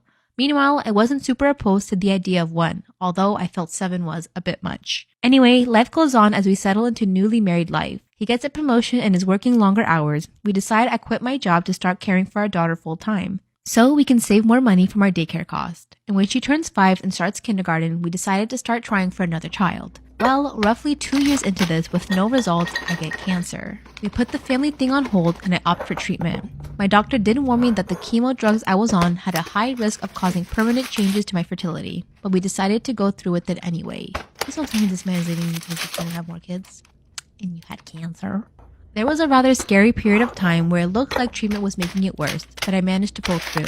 Shortly after, me and Jordan get back to family planning. Unfortunately, in this time, it very much seemed like the infertility risk hit, as I couldn't keep a pregnancy. The few times I did get pregnant usually ended with a miscarriage, with the one time I made it to full term ending in a stillbirth. Well, after a few months of this, he tells me that he's sick and tired of getting his hopes up, only to be let down, and that if I get pregnant, I should just not tell him until I was 3 or 4 months along, since the risk of miscarriage would go down significantly then. I agree and follow this rule. Pause. That is the most shittiest behavior I've ever seen in my life. Imagine telling your wife, like, hey, I'm so tired of you not being able to hold a pregnancy. I'm distraught. I'm emotional, so you can go through those miscarriages alone. So let me know when you could actually carry one, and then we could talk. As of last month, I noticed that Jordan became distant. He takes longer shifts at work. He isn't as intimate with me anymore, and he pretty much ignores our daughter and me completely, while before he always made sure to at least greet and hug her, even if he was running a bit late. And then, about a week ago, I get served with divorce papers while he's at work. He refuses to tell me why he wants one and is insistent that it isn't a problem I can fix. The only problem is that I'm pregnant and was planning to tell him the news the literal day I was served, since I had passed the 4-month mark. Now, however, I'm worried about how to tell him. I have to disclose that I'm pregnant on the paperwork, since that affects possible child support and custody, and I don't want to lie to a judge. But I also want to tell him myself instead of having him to find out through court. My issue is that I'm worried that if I tell him now, it'll look like I'm trying to manipulate him into canceling the divorce and force him to stay with me. But if I wait for it to be mentioned during the divorce, it'll look like I was trying to hide it and trap him into paying more money for a child he wouldn't be aware of. Can anyone help me out on the best way to tell him without it coming off this way? You need to focus all of your energy into your pregnancy, okay? You 1000% let that man find out in court from your lawyer to the judge. Cut off the communication with him. That's his problem. He had no problem giving you divorce papers while he was at work. Make him feel stupid when he goes in the court and he sees like, oh my gosh, she's pregnant. She can have it. No. Am I in the wrong for saying you should have thought about that before you procreated? My ex and I have a 13-year-old daughter, Nicole. Nicole has several medical conditions that require a lot of attention. She'll need some sort of in-home assistance for the rest of her life. While we have an aide to help a couple of days a week, it's still a challenge. The outcome of Nicole's condition became clear when she was 2. At that point, my ex and I had agreed that we wouldn't have more kids because it wouldn't be fair to anyone. There'd be no way that we could focus attention on 2 kids. Someone would lose out in this situation. We divorced when Nicole was 5. We originally had 50-50 custody. 3 years later, my ex remarried. His new wife, Callie, is nice. My ex did say that she didn't understand the severity of Nicole's condition. I figured there was a learning curve. Eventually, Callie basically said that she wanted to be hands-off, which I respected, though I wondered how it'd work considering Nicole lives with them half of the time. Last year, my ex and Callie had a baby. I was a little surprised given my ex was always firm on not having more kids, but figured it wasn't any of my business. He did begin to complain that it was a lot of work juggling Nicole and the baby. I sympathized but really didn't know what else to say. Recently, the venting got worse. He said that Callie yelled at him for taking Nicole to her physical therapy appointment instead of helping her with the baby. He brought up potentially having Nicole stay with me more. I wasn't entirely shocked, but it pissed me off. I said Nicole was his daughter. He can't just abandon the responsibility. He asked what he was supposed to do about the baby. I said, maybe you should have thought of that before you procreated? I mean, really, we discussed this 10 years ago as why it'd be hard to juggle 2 kids. Why did you think having another one would be a good idea? He got quiet and said that Callie wanted a baby. I said that isn't enough of a reason, and maybe he should have thought harder before bringing more life into this world. The conversation ended with me saying that I'd call my lawyer and we could arrange for him to have less custody, as I'd rather have my daughter be properly cared for than to be viewed as a burden. Callie called me that night very upset that I had made my ex cry and that I said her baby shouldn't exist. That's not what I said completely, more that they didn't think it through. She called me a jerk. So, am I in the wrong? I'm attracted to my father-in-law and I kind of want to hook up with him. Disclaimer, this is not my story time. It's sending me on Instagram. My husband and I met a little over a year ago. We actually met on vacation and we happened to live in the same city, so we decided to go on a date when we got back. 2 months later, we got engaged. My family was completely against it though. My parents thought it was way too quick for us to get married. But here's the thing, I'm 32 and I was desperate at that point for somebody to just ask me to marry them. And looking back, that was completely wrong of me. My parents were so against it that when they met my husband, who was my boyfriend at the time, they told him that we should just date a little bit longer before we even decided to get engaged. But of course, eventually we made the decision on our own and my parents just had to deal with it. By the time we had gotten engaged, I had only met his mom. His dad traveled a lot for work, so he was pretty much never home. So here's a little backstory on my husband. He was born in the same city I was, and his parents had him when they were 14 and 15. They were incredibly young. So his parents were more like his friends. They had so much fun and hung out together. It was always a really good time. We decided to have an engagement party, and that's when I met his dad. And it was infatuation at first sight. Part 2 is up. I'm attracted to my father-in-law and I kind of want to hook up with him. Disclaimer, is not my story time. It's sending me on Instagram. I decided to start flirting with him a little bit more. I kind of wanted to see what he would say. My parents-in-law invited me and my husband over to their house for barbecue. So I decided to wear a thong bikini. My father-in-law was grilling in the backyard and my mother-in-law was inside making a salad. So of course, I took off all my clothes and I pranced around the pool in my thong bikini. I positioned myself perfectly so that my father-in-law had a great view of my ass. I also went up to him and started talking. I would touch his shoulder every now and then. That's when he said, if I didn't know any better, I would think that you're flirting with me. Then he smiled. I almost died. I laughed with him too, and then my stupid husband came outside. That was 2 days ago. You guys tell me, but in my opinion, it sounded like he was liking it. For the rest of the barbecue, every time I would turn to look at him, he was always looking at me, so I knew it was working. But now I'm like, what's the goal? Do I really want to ruin my relationship with my husband and ruin his parents' relationship? Or do you think we can keep it on the down low? What should I do? Titled, Am I the Astronaut for Smashing a Little Girl's Face in the Cake? I wonder if OP meant to say, Am I the Astronaut for Smashing a Cake on a Little Girl's Face? I don't know. It's written like smashing a little girl's face. Sounds weird to me. Yesterday, we had a delayed birthday party for my nephew, 8 male, as he had his appendix removed during his birthday. In a long line of illnesses that he has had over the last few years, that was the most recent issue. He was born premature. The last 2 years, it was immediate family only. This year, we went all out. We got a bouncy castle, a chocolate fountain, booked tickets for go-karts for next weekend, a big cake with different marzipan roses and plant leaves molded in chocolate from different trees. He's very interested in botany and insects. The cupcakes also had different flowers, leaves, and insects on them. This cost my sister a lot, as they were painstakingly made due to the details. My brother-in-law's friend is married to a woman that is a bit special. He is not a very close friend, but he is included in events. They were both married previously and have 3, his, and 2, hers, children from previous relationships, all of them above 15. They do have a 10-year-old daughter, Megan, together, known as their rainbow baby, and she was born after 2 IVF rounds, 4 miscarriages, and 1 stillbirth. She will gladly tell everyone about her health, journey to conception, and miracle baby, even if you try to shut her up. She wore a cream-colored dress at my sister's wedding, upstaged another friend of hers' proposal by announcing her pregnancy. When her own sister-in-law graduated, she faked being ill, as she has only gone as far as college and not beyond, and couldn't take the attention her sister-in-law was getting. She fakes fainting spells when she doesn't get the attention she needs. Her daughter does the same. She will fake a seizure when the conversation topic moves on from her, etc.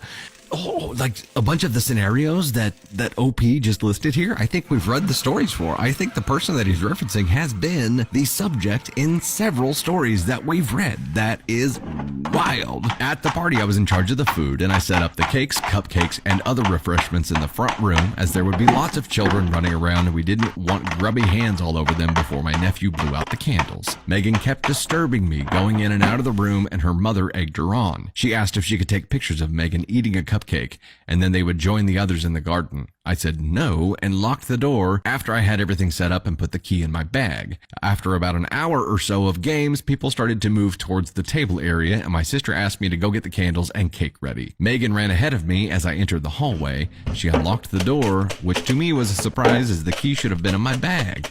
Her mother was almost shoulder to shoulder with me when Megan dipped her nose and cheeks in the cake and had this deranged, trying to be cute smile on her face. She picked one of the flowers off the cake and ate it. Her mother cheered her on and took a picture before I could react, saying that the first pick of the flowers was hers anyway for being special. A few more people were in the hallway at this point, including my nephew and sister. He didn't look happy. I don't know what came over me, but I walked up to Megan and smashed her head into the cake. Give an OP this for that. The aftermath was not pretty. Her mother started screeching, which brought more people into the small hallway at the front room. Megan started crying, and her father threatened to do some not-so-nice things to me before my brother-in-law managed to interfere. He had to literally drag him out of the house. Some people in the crowd laughed, others stayed quiet. Then those who missed it asked questions, and I explained what happened. Megan and her mother, who were still in the room, tried to justify their actions, even saying that I was the one that ruined the cake. Others sided with me that nobody wanted to eat the cake. Others sided with me that nobody wanted to eat a cake with Megan boogers. In the end, they left. My sister has canceled Megan and her family's go-kart tickets. She also billed Megan's mother for the cake. Megan's mother forwarded the bill to me via WhatsApp message, but I refused to pay for it. She said what her daughter did was fixable, but how I reacted was not. She also billed me for Megan's dress dry cleaning. I have no intention on paying that either. There has been quite a commotion on Facebook and WhatsApp groups as my sister is threatening with small claims court. The older generation says I'm the asshole as I reacted inappropriately. Am I the astronaut for making a mountain out of a molehill? Relevant comments, OP, when asked if she apologized to her nephew for causing a scene at his party. Thanks for the thoughtful reply. I have already apologized to him as he is still upset about the cake today. I told him I would make it up to him. He says he knows the cake was ruined due to Megan's behavior, but was still sad that his birthday party became about Megan and her mother. Even when the children were done eating the remainder of the food, they talked about the incident and didn't talk too much about his party. Thinking back, I guess I should have put her mother's face in the cake. Oh well, done is done, and I don't have a time machine. Update, September 17th, 2023, being the bigger person. I ended up paying for the dry cleaning and apologized to Megan. No! OP, why? Megan's father agreed to and paid for the cake and some extra cash to make up for a ruined birthday.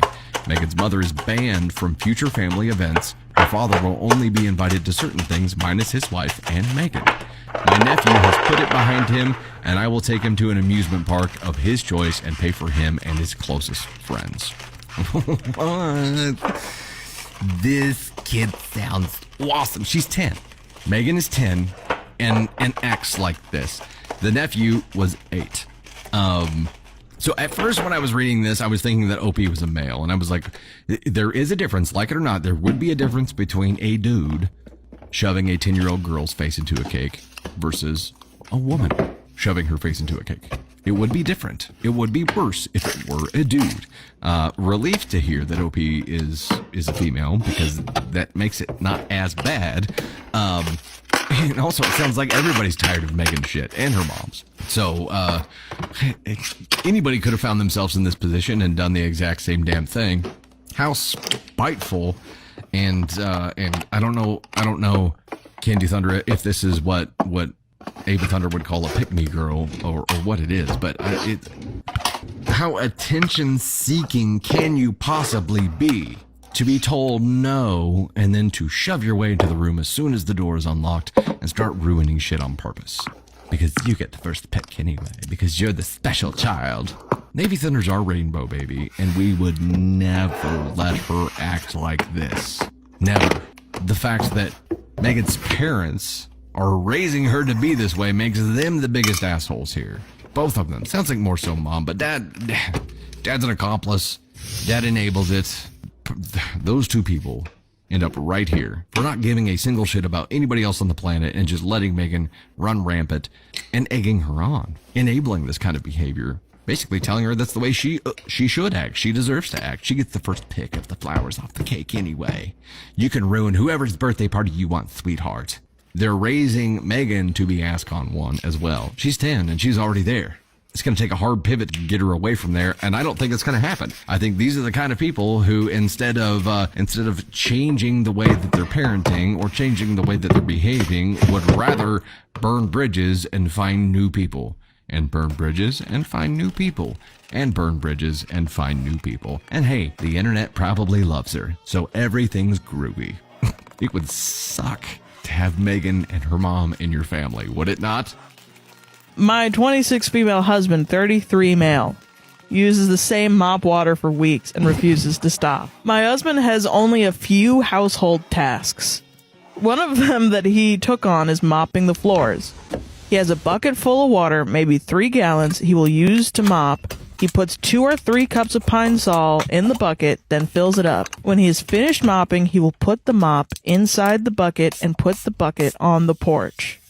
What? Wait. Yeah. Okay, now that just got worse. Sitting outside, still water on the porch, birthing mosquitoes. Christ. Oh. Not good. He uses the water until I throw it away. Yikes. Yeah, someone has to do something about it. Yeah, I get it. The water is often black when I throw it out. Oh, gross. Okay, I'm getting feels. Jesus Christ. He will use the same water to clean up messes. If the dog pees on the floor, he mops it up, then puts the bucket of water back on the porch. Pee water. Oh, the Pine Sol kills it. It doesn't. Fucking. I'm sure that's what he thinks. Jesus. This is a major source of contention between us because I think it is incredibly gross. Yes. We have gotten into screaming arguments when he has quote unquote caught me throwing out the mop water. He says the water is fine because the Pine Sol sterilizes it, and that he worked as a janitor before, and he's insulted that I think World's worst janitor. Sorry. No, you can't do that. He's insulted that I think he doesn't know how to clean a floor. I cleaned a whole school for years, and you think I don't know how to clean a regular floor. I have offered to do it myself, but he sees it as an insult to his abilities. I mean... Also, no, wait, hold on. So if you've worked before, you're probably... Okay, hold on. So he was were you doing that to those kids? Yeah, because you weren't cleaning that fucking school properly, yeah.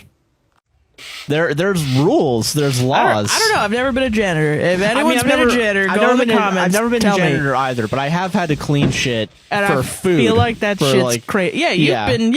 I've had to. There's been a lot of safety food protocols I've had to follow, which is different from a floor. I know that, but well, I mean, a kitchen. Yeah, I've had to clean a pretzel kitchen. You got before. a kitchen in your house if you're mopping the kitchen floors, and even then we didn't really dog piss water. That's not good. You're spreading the dog piss around. Yeah. Jesus Christ. Okay. Today I stepped into the kitchen and noticed the entire floor felt grimy and sticky. Oh. He was sitting at the table and told me the dog peed, so I thought I'd just do the whole floor. I asked him if he bothered to change out the black water he's been using. He said no. This started a fight, of course. I told him that he made the floors filthy and that I, get this, 3 months pregnant. What? Oh. You can't be doing this with a pregnant woman, no. Bruh. Okay. Dude. Whoa. I told him that he made the floors filthy and that I, parentheses, 3 months pregnant, didn't want to expose myself to whatever diseases are growing in the water. Yeah. And I would be doing all the mopping from now on with Bona because we have hardwood floors. He told me that he might as well not be in the house because clearly I don't respect any of his choices. Come on. He got his keys, got in the car, and drove off. He's been gone for hours, came back, and still isn't talking to me. I feel like I'm going crazy. Is the Pine Sol actually sufficient? Am I making something huge out of nothing? How am I supposed to fix this when I feel like I've tried to and it hasn't worked? Am I the asshole for calling children's social care on my neighbor when she left her children on my doorsteps? This is not my story. At the time, I thought I was doing the right thing, but I am now second-guessing myself after my husband had a go at me. I'm a 29-year-old female and my husband is 27. We live in a cul-de-sac, everyone is too close to one another, and it means people are naturally in each other's businesses. Right from the beginning, I had issues with one of our neighbors. She is the type of woman to let her children wander about without a care. But this is not the worst part. She has an uncanny skill for talking to the neighbors into babysitting for her. I am normally the type to say no, but even I have been roped into it way too many times. Yesterday, she came knocking on my door again. So I pretended I wasn't home. She continued to knock harder, and I thought she would yank the letterbox right off. So I went to answer. She quickly said a few sentences that I didn't quite understand and that she would be back on Sunday. She has 6 children ranging from 6 months to 7-year-old. I told her I couldn't and she said the black cab was waiting for her. I tried to grab her hand to stop her from leaving. I said I wasn't able to and she ran off and got in the cab. I was pissed and that is putting it mildly. I waited 40 minutes and then I sent her a text saying that if she couldn't pick them up in 10 minutes, I would call Children's Services. She didn't answer the text, so I just called her. She didn't pick up on the first 2 rings, but picked it up on the 3rd. I told her the same thing again, and she tried to tell me it was too late for her to come back as she was out of the city and that if I didn't want to watch them, to drop them off at Jennifer's, the 60-year-old lady with health issues, living on the opposite side of me. I repeated that if she wasn't here in 10, she could pick them up at the local consul if they decided she wasn't fit enough to be a mother. She said a few bad words and told me I would never. So I did, as in that moment it felt like she was baiting me. After phoning Child Services, I sent her a text and it was done. She phoned me back and said that she was halfway to Blackpool and that she would murder me if it was true. So I sent her a video of when Child Services picked them up. The police was there too, as they said they often tag along for collecting abandoned children in case something criminal has happened to them, and they asked a lot of questions about the mother. Last night, me and my husband had a huge fight. My husband was in foster care, and he said, "Right cow you are." He said I should have declined at the door instead of waiting 40 minutes before calling CSC, when the mother couldn't responsibly pick them up in 10 minutes. He said I had other options like not opening the door or running after her and throwing the children into the black cab instead of silent. He also said I did it on purpose as the mother offered Jennifer as an alternative. So why hadn't I done that? In my defense, I am not comfortable to hand over children to a third party, and good manners say you don't show up to an elderly lady's doorstep to give her 6 unruly children to deal with for a few days. I would never have lived down that shame. My husband argued that once I had dropped them off at Jennifer's, it would be no longer my business, but something between the mother and our other neighbor. He told me anything that happens to those children in the care is on my head, and then he told me of things he himself experienced and what he knew others in care had experienced. I haven't slept all that much, and my husband left for work without speaking to me. I wonder if I should go back to Child Services and say I overreacted or that it was a misunderstanding, and finding a way to make it up to the children and get them out of there. I had no idea foster care was that bad. So am I the asshole? Am I the asshole? I didn't attend my son's wedding. Instead, I spent the evening with his ex-wife. I At 19, my son met a girl and married her. I personally thought he was too mature, and then at 20, they had their first child. And then 16 months later, they had a second. After the first baby, my wife and I noticed our daughter-in-law wasn't happy. We both thought it was PPD related, and then soon they separated. She would bring the kids over for a visit, and then she started to unload on us and kind of just tell us everything. When we talked to him, he refused to take responsibility and blamed her for everything. They filed for divorce, and 3 days later, he announced his new girlfriend. A month later, they were engaged. Because of this, his ex-wife had to become a permanent stay-at-home mom, take care of the kids. She knew no one besides us, so I helped her financially, which my son did not know. Before the divorce was even finalized, we got a wedding invitation. I said I would not attend because they didn't have my blessing, and I've stayed consistent with that. And I said I did not want the fiance around the house either. No one really in our family attended, other than my wife who brought the grandkids, but only for that reason. The ex-wife was very surprised that we didn't attend. The next morning, my son called us to say how horrible we are, and that he caught wind that we spent the evening with his ex. He says this is the ultimate form of betrayal. Did I do anything wrong here? Am I the asshole for yelling at my obsessed wife? So my wife is a big nerd, which I normally appreciate. She took today off of work so she could be up at 4 AM to play her online game at launch. I didn't wake up until about an hour ago, and she was still playing. I mentioned that I was hungry, hoping that we could make breakfast together. She instead said, "Order us something from DoorDash, I'm in the middle of a dungeon and I may be a while." I didn't really want to get takeout because we had already discussed ordering pizza tonight for dinner, and that's a lot of takeout food in one day. I calmly explained this, and she got pissed and shrieked at me that she just wanted one weekend to focus on her video game. I said that it was unfair to our family for her to isolate all weekend, and she got even more mad, telling me that I have 2 hands and can feed the goddamn cat. I was in tears at this point, and I did raise my voice and said that I was worried that she's obsessed with this game, and maybe she needs professional help. She threw her car keys at me and said that I need to get out of her face, that she works all the time and doesn't ask for much, and I need to leave for a few hours. Am I the asshole?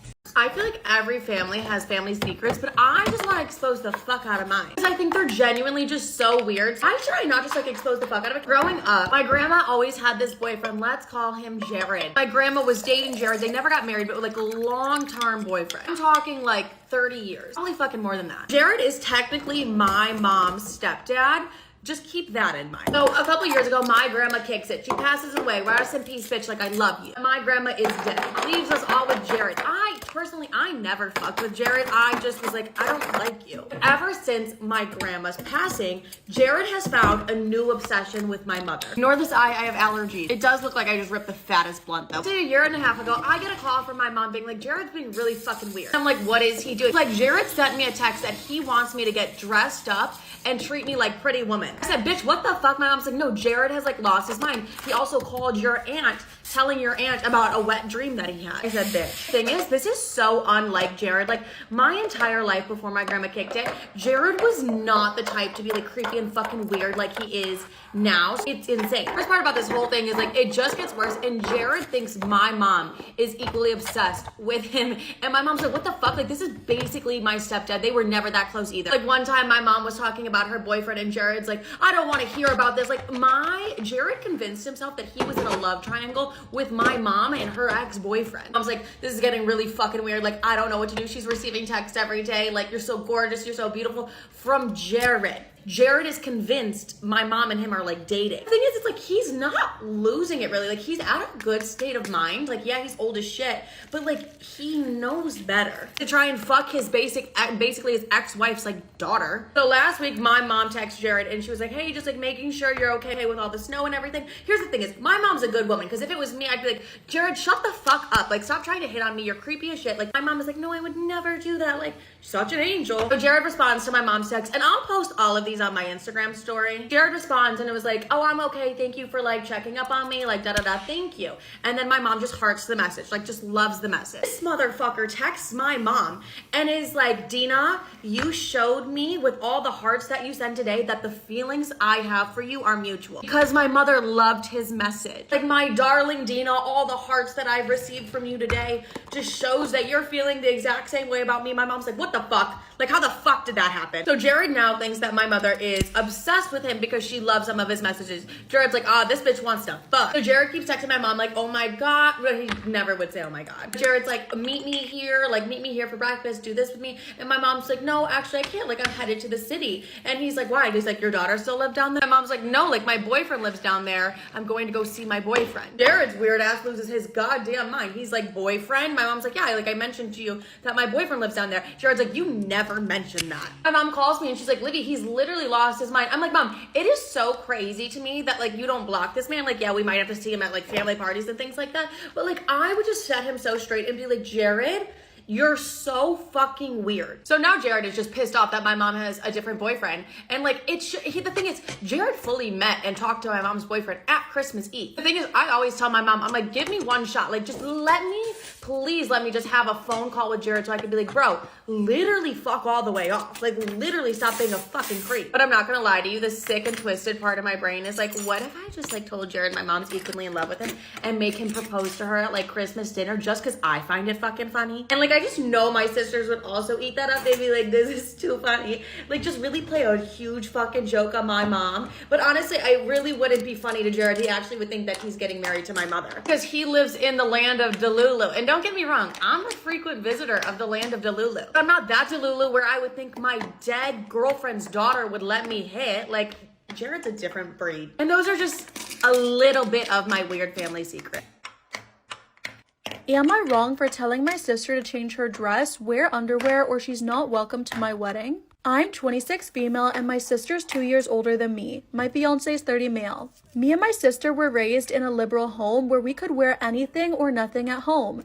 Now my sister has always dressed very skimpy and I don't mind because I was used to it at home. But this time I'm feeling a type of way because it's my wedding. My wedding will be February 2024 and my sister, who's also one of the bridesmaids, has shown me what she intends to wear and I was shocked to say the least. The dress clearly shows she's not wearing a bra or panties because it has a slit up to her waist and her back and chest are barely covered. I'm uncomfortable with her being around other people, especially my fiance and his family looking like that. I did mention it to my parents and they see nothing wrong with the outfit.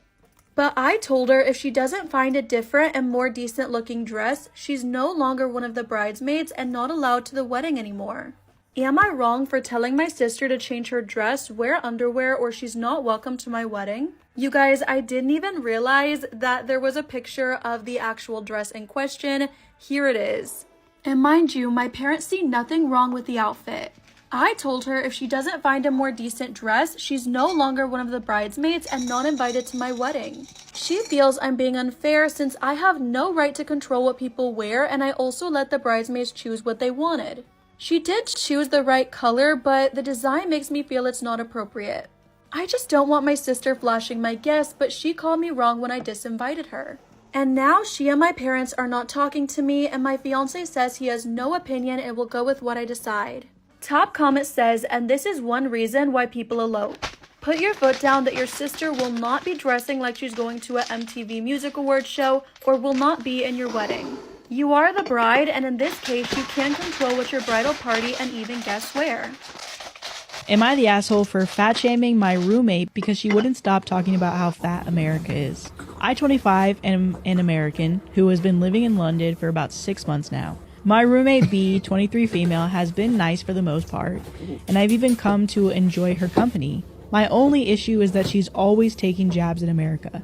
To clarify, I don't think America is above criticism, and I have no problem shooting shit from time to time. When I first met her, I would laugh along, and I didn't feel any type of way about it.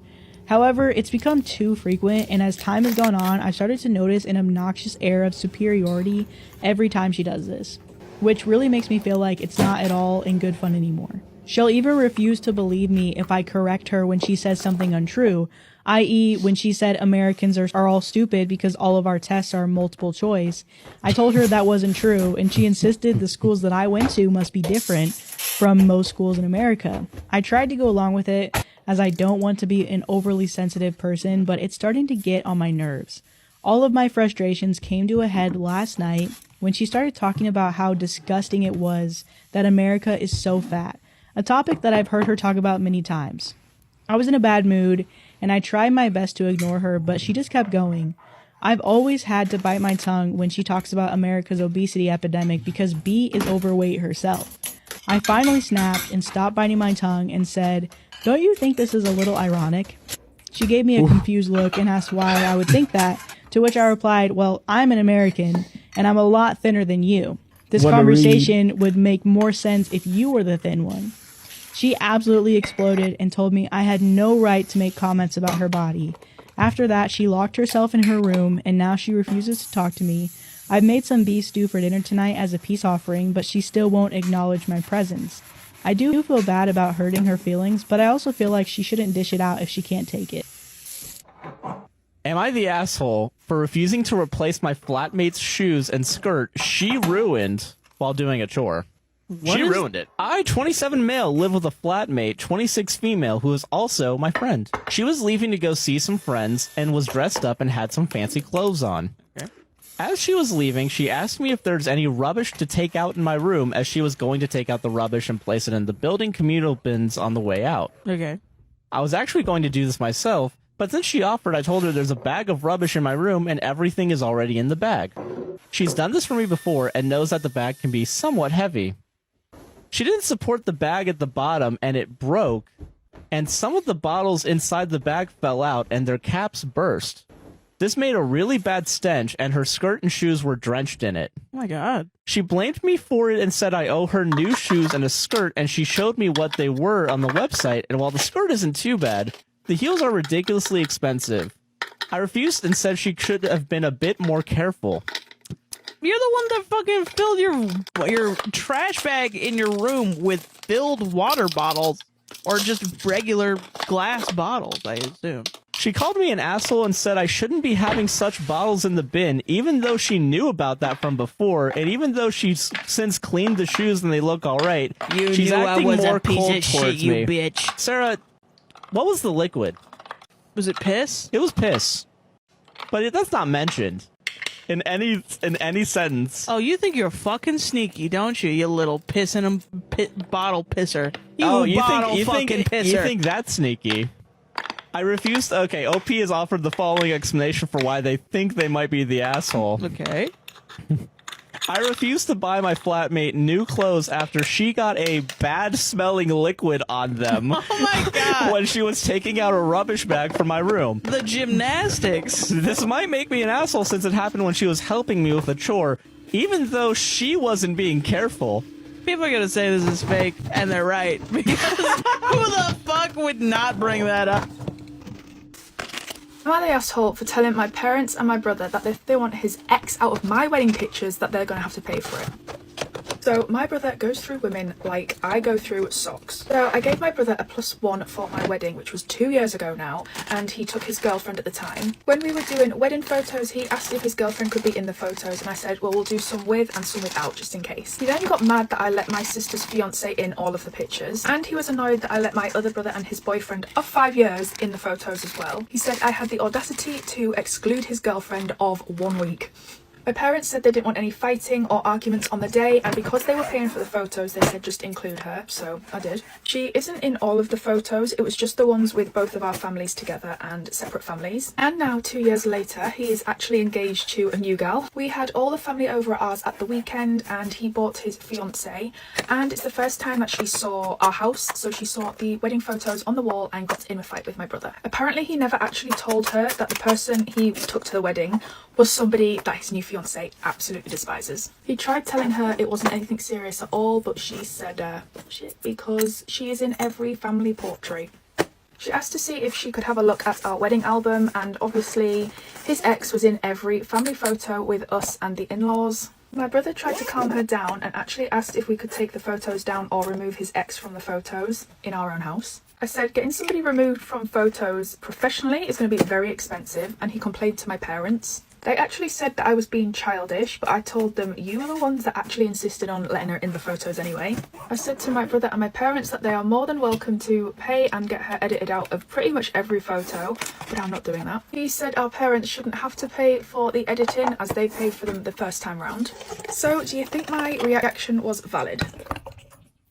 Am I the asshole for showing up to guys' night after my husband didn't come home when he said he would. My husband has been hanging out with his guy friends every weekend for about a month. It generally doesn't bother me at all, but lately he has been saying, quote, I will be home after this beer. And that one beer turns into 6, and him coming home in an Uber around 3 to 4 a.m. And well, I want to hang out with my husband. There's never any ill blood or fighting about it. I know he needs his friends as we are currently going through a stressful time and he needs to decompress. However, when he went out on Saturday, I told him, quote, if you aren't home by 8, I'm coming to find your ass. He laughed, said he would be home by 8, and that was it. Well, by 9, he still wasn't home. I knew this was going to happen, so I planned it all out. I'd already gone to the store and picked up a 30 rack, and this is actually kind of embarrassing, but I threw on some of his clothes, put my hair up, and put a hat on to make myself look more manly, and headed over to his buddy's house, where I knew he was. When I walked through the door, my husband starts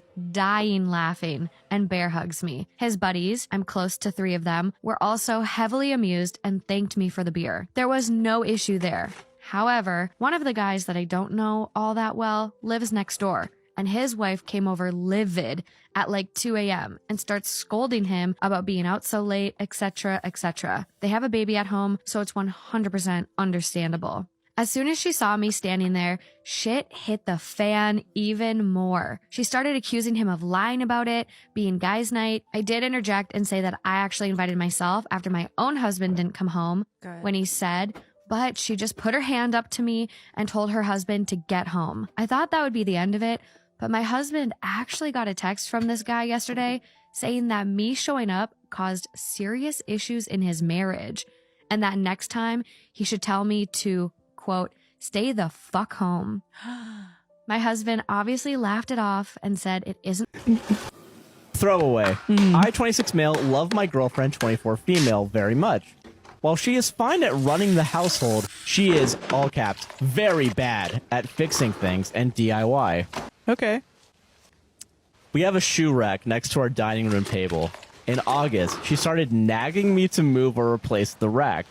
I was busy and we never used the table anyway, so I never had a chance to do it as it wasn't a priority. Since August? Yeah, since August. A few days ago, she texted that she, quote, couldn't take it anymore and had ordered and assembled a new shoe rack so we could finally use the table. I'm not joking when I'm adding these next 2 words in, all one-sentence words, or one-word sentences. Fine, whatever. Jesus Christ. Okay, man. But she assembled it badly, and a pair of shoes fell on me. I lightheartedly, yeah. It's that tall? It can't be that tall. My shoes fell off. My shoes fell on my foot. They took my Microsoft Dinosaur CD and cut me up, and they threw me down the stairs, and my shoes fell off. I lightheartedly told her the shoe rack was clearly not level and looked like shit. She looked rightfully embarrassed and said she knew. Rightfully embarrassed. I'm not adding any words to this to make this guy look like an asshole. Don't worry, this is all in here. Wow. She looked rightfully embarrassed and said she knew she had probably assembled it wrong and could I help fix it.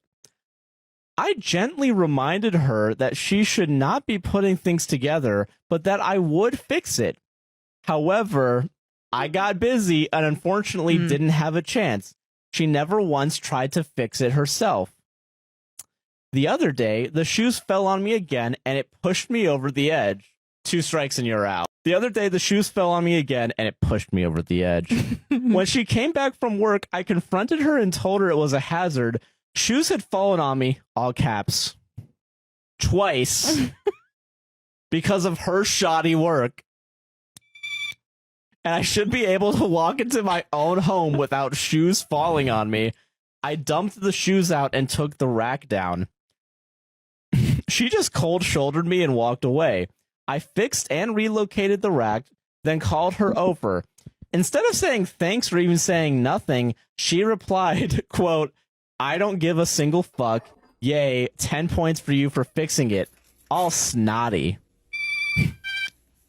I was stunned and told her I'd fixed it like she asked, and that I had a right to be upset about her shoddy work causing shoes to fall on me twice. Moreover, the old shoe rack had been perfectly fine. She shut herself in the bedroom and refused to talk to me. I think the old shoe rack was the table, I think. It was the table that he was talking about at the beginning. Yeah. Yeah. I understand I probably shouldn't have snapped, but she took it upon herself to redo the shoe racks. It wasn't necessary as she created a hazard. I fixed it, and yet it still seems like I can do no right in her eyes. So am I the asshole? You can do no right. The right thing was to fix the fucking table. In August. In August? You've been busy for 5 months? Yeah. 5 months? Almost half a year? Listen, guys, ADHD King here. I don't take 5 months to do things. I don't think so. I don't think so at all. Yeah, I barely ever ask you. And maybe that's just me. To Like, do maybe, things. but listen, the way that this guy's acting about it, though, like, yeah, he was asked to do it. Yeah. Nothing happened for 5 months. She did it on her own. Right. You got mad at her for doing it on her own. Yeah, because shoes fell on you. Yeah. How high is this fucking shoe rack? And are your shoes laced in lead? Like, what is going on?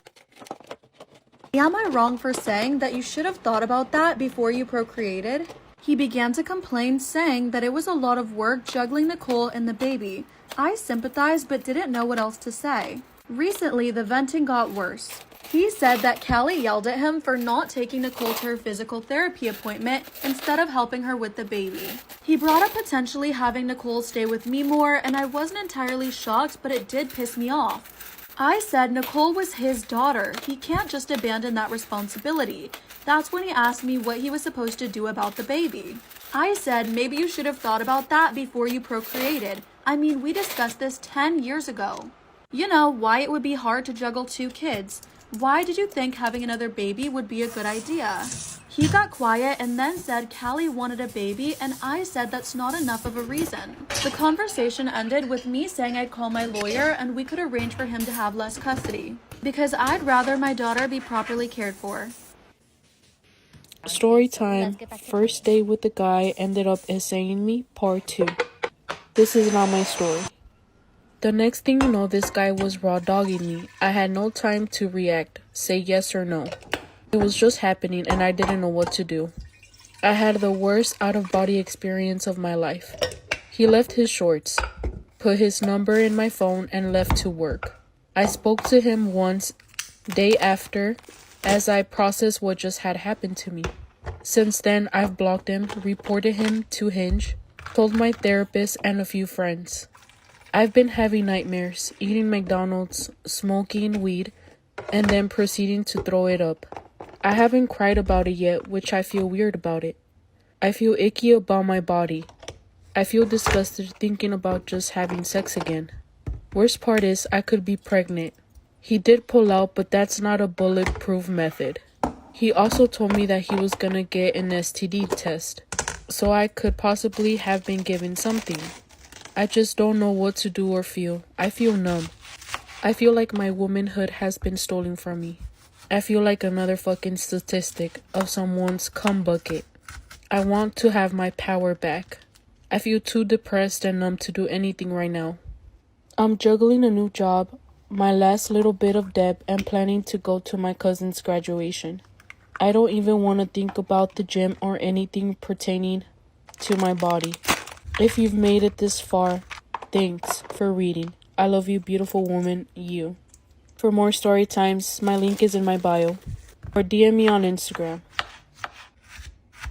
Am I the asshole for not being able to see myself settling down with my girlfriend? You are an asshole if you're still sticking with her. I, 29 male, have been in a relationship with my girlfriend, 28 female, for 5 years. We've had discussions about our future goals, including settling down, having children, and other similar aspects. Initially, we were both on the same page. I believe she was the one for me. However, lately, I've been feeling a sense of boredom and monotony in our relationship. Our sex life is great, she's a wonderful cook, and she's objectively attractive. There isn't anything inherently wrong in our relationship, but the thought of being stuck in a repetitive routine is becoming overwhelming for me. Additionally, 3 of her close friends are either engaged or married, and she keeps pressuring me about when we'll take that step. I'd been contemplating ending the relationship because I found it increasingly difficult to pretend that everything was fine. However, last week she told me that she had taken 3 different pregnancy tests, all which came back positive. Ooh. To say that I was mortified would be an understatement. Despite my best efforts to conceal my reaction, she could tell that something was off. She asked me how I felt about the situation, and I must admit that my choice of words could have been better. I asked her if abortion was an option, which caught her off guard. The following 2 minutes were filled with an uncomfortable silence. After that, she got up and left the apartment. Since then, she hasn't spoken to me at all, and I assume that she's considering breaking up with me. Meanwhile, her friends and family have been calling me names, but I have chosen to ignore them, as their opinion hold no significance to me since they aren't directly involved in the situation. So you go on Reddit to get other people's opinions. Random people's opinions. Interesting. Despite me feeling free and so much better now that we aren't together anymore, I still can't help but thinking I might be the asshole. So am I the asshole? I feel like there was zero communication whatsoever, that he was feeling some sort of way like, hey, I don't think this can progress. So he was putting a facade the whole time and saying like, oh yeah, everything is fine and dandy, like we're good, we're Gucci. She was probably excited at the thought of having a kid because they've discussed marriage, they've discussed having families in the future. So for him to just pull that off in that instance and kind of just insensitive about it, like, hey, abortion, right? That just makes him a complete Am I the asshole for not letting my daughter buy clothes? Disclaimer, this is not my story. When my wife got home, we discussed a punishment and agreed on not buying her new clothes for a while. This weekend, we went to visit my brother. My brother lives around 3 hours away in a small town. We don't see him often. We all went to an annual fair and they had booths from local businesses. Our oldest daughter went to the clothes. I stopped her and told her the rule was still in place. I said she could buy books, a video game, candy, and more, but clothes were the one thing she could not get. She was bugging my wife, and my wife eventually told her she would reconsider it. She then talked to me, and I told her that I wasn't changing my stance because I'm not letting her buy other stuff and thought she was being entitled. My daughter didn't buy anything, and my wife thinks I was being too tough on her. When I called my mom for advice, she agreed with my wife. So am I the asshole? Ben and I are from very different income brackets. I inherited a good amount of money. Ben and I went to dinner with 6 of my friends. At the end of the dinner, the 2 guys, Max and Harry, said they would get the bill. Ben quietly said to me that he wasn't really comfortable with the guys paying for his dinner, so I said I would chip in for the bill. Ben said thank you, but could he chip in and then I could pay him back afterwards because he didn't want them to know I was paying. I felt like he was trying to enter a pissing contest with my friends, which was just childish. I said no, and I would just pay, and then I turned to everyone and said I'd chip in for 1/3 of the bill. He's now mad at me, saying I emasculated him and made him look bad in front of my friends. I think he's over dramatizing it because my friends couldn't care less, and he needs to get over himself. AITA? It's a cultural construct, just like how women are pressured to feel very beautiful. There is a parallel, smaller scale pressure for men to provide. You want to know who the fuck ruined my day today? Verizon Wireless. I have not felt genuine rage like I did today on the phone with Verizon Wireless since like I lived with my father and I interacted with my father. I spent the past 5 fucking hours on the phone just trying to cancel my Wi-Fi that I literally, and it hasn't even came yet. Basically what the issue was is I'm trying to cancel Wi-Fi I set up with Verizon because they can't come to like 2 fucking weeks to set up my Wi-Fi, and I'm like, oh no, like I need Wi-Fi before then, so I'll just call and I'll cancel the service. And guess what? They didn't fucking tell me that they can't give me Wi-Fi until after I signed the stupid agreements and shit like that. I'm genuinely so heated. Like if that didn't make sense, I don't give a fuck. I called today and I'm like, okay, like I need to cancel this. Tell me why the fuck it took me 5 hours, and guess, not even canceled, not even apparently canceled yet. All I need to do is just cancel the man coming to my home, and they're like, we don't even think you exist. Actually, no deeper okay, I gotta wait. Verizon was gaslighting me so hard that I was like, what? They're like, we can't find your account, we can't find your account. They gaslit me so fucking hard that I convinced myself I did like literal psychedelic drugs and had a dream that I called Verizon to set up my fucking Wi-Fi. Mind you, I know I didn't, obviously, because I have the confirmation number, but the way that they're like, I just cannot find this, I just cannot find this, and then I get transferred to so many different fucking people to figure out what the fuck my number is or what the fuck my Wi-Fi account is. At this point, I'm hour 2 on the phone with the Verizon customer service, and at this point, I'm really just trying not to be a bitch. I'm keeping everything inside me. I'm like, don't be a bitch, don't be a bitch, don't be a bitch. And I officially lost my mind when they transfer me for the 15th fucking time. They transfer me, and the woman goes, oh, like, we only handle New York things. Like, you have to call the California customer service. California customer service? Why the fuck was I not on California customer service? Like, I gotta relax. Mind you, I stated maybe 17 times that I was calling about my California address. They had my California address. If this lip stuff doesn't work like everyone on TikTok is like, oh my god, it works so fucking well, I'll sue. I'm in that mindset. I want to sue everybody. I don't know. I don't even have a lawyer like that. I literally lived 7 lives while I was on the phone with Verizon Wireless today. Like, I literally lived 7 fucking lives.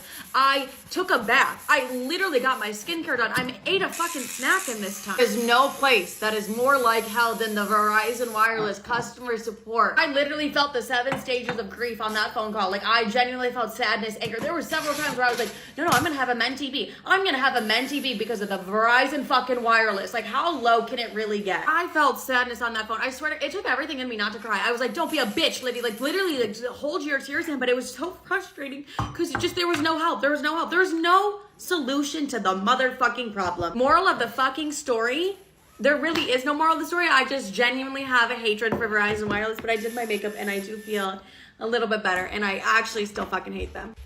Am I wrong for refusing to pay for Christmas dinner when I'm not hosting? Story time. So I do Christmas with my husband's family every single year, and each year we change up who is hosting. And I'm pregnant this year, so we decided that my sister-in-law and her partner would host. My partner Steve have always said that they are not the best cook, so we're not really looking forward to the dinner that much. And we did offer to help them with the cooking. They always overcook the vegetables, and there's nothing worse than a rubbery carrot. So despite knowing that I was going to have to politely enjoy the food and not say that I actually really hate it, I was quite looking forward to going until my sister-in-law, who we will call Amy, calls my Steve and asks when we're going to take her shopping to get Christmas groceries. For a little bit of added context here, me and Steve both lost our jobs not too long ago, and we're both on food stamps at the moment. And Amy asked if we could have £200 worth of food stamps from our little stash. And please bear in mind that Amy and her family and my Steve's sister are really quite wealthy. Like, they do not need our help.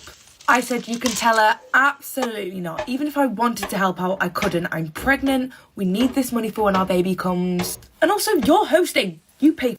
Then next thing I know, I've got bloody mother-in-law on the phone asking to give up just like £100 worth of food stamps to help pay for it. Really, please get the vibe. And also, why would I give any money to people who can't cook? It's gonna be a bad meal. They definitely have the means to pay for it themselves as well. And then my mother-in-law dropped the absolute bombshell on me. Darling mother-in-law, the hot cocoa bar for the office. Turns round to me and says, well, maybe you should give some up because you need to stop eating so much anyway.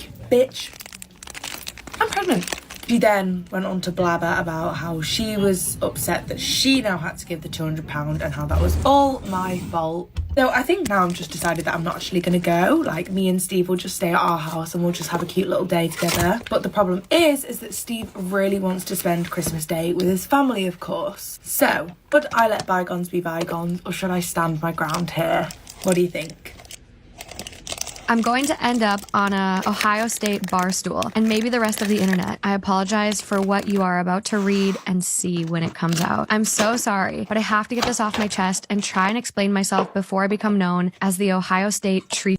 So this morning around 6:30, I came back to campus. I live off High Street, but don't have class on Mondays and spent the long weekend home, deciding to wake up early and commute back today. I didn't want to fall back asleep because I have an 8 a.m., so I was hanging out on the oval, sitting on one of the trees to the right of the Thompson statue. Its branches are a little lower, and I was using it kind of as a bench to sit on at first, then just sat down next to the tree on my backpack. There was a hole in it, and I kind of started poking my fingers in it. Some water squirted out. And I don't know what got into me, but I started really going at it. With his fingers? Yeah. Okay. Yeah, I think he was finger a tray. It squirted again, and I might have moaned and went to lick it, and all of a sudden I heard a little scream, and I turned around, and there were 3 girls staring at me with their phones out recording. It's the 3 of us.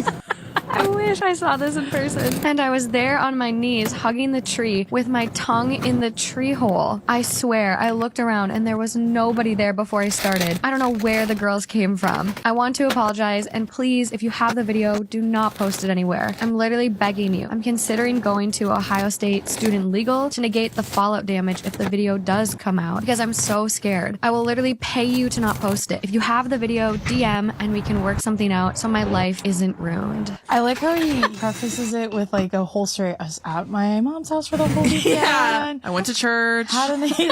I went to the soup kitchen, Yes. Donated. I gave some blood. I donated plasma. Overall, I'm a really good person. Anyways, I was tree and it was turning me on. I like how he said I'm not a tree fucker, and he absolutely is. You're just in an on-campus tree and you think that you deserve the right to explain You can't yourself? sue anyone for that. They should sue you for emotional trauma. Damage. There are like squirrels in a tree hole. They're like, what's he doing to our home? I'm scared, you guys. Storytime about how my husband left me for my twin brother. I, female, 25, have been married to my husband for 6 months. When we started dating, it was just casual. I never thought I would marry this man, but it happened. We had a pregnancy scare, and that's when he told me that if I was pregnant, that he would marry me. We took a few pregnancy tests, and most of them came out positive. So we were convinced we were having a kid together. Of course, he asked me to marry him, and not until 3 months later did we decide to go to the doctor. And as soon as we got to the doctor, they said, "You're not pregnant." We couldn't believe it. But nonetheless, we were married a gay man, and that he was possibly having an affair with my twin brother? I mean, could things get worse? I decided to confront my husband. What he told me literally shocked me. Part 3 is up. Storytime about how my husband left me for my twin brother. I confronted my husband. He told me that my brother essentially had been following him around and wouldn't leave him alone. In other words, he was putting all the blame on my brother. But instead of believing him right away, I grilled him. Started asking him questions about his past, like why he had never had a relationship before me with another woman, why all of my friends, literally all of them, thought he was gay. Of course, he denied everything, so I got on the phone and called my brother. I asked him to come over really quick, and he did. And of course, I started interrogating him too. That's when I told my husband to repeat what he had told me. But he couldn't. He looked at my brother and said, "Sorry, I told her the truth." My brother said, "Which is?" And my husband says, "You won't leave me alone and that you've been harassing me." That's when my brother tried to swing at him. Then my brother spilled all the beans. He said that on my wedding night, my husband and him made out. And that after that, my brother would come to our house after I left every single morning to be with my husband and to do all the nasty things they wanted to do to each other. My brother told me that the one who started it was my husband. I looked at my husband and he couldn't deny anything. I divorced him the next day. My now ex is trying to convince my brother to be in a relationship with him, but he doesn't want to. And my dad is hunting my ex down. Bye.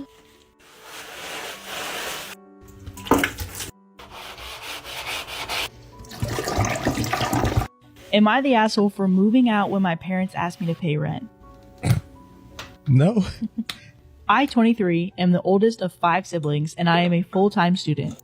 I also have a part-time job in my field, but when I complete my degree, my employer will take me on full-time. I make enough for my part-time job to pay for school and put money aside. My siblings range from 20 to 10. Both of our parents work full-time. I've taken on a lot of the responsibilities for keeping everything running in the house. I do the grocery shopping, the laundry, as well as making suppers and doing meal prep so everyone has lunches ready to take every day. I also get all my siblings to do their part with regards to household chores. For example, my youngest brother is responsible for feeding and walking the dogs, so I make sure there is dog food in the storage and poop bags on the leash. My dad works very long hours and my mom works 9 to 5 at a hard job. Over Christmas, I had a chance to buy a PS5 for myself, so I did. The rest of the family is still using a shared PS4. I keep mine in my room and I do not share. My parents started fielding complaints from my oldest brother about how I made so much money and I don't share the things that I buy myself for. Totally true. So they had a talk with me where they brought this up. I pointed out how much of the household work I did, and they said that it wasn't fair that I was earning so much money without contributing. They told me how much they expected from me. I went to my room and did the math. If I gave them what they wanted, I would have about $800 left over. If I dropped a couple of classes next semester, I could go to almost full-time hours with my employer, and it would only be 1 more year until I graduated with my second degree. But I could afford my own place, and I would have way more free time and disposable income. I packed up and I moved out. Everything I owned fit in my car. I stayed at an Airbnb for 2 weeks until I could get everything sorted with an apartment, school, and work. It was great. I'm not going to lie, I may have gone a little overboard on Tinder. I couldn't have any women over to my house. I just moved into my own apartment. I'm working part-time until I finish the semester. I will work full-time over the summer and go to a lighter class load / higher work hours in the fall. My oldest brother has been tasked by my parents to do everything that I used to do. His chores have been split up with the other 3. They're all pissed at me for moving out. My parents are upset that I left them in the lurch. My siblings are mad at me that they all have more chores. My oldest brother is especially salty because he has no free time to see his girlfriend and she isn't allowed in the house when my parents aren't home. I'm enjoying my free time. I bought myself a plant from IKEA.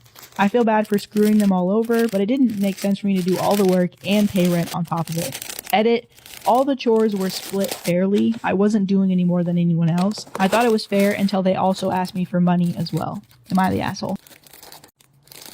Story time. Why you should never forgive and be the one who got away. This is not my story, it was sent to me on my email.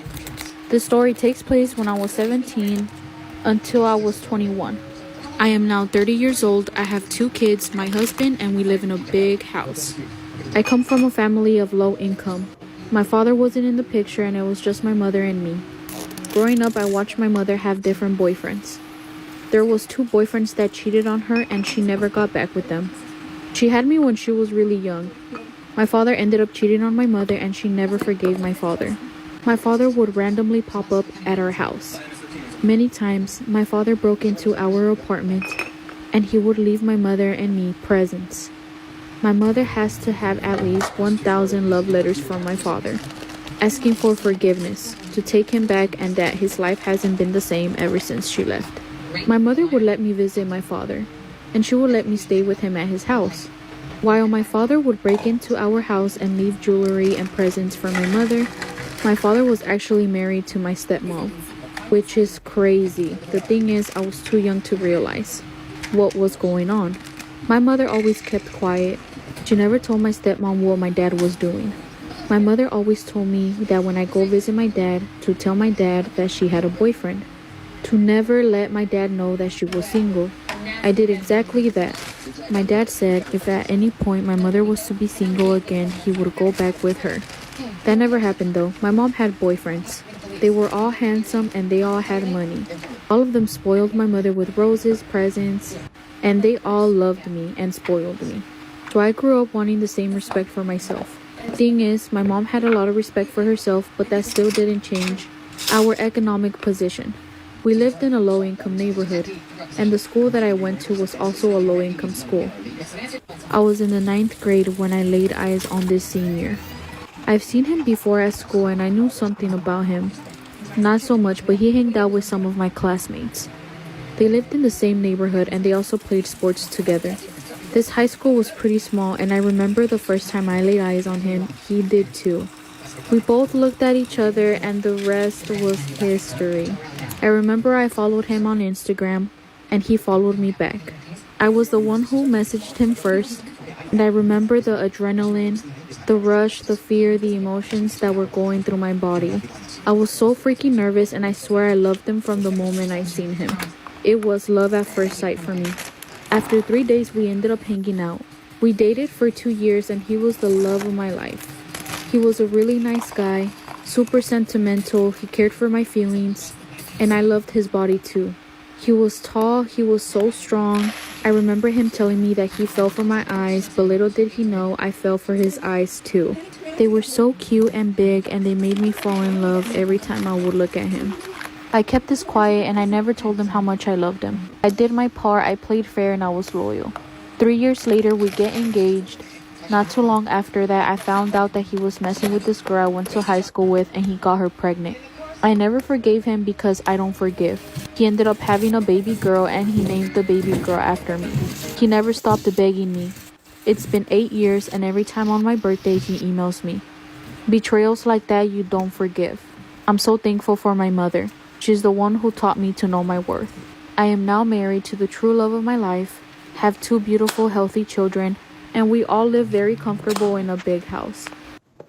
I carried my own poop in my bag for nearly 10 miles. What an interesting time to take a sip of a freshly opened LaCroix. When I, 23 female, was 18, I had a summer job working as a cashier at a large supermarket. I spent most of my nights at my boyfriend's parents' home in a smaller town about a 20-minute drive away. And one morning, he wanted to wake and bake, and he didn't have work until the evening. And as I didn't have work until just after midday, I thought, fuck it, I'm gonna do what Chris did and take a hit in the studio. I was trying to be so slick, not get you demonetized. I'm like doing downward dog under the table, just trying to get a puff. So we hit the bong and then went to the kitchen to have a full English breakfast. As I was finishing... This is like my dream morning routine. This sounds great. A full English breakfast, by the way. Those get shit on way too much. Those beans, phenomenal. She says that. As I was finishing off my baked beans, I saw the time and realized I had just over 10 minutes to get the bus home and in time for work. So I ran to get my things and quickly used the bathroom. Turns out I needed the biggest shit of my life, which was refusing to flush down his tiny ass toilet. I was running out of time till my bus and I had to think fast. My first thought was to wrap it in a toilet roll, which was a huge fail as it just absorbed the water and stuck to the poo. Yes, I had to pick it up with my hands. I was planning to wrap it up and put it in the bin next to the toilet. Did she just not want to, like, have her boyfriend see her shit? Yeah, but I immediately realized how disgusting that would have been. Next, I thought I should throw it out the window. But what if it lands in the gutter? His bedroom is in the attic. Or even if it didn't, someone in his family would just go out there and just find a human poo on the garden floor. I was really starting to panic at this point, as I was so close to missing the bus, which would have meant being late for work. I was high as fuck, so I was freaking out even more than I usually would. Oh my god. And I couldn't think of any way out of the situation. When I checked my phone, I had no time left, so I grabbed a t-shirt out of my bag, one of my favorites, R.I.P., wrapped it around the giant shit and with wet toilet paper stuck to it, and ran downstairs to find my boyfriend waiting to say goodbye. He was probably wondering what was taking me so long. There was no way I'd be giving him a hug and a kiss with a whole poop in my bag, so I ran out the door shouting how I was going to miss my bus and reached the bus stop, which was fortunately right outside his house. Now, it was a sunny, hot day in July. I had a fat shit in my bag, and I was stood at the bus stop baked as a cake, freaking out about how everyone on the bus is going to think I smell of shit. Yeah. And how it's just going to cook in my bag because it was already so hot, and the little bus will be like an oven. But also, a t-shirt isn't like a plastic bag. It's just gonna get wet and shit covered and stain everything in your bag. Yeah, you should have just asked for a plunger. You should have just said, babe, take care of it. There was no way to discard my poop while I waited for the bus, and I barely had a minute till it arrived, so I couldn't just chuck a t-shirt full of poop outside my boyfriend's parents' home. And even if I did, my boyfriend would have known it was my t-shirt, and God forbid, pick it up thinking I dropped it by accident, ... So I get on the hot, sweaty bus, high, paranoid, and certain everyone could smell the shit in my bag. And now I'm wondering how I'm gonna talk to my mom when I get home when I'm super blazed and smell like shit. I get home and run straight upstairs and shout down that I'm going to be late for work. I jump in the shower, put on my uniform, and I'm immediately out the door, barely speaking to my mom. The supermarket I work at is about a 30-minute uphill walk from my house. I'm still high, it's really hot outside, and as I'm 10 minutes into the walk, I realize I still have a fucking shit in my handbag. My own fucking shit in my fucking handbag. I was so determined to avoid my mom and get to work, my high ass didn't even think to take it out and dispose of it in my mom's toilet. And now I'm nearly at Tesco and I still have poop in my bag. Unfortunately, the closest bin was right outside my work, so I put my whole bag in the bin and go to the staff room like nothing happened. I then spent the rest of the day scanning customers' groceries, traumatized about what I'd been up to. And I've had to live with this information all my life and have been too embarrassed to tell anyone. I guess I could have just told my boyfriend I couldn't flush. And didn't have time to wait for it, but we were still fresh in our relationship, and I couldn't stand the thought of him getting rid of my giant shit while I'm not even there. That seems like best case scenario. Feels good to get that off my chest. Sorry for the long read. I mean, this isn't great of me to say. In that scenario, I would use the litter cart. Am I wrong for buying my biological daughter a car, but not my stepdaughter? Before my daughter Christina, currently 19 female, started high school, I made her a deal that if she kept above a 3.9 GPA for her freshman through junior year, I would buy her a car up to $20,000 to have for her senior year, on the condition that if her GPA dipped below 3.9, I would take it away. She kept a 4.0 throughout high school, so I let her pick out a car before senior year.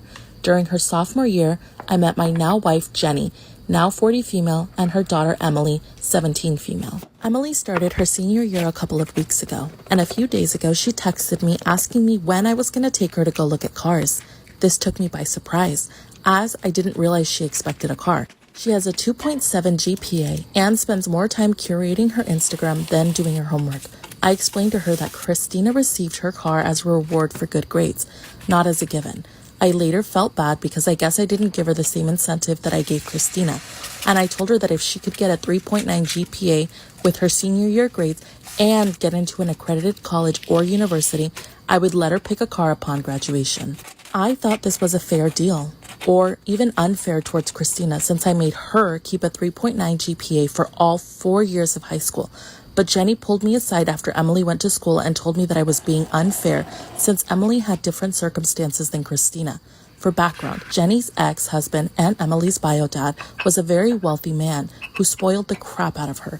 Everything she wanted, all she had to do was ask for the first 12 years of her life. She didn't try in school because her dad promised her he would get her into any college that she wanted and give her a job at his company afterwards. Then, when Emily was 12, her dad was arrested for serious tax fraud.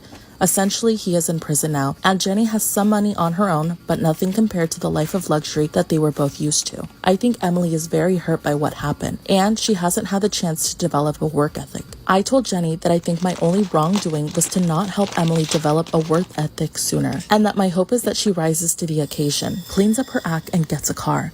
I also said I would do everything I could to help Emily research colleges and perfect her application, but Jenny wasn't having it. She and Emily have both been giving me the cold shoulder the past couple of days and still think I'm treating Emily unfairly. I really don't know what to do. I want to give Emily a goal that is challenging but attainable, but at the same time, I don't want to put the strain on my relationship with my family.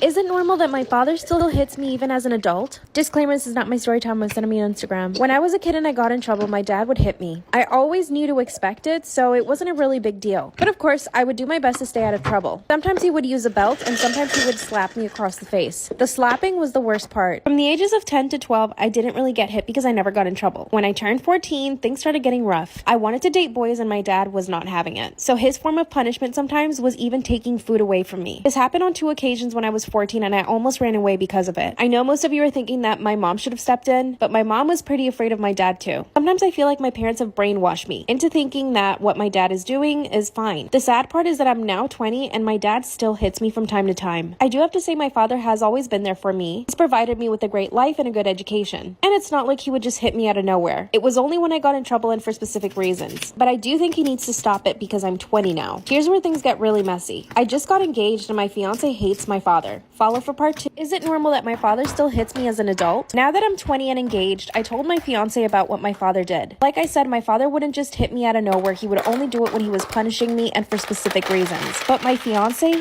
loathes my father. He thinks it's abuse and that it wasn't a normal thing for me to have to endure as a child, especially as an adult. And I've only come to realize that what my dad is doing is probably wrong because of my fiance. Before that, I never had anybody in my life tell me that what my dad was doing was wrong. But here's what happened. My fiance and I were cooking in my parents' kitchen. My dad must have been in a really bad mood because he comes into the kitchen and says, "If you don't clean up this mess, I'm gonna show your fiance how he slapped the shit out of you." My father had never shown that side of him in front of my fiance. But as soon as those words came out of my father's mouth, my fiance turned to him and said, "You will never put your hands on her again." And my dad said, "That's my daughter and I can do whatever I want." My fiance asked me to leave with him and I did. My mom called us and begged us to come back, but my fiance said no. Part 3 is it normal that my father still hits me as an adult? After my fiance stood up to my dad, we didn't speak to my family for about 2 months. That's when my fiance asked me to go to therapy. And I did. That's when I found out that what I really needed to do was fix my relationship with my father. Because he had always punished me physically, I held a lot of resentment towards him. And my father being very antiquated, he thought that he was doing the right thing. Now let me clear a few things up. He only hit me twice when I was an adult. Once when I was 19, I got a bad grade in one of my classes and he flipped out. He slapped me across the face and told me that that would teach me to do better. The second time was right after my 20th birthday. I had gotten into an argument with my mom that really wasn't such a big deal. My mom and I worked things out, but my dad thought it was inappropriate that I spoke to my mom like that. Was I very disrespectful? No. But to him, it was completely unacceptable. So he hit me once with his belt. My fiance is refusing to invite my parents to our wedding, and to be honest, I kind of agree with him. Ever since stepping away from my parents, I have so much more confidence. I'm also happier in my relationship because I'm getting to be myself, and I'm not afraid that anyone will punish me. But I do feel guilty. I want to reach out to my parents. I'm not sure. What should I do?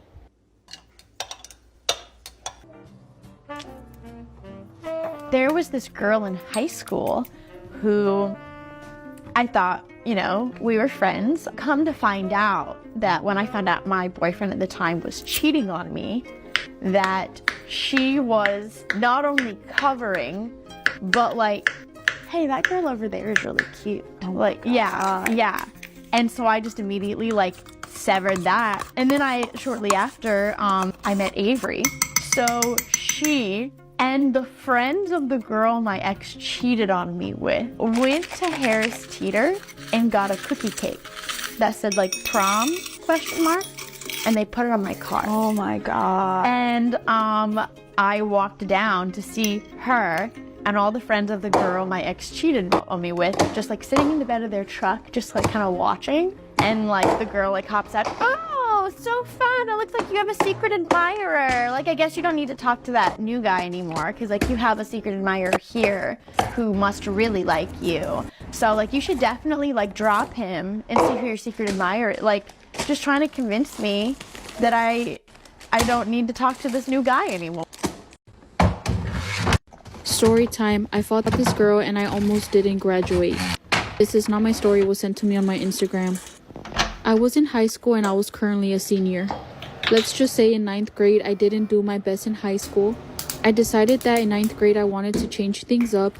I spoke to my counselor and he told me that I was not going to be able to graduate.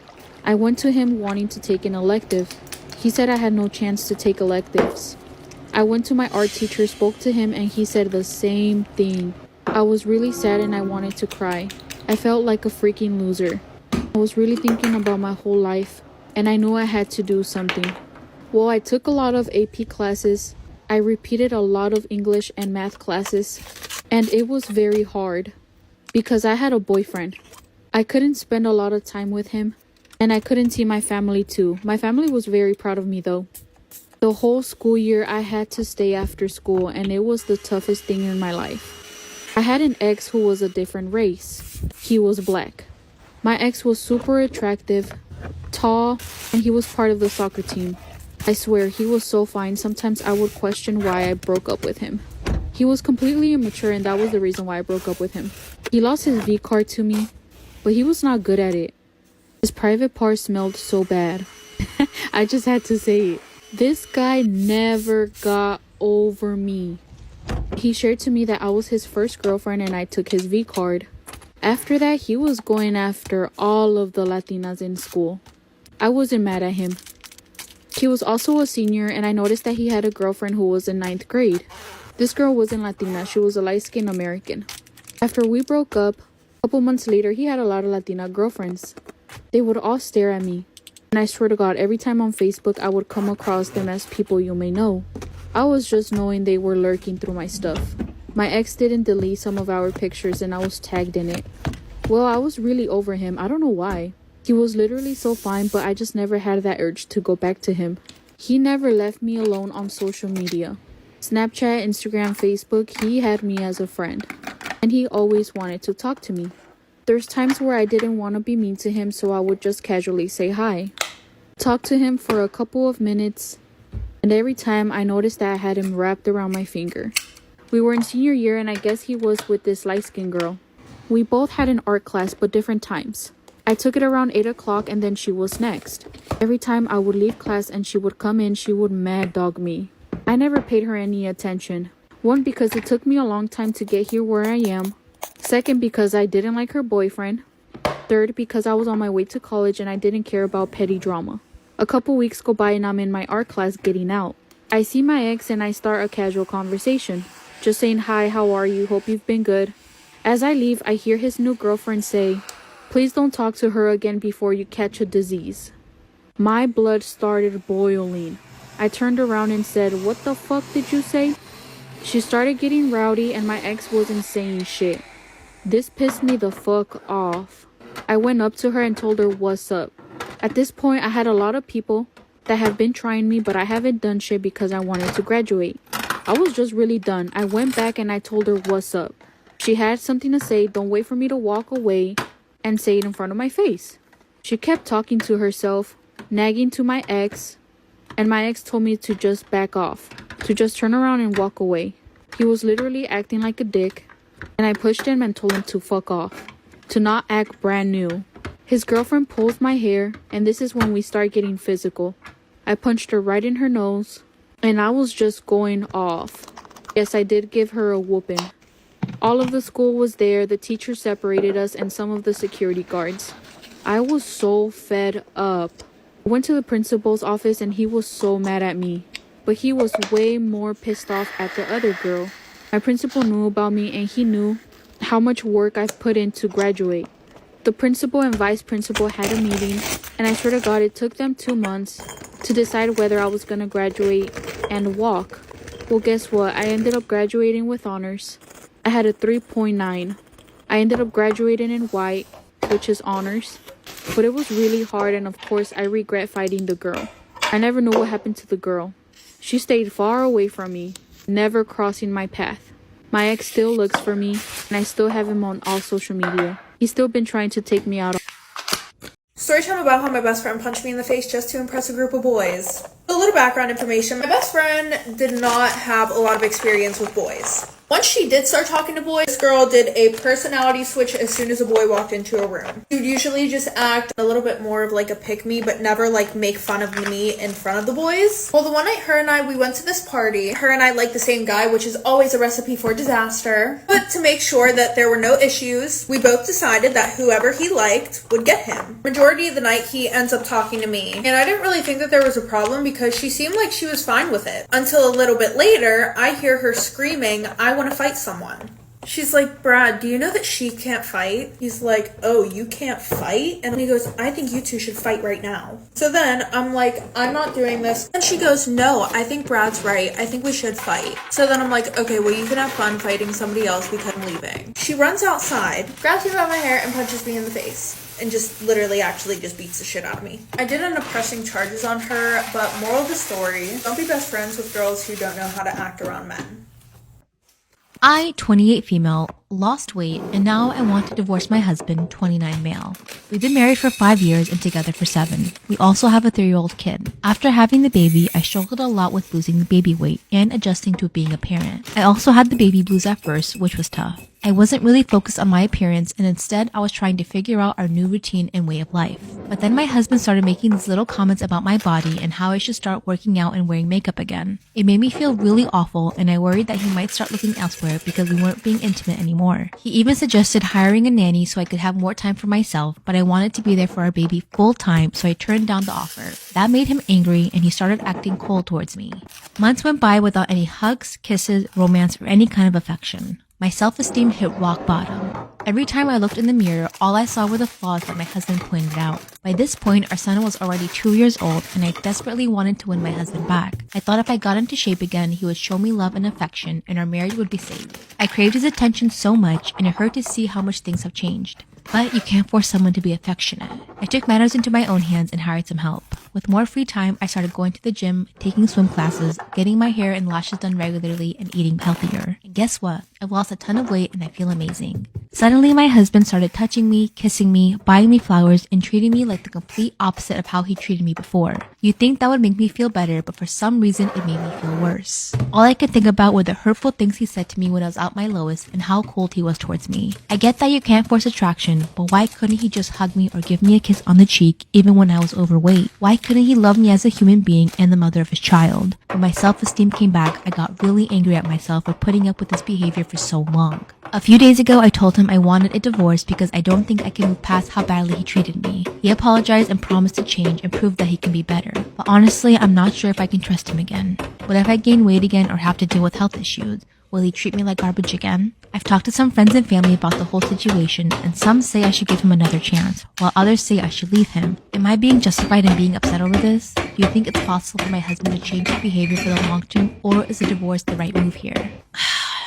See, the thing is, he 1000% changed his tune because he became more attractive in his eyes. So it comes down to two things, like, you just can't get back to how you were and you can have a happy, healthy marriage, but that, like, voice nagging at the back of your head, it's like, what if you have another baby, you gain weight, or you get sick, and a lot of stuff can cause you to gain weight, and you're gonna go through that again just to be like, damn, I fell for it twice. This is hard. Am I in the wrong for kicking my sister out for sleeping in my son's bed? My younger sister, 38, moved in with my family half a year ago after a horrific divorce. We've always been close, so I was more than happy to have her with us. I live with my husband, 45, son, 21, and daughter, 15. She slept in our guest room, or so I thought. My sister and son got really close bonding over a shared hobby, and obviously I thought nothing of it. I mean, how on earth could I? She held him as a baby, but early yesterday morning when I thought my son had gone to work, I went into his room to check something for renovations. They were there sleeping in his bed. I freaked out. I had the absolute worst feeling in my gut. She claimed that they were only sleeping, but her face was bright red and she was wearing this skimpy nightgown. I told her to get out and never come back. My son immediately started defending her, repeating that they were only sleeping and that I needed to stop being mean to her.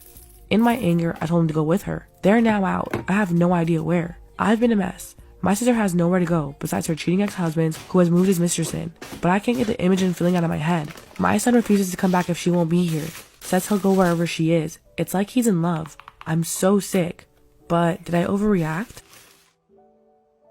Storytime about how I caught my dad watching me while I changed. I think he's trying to gaslight me. I need help. Disclaimer, this is not my storytime, it's send me on Instagram. I'm 17 years old, about to turn 18. My parents got a divorce when I was 13. My mom caught him cheating on her over several times. And one of the times, he even did it at home with some girl he met at a bar. Because of that, my mom told me not to ever trust him. But the way she would say things made me think that there was something else behind everything. After the divorce, my mom got full custody, thank God. This is when my mom told me that I needed to stay away from him. She told me that if I ever found myself alone with him, that I should just call her and tell her to pick me up. When I was 13, I never thought about it twice. After the divorce, my dad started dating a 19-year-old girl. Mind you, he was 46 at the time. When my mom found out, I remember she called him. She told him he was disgusting for dating someone that was 19. But my dad laughed on the phone and hung up on her. My mom didn't even know that I heard the conversation, but she had it on speaker, so I did. He did have rights to visitation, though. So he would come over every Saturday and Sunday to visit me, but my mom never left us alone. But my dad has been giving me such weird vibes lately. When I bring it up to him, he says I'm hallucinating and imagining things. Part 2 is up. Storytime about how I caught my dad watching me change. I think he's trying to gaslight me. I need help. Disclaimers is not my storytime, it's send me on Instagram. When I turned 15, I started growing more into my body. My boobula started growing in a little more. This is when I noticed that my dad would look at me a lot more when he would come over to visit me. But like I said, my mom never left us alone. This is also around the time that my dad started asking me if I was interested in boys, and that if I ever let a boy touch me before. But it's the way that he said it. It wasn't like in a fatherly way. It was in a gross, nosy way. As soon as he asked me that, my mom told him to stop talking to me like that. And she answered for me. She said, of course she doesn't let boys touch her. What do you expect? My dad laughed and said, okay, fine. Just making sure. I was completely grossed out by my own father. Ew. When I turned 16, my mom started letting me date, and this boy I really liked actually asked me out. I was really excited. I mean, he said he wanted to meet my mom. He came over on a Saturday and my mom made lunch for us. We had a really great time, but then my dad knocks on the door. By the way, he told us that he wasn't going to be able to come, which is why my mom invited my boyfriend in the first place. As soon as my dad comes in, he started acting jealous. Part 3 is up. Storytime about how I caught my dad watching me change. I think he's trying to gaslight me. I need help. Disclaimers and now I storytime with send me on Instagram. That's when my dad started acting all jealous when he saw my boyfriend. He took my mom into another room and said that I shouldn't have a boyfriend and that I was too young and that he would take advantage of me. But my mom stood her ground. She asked him politely to leave and he did. The following Saturday, my dad comes over to visit again. This time I was in my room changing. My mom told him that I was in my room changing, but she went to the kitchen. Obviously, this is when my dad comes upstairs. The door was slightly open and he could see inside. I was finishing putting on a t-shirt, and when I turned turn around, there he is looking. I screamed and told him that he scared me. And I told him, why are you watching me change? He said, you're crazy, I wasn't doing that. I said, yes, you were, I just saw you. I was so weirded out. After he left, I asked my mom why she never leaves me alone with him. That's when she told me that he was accused of SAing an underage girl. So I told my mom what happened. That's when she said he's never coming back to this house again. Now my dad is gaslighting both me and my mom. He even called me a liar and that I'm making it up. But my mom, of course, believes me. What should we do?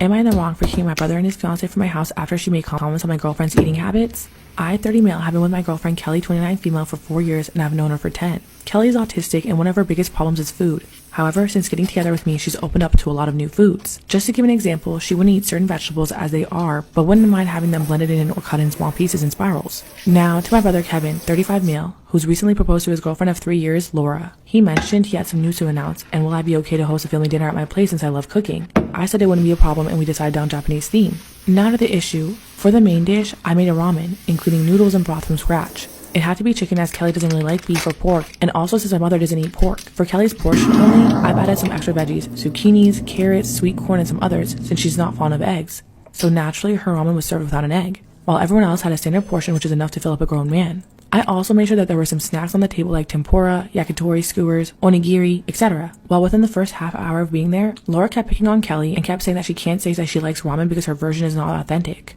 None of us are Asian or have any ties to Asia if it matters, which was upsetting to her and meant that Kelly started to eat significantly slower compared to the rest of the group.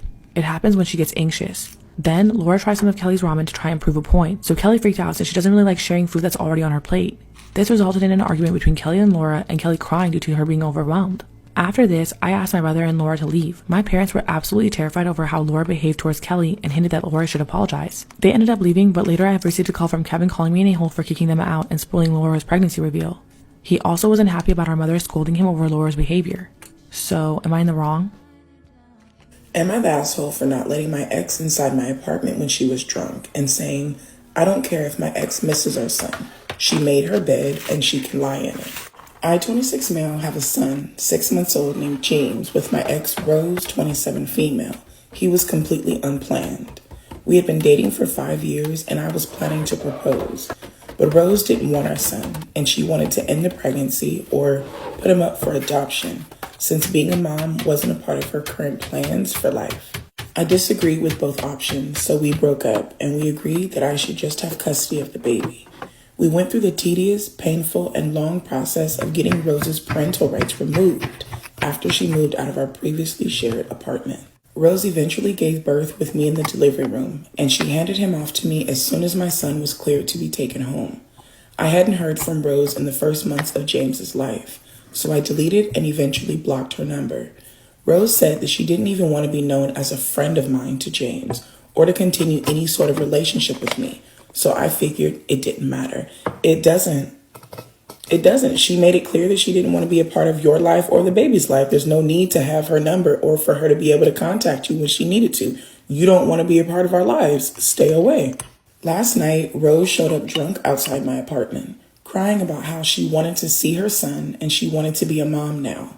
I hate to say it, but I shut the door in her face, as you should have. As you fucking should have. First of all, ma'am, you're drunk. Do not ever show up to my house intoxicated or under the influence of anything, expecting me to allow you to be around my child. Second of all, ma'am, this is your decision. You made this decision, baby girl, so I'm gonna need you to go home, sleep it off, and come back to your senses. I shut the door in her face and I had a mutual friend, Hannah, pick her up from my apartment. I could hear her crying until Hannah came to get her. Later on, Hannah texted me and told me that I was cruel to just shut the door in her face when she was obviously looking for help. Where her family at? Where her fucking family at? You don't get to come back to the person you decided you don't want to be in a relationship with because you're having a child and they wanted to keep it, but now you want help. It's not my job to help you. I need to focus on the child that you didn't want. Unfortunately for you, you're going to have to go seek help elsewhere. Hannah texted me and said that it was cruel to just shut the door in her face when she was so obviously looking for help. I said that Rose has plenty of help from her parents and her friends, and I did help her by having Hannah come and pick her up. Hannah told me that I could have let her in and let her look at our son in order to get her to calm down. Absolutely not. This woman showed up late at night intoxicated. I'm not allowing her in my house where my 6-month-old son is sleeping. No. Absolutely the fuck not. Hannah, I need you to stop. I need you to open up your eyes and be fucking for real right now. That's when I got irritated, and I replied to Hannah that I didn't care if Rose missed James. She made her bed and she can lay in it. Hannah stopped responding after that, but I do feel guilty because Rose was crying outside my door in a way that I haven't heard from her. No, you are absolutely not the asshole, and I'm going to let you know why I think you're not.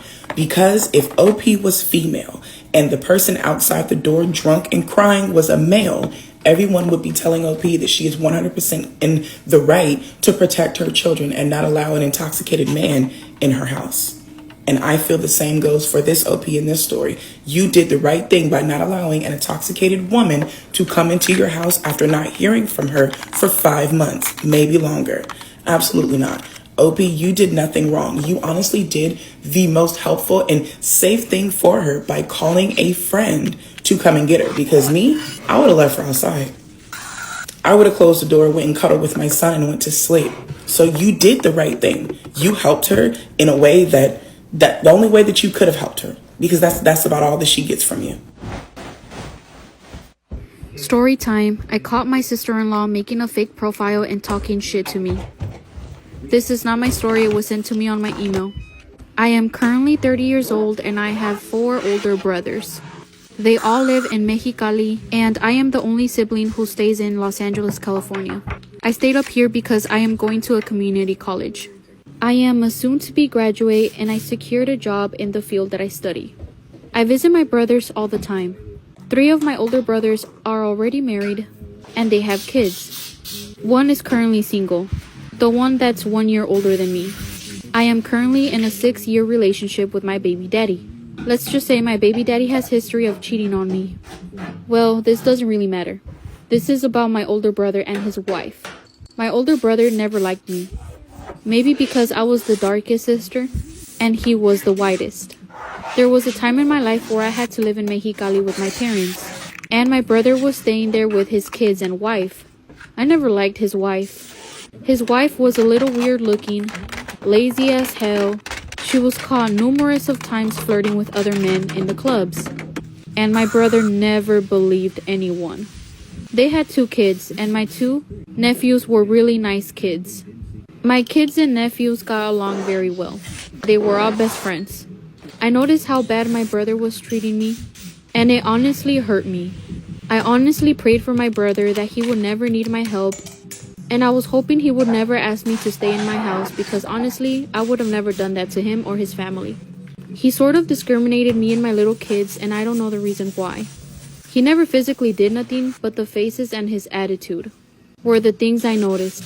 He was just mean, and I didn't know why. Well, my brother was very hardworking. He's a mechanic, and he's been a mechanic his whole life. His wife was a stay-at-home mom. My brothers would always make fun of me, and they would call me masculine because my baby daddy didn't take care of me like they took care of their wives. I didn't mind. I enjoyed my life and I have everything I want and my kids have everything they want too. My baby daddy said that if I ever wanted to stop working, I would be able to stay home with my kids. But I didn't want to because he would cheat a lot. Alright, so one time my brother actually came to Los Angeles. He told me that he wanted to get a job here. And I was fine with it because I love my siblings no matter what. Him and his kids stayed here. My kids and my nephew were very happy to stay with me. Well, his wife would come too, and I didn't like her. But I was very civil with her. And my baby daddy was okay with this. Like I said, I never wanted my brother to stay here because of what he did to me back in Mexicali. But it was alright. He wanted to work and get more money so he could give more things to my nephews, and I was okay with that. So I caught my brother crying one time, and I asked him if everything was okay. He said no. He said that he's having intrusive thoughts and he wants to cheat on his wife. And I asked him what's wrong, why is he thinking like that? Well, he said that he's been chatting with an old friend from high school. And that he really wants to see her as well. He showed me on Facebook who this girl was and I was thrilled. I haven't seen this girl in such a long time and she was always gorgeous and she always had a crush on my older brother. Well, looking back at the history that my sister-in-law has, I was kind of happy that he was going to cheat for the first time. Because from what I know, my brother has never cheated on my sister-in-law. And my sister-in-law has. My brother has caught pictures of my sister-in-law with other guys at the club. He was even second guessing if his second younger son was his. Well, I told him the next time that he comes to my house alone and he leaves his family in Mexicali, he is more welcome to kick it with the girl. I guess the girl is also here in Los Angeles. Her name was Maria. So one time I took my older brother to Maria's house, and they were chatting, catching up on everything in life, and it turns out that Maria was single, that she recently had a divorce. My brother was looking happier than ever. He finally smiled, which he never does. He was a whole different person and he looked super healthy. The funny thing is, his kids knew. My little nephews knew that his dad was going out with this girl that he didn't know about. Well, I guess they went to a party and there was a lot of pictures taken. Turns out my sister-in-law found out. My brother was so stupid and he told his wife everything, including that I was the one who helped him set up all the dates, and I even took him to the dates. Well, Maria and my brother took their separate ways. My brother didn't go back to Maria and I was so mad at him.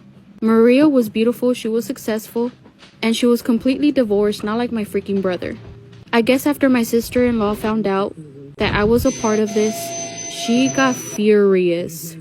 She made up a fake Facebook and she was going off on all of us. My brother, my mother, not her kids though. She did not punish her kids. She went off on all of my other siblings. She made a fake Facebook. She made a fake Facebook of me. She was pretending to be me and she posted a lot of pictures of me and my daughter. She said that my daughter would behave super bad. Basically, my sister-in-law was pretending to be me. So basically, me and my fake Facebook, I was complaining about my cheating baby daddy, my daughter behaving super bad, me being broke, not having a job, and that I take care of my baby daddy. She was making up fake lies.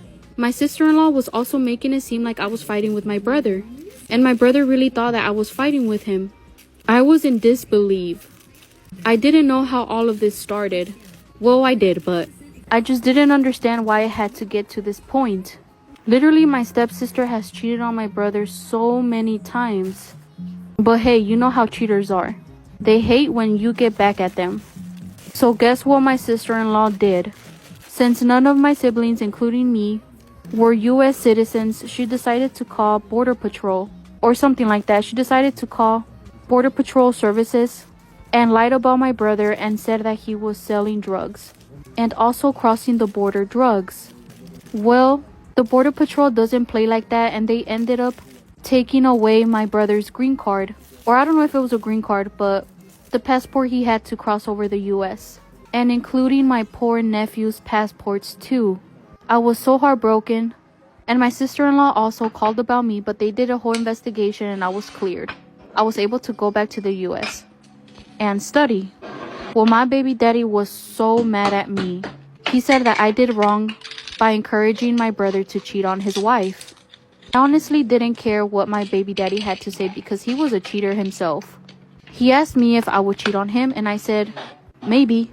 This is when my baby daddy threatened me. He said that if I cheated on him or ever thought of leaving him, he himself would do the same thing my sister-in-law would do, call the Border Patrol and have my passport taken away. I was a little bit scared, but I knew that I would never cheat on him. But I would leave him. So my sister-in-law kept the fake page. It's still up and I feel so sad for my brother. Those few memories with my brother were fun, and I noticed that Maria blocked me. I don't blame her, I did give her a lot of trouble. I guess her ex-husband also found out. My nephews are good and I thank God my sister-in-law didn't do nothing to my nephews. This happened a couple years ago. My nephews are okay and my brother is still with my sister-in-law. I wish them the best, they're still together and they had another kid. It turns out when my new nephew was born, he looked nothing like my brother or my other little nephews.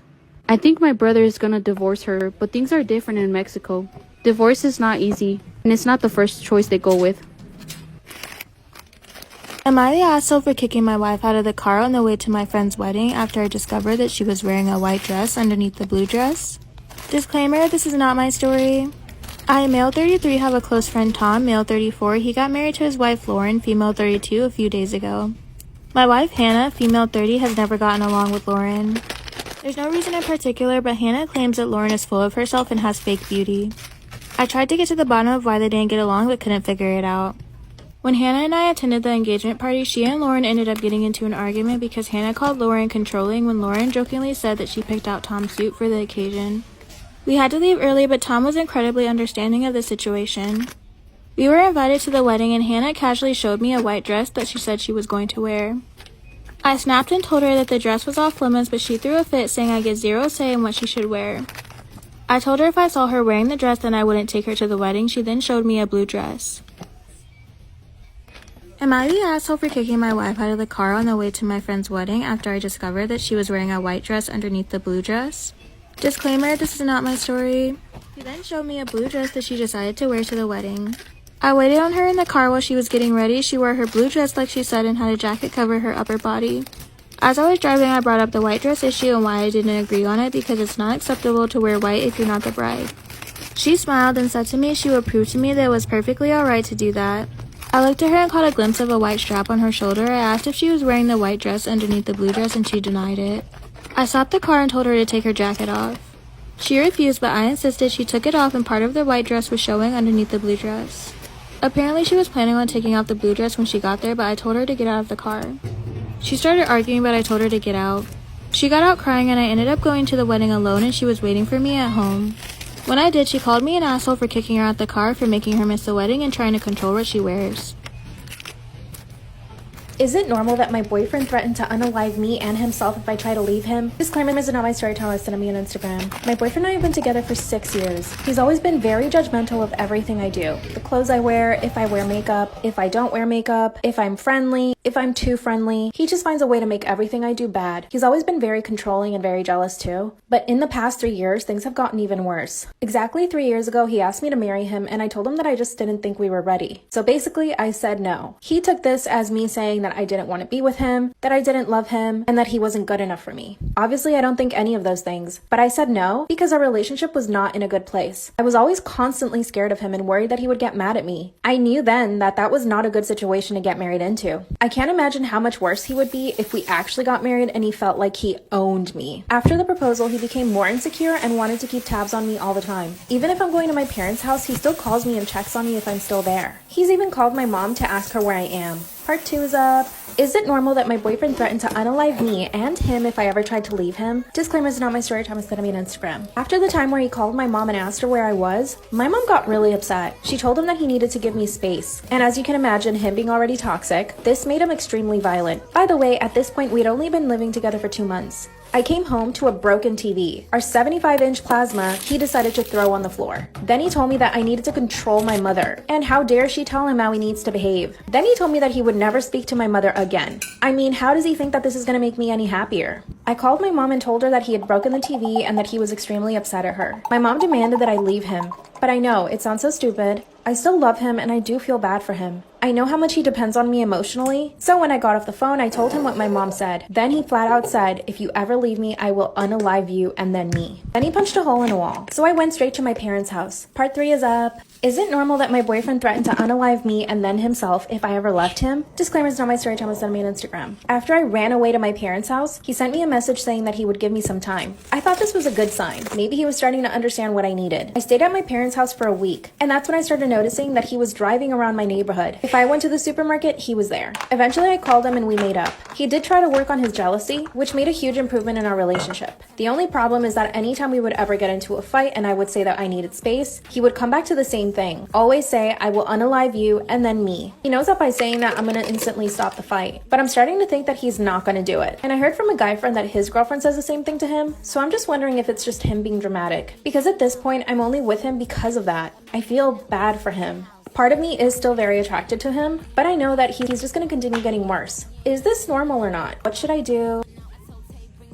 Am I the asshole for asking the bride if my 3-year-old can wear white to a wedding? I'm really torn by this. My brother, 31, is about to be married. I, 33 male, am one of the groomsmen. My wife had informed me that our daughter, 3, will be wearing a white dress to the wedding. I wasn't sure if this was appropriate, as it is mainly brides and flower girls who wear white. My wife didn't care if any little girls wore white at our own wedding, and others that she knows says they don't care either. My daughter will be the only child attending amongst about 80-ish guests, as she is the only grandchild in either family. There are no flower girls or page boys participating in the wedding. I try to be considerate as possible, as obviously it's not my wedding. So I asked my brother whether there's an issue with it, and he says there will be. White is strictly for the bride, which I respect.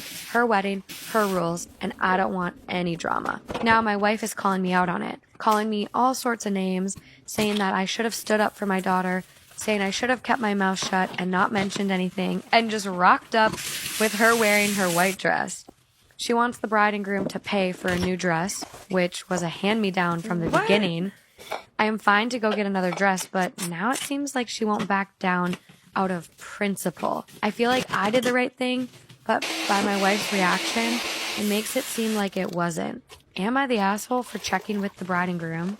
Would you be mad if a baby showed up in white? I think, well, yeah, because like Would you? Well, like I will have flower girls. Okay, but pretend you're this bride. I'd be annoyed. You'd be mad if a baby showed up to your wedding in white. Yeah. I can't even say it without laughing. I'm sorry. Am I the asshole for refusing to delete a video taken in public? Interesting. Yeah. This could go either way. This weekend, my girlfriend and I were walking at the local reservoir when down by the water, we see a lady going past with hundreds of ducks following her. Awesome. Pretty epic. Pretty good. Okay, I see where this is going. Yeah. But I'm waiting for the twist. I am not exaggerating at all. I'd say there were at least 200 to 300 birds, if not more, quacking and splashing and climbing all over each other, trying to get closer to the food she was tossing. It was a hell of a scene, so I started recording it because frankly I'd never seen anything quite like it before. I would say the path where we were was about 30 or 40 feet back from the water, so it was from a pretty respectable distance, not getting up in her face or anything. For a good minute or two, I'm just filming all these ducks going crazy. Okay. Well, the lady looks up and sees me and says, "Are you recording?" I tell her, "Yeah, I'm recording it. There are like 300 ducks back there." So she yells, "I don't want to be in the picture. Delete that video. I didn't give you permission." Okay, that's fair. Yeah. I tell her, "No. What? I'm not deleting it. We're out in public. I don't need permission to take pictures of things. I'm not even taking a video of you. You just happen to be in it walking past." She says, "Well, then how about if I take a picture of you?" and pulls out her phone. I tell her, "I don't care. Go ahead." "What are you gonna do? Frame it?" So she's just standing there taking pictures of us until finally we walk away pissed off. You're pissed off. You're pissed off? That's wild. Yeah, so am I the asshole? I guess this lady thought I was being rude, but I didn't see anything wrong with what I was doing, especially since it wasn't even her that I was really taking the video of. My girlfriend kicked a child and I can't view her the same way. I'm 26 male and she's 22 female. My girlfriend and I have been dating for 2 years now. A few days ago, she told me the following. She left to take our dog to the dog park in our apartment complex. When she got there, a boy, who we now know is 8 years old, with a ball pump approached her and asked if he could pet the dog. She let him, then when he took too long, told him that the dog can't poop if she's distracted. The kid didn't respond well to that and followed them into the dog park. He climbed into a tube tunnel in there, and when our dog went over to sniff the tunnel, my girlfriend saw him poking our dog with the pump. She told him not to do that and leashed our dog and took her to the trail that goes through the trees behind our apartment complex that's decently far from the dog park. While she was on the trail letting the dog sniff around, she noticed that the boy was following them, still with the ball pump. She pretended to get on her phone and asked the boy something like, "What's your name?" The police officer on the phone wants to know. The boy got angry and started running at them. My girlfriend put herself between him and our dog, and he stabbed the basketball pump in her leg, and she kicked him, sending him tumbling down the hill by the path. She said that it was automatic, but I don't know if I believe that. The boy ended up spraining his wrist, and his parents called the police. My girlfriend was questioned, but not arrested. The parents want to press charges, and as much as my girlfriend insists that she thinks it'll be fine, I just can't get the idea of her being violent towards a minor out of my mind. I want kids someday, and I thought I knew who I was dating. She injured a child, and I feel so gross that I've been dating someone like this. How does a relationship move forward? Would I be in the wrong if I divorced my husband after the death of our child? My husband, Liam, 39 male, and I, 36 female, have been married for 11 years, together for 15. A couple years ago, our little bundle of joy, our 6-year-old daughter, was snatched away from us in a car accident. I was back home when I received the call from the hospital. Liam was in the ICU for a month, while I received the terrible news of the death of our daughter, who died on spot. He went in shock when he heard the news. Ever since then, Liam has completely withdrawn from me. He took off all the pictures which contained our daughter, turned her room into his study, and pretended as if our daughter never existed. I knew he was grieving. Many times I heard him silently weeping in our daughter's room. I tried to get him into therapy, or for us both to go to counseling, but he had shut down my offer every single time, and goes into rage whenever I mention it. He yells, he breaks things, and storms off, and doesn't come back home for a couple days, leaving me worried sick. He barely comes home nowadays, completely avoids me, and rejects my every attempt for comfort. Once, when I try to make him understand that this isn't what our daughter would have wanted, he completely lost it, smashed a flower pot against the wall, and told me to go F myself, or better, die and never come back. Liam was never like this. He was very sweet, calm, and a patient man, and loved our daughter to death. So much so that her first word was Dada. I still love him, but I miss our daughter too. I need some comfort too. Neither of us have any siblings, and our close friends are in different countries. Liam has no contact with his mother, while his father had died shortly after the birth of our daughter. My parents tried to comfort me as much as they could. They told me to be patient with him, to help him get back on his feet. But I'm tired. I tried everything. Earlier, we used to share household chores, but now I've completely taken them on myself so that he can grieve in peace. I cook his favorite meals, which he throws away without even taking a single bite. The last straw was a couple months ago when I told him that if he doesn't go into therapy, I'd file for divorce. He coldly smiled at me and thanked me for showing him my true colors. He told me to go ahead with the divorce since I seemed so eager to ditch him. I feel guilty, horrible, and completely useless, but I just can't go on like this any longer. Should I give him more time? Would things get better? Would I be in the wrong if I leave him now when I'm supposed to be comforting him?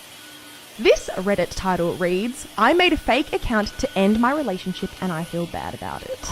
I fell in love with my ex hard. Over time, the relationship went from sweet to happy to toxic real fast. From the beginning, I noticed a few things about him that I seriously disliked. His friends were a bunch of toxic guys who smoked and used horrible language. I hated that his friends... Horrible language. Like what? I don't know. But fair enough. Very fair. I hated that he had company like that, but I was naive and assumed he was different. I always had an off feeling about him, but I was young and dumb and very much in love, so I put my negative feelings aside. Over time, he became controlling, manipulative, and would gaslight me. He was also extremely clingy and got jealous that I had other guy friends that I would game with, and he would get rid of them one by one, and I had no say in it. Boo. She also says I'll also admit that I was toxic too at times and a bit controlling. It kind of went both ways. Eventually, I felt like I had no one. I was stuck in a box with him alone, and it was destroying me. I was losing myself and becoming so depressed. I would cry a lot and felt like I had no escape. Whenever I tried to break up with him, he would get angry, cry, threaten me by telling me he was going to leak all of my pictures, I assume like intimate pictures, and expose me. Then, if I went silent for longer than a day, he would make multiple social media accounts to message me.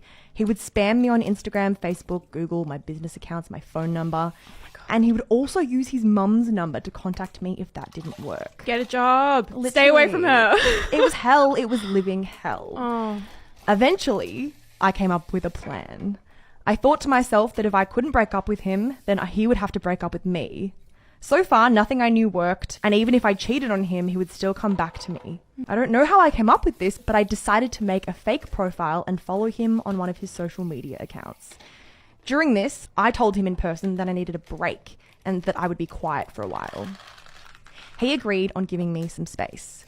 Anyway, I used the fake profile to get his attention and lure him eventually to get him to chat with me, as in the fake user. Queen behavior. This was a big deal because in our relationship, I wasn't allowed to speak to any guy and he wasn't allowed to speak to any girl. And she says in brackets, I know, red flag. How does that even work? No, it's like, are you just not interacting with any human? Can't Major go to red the flag. supermarket, can't go literally anywhere. I know. Long story short, this fake profile became very sexually, she spelt it with 2 G's, sexually involved with him, and he enjoyed the secrecy of what was happening. Eventually, I managed to find out about him and the other user chatting behind my back, and she's talking about herself. She found out in person, like, quote unquote. She told him, I found out that you were doing this behind my God. my back. He was sick to the stomach, full of anger, etc., etc. I used this and told him that I was done and wanted nothing to do with him and begged me to stay. I told him I didn't care and what he did was unforgivable and that I'm leaving forever. Looking back now, I definitely regret a lot of things I said and did, especially luring him in with a fake user. I guess back then I was so desperate for a way out that I was willing to do anything, but at least that's over. I feel like that's super risky. It is risky, and she pretty much is saying she feels really guilty, and that's kind of like what's eating her up right now. Oh God, don't feel guilty. I'm kind of like no. Do what you have to do. Yeah, do what you have to do, but like, I feel like it's risky in terms of this sounds like it was a somewhat abusive relationship. Yeah. Or not even somewhat. It sounds like it was Absolutely, an abusive yeah. relationship, and I feel like doing something like that is gonna trigger something or potentially trigger something even worse than what was already happening. As in, if he found out that she was actually like duping him behind the scenes and it was her, he could have potentially done something like absolutely monstrous, which I'm glad hasn't happened, and I'm glad that she's out of this relationship. Yeah. But kind of like, I like the creativity.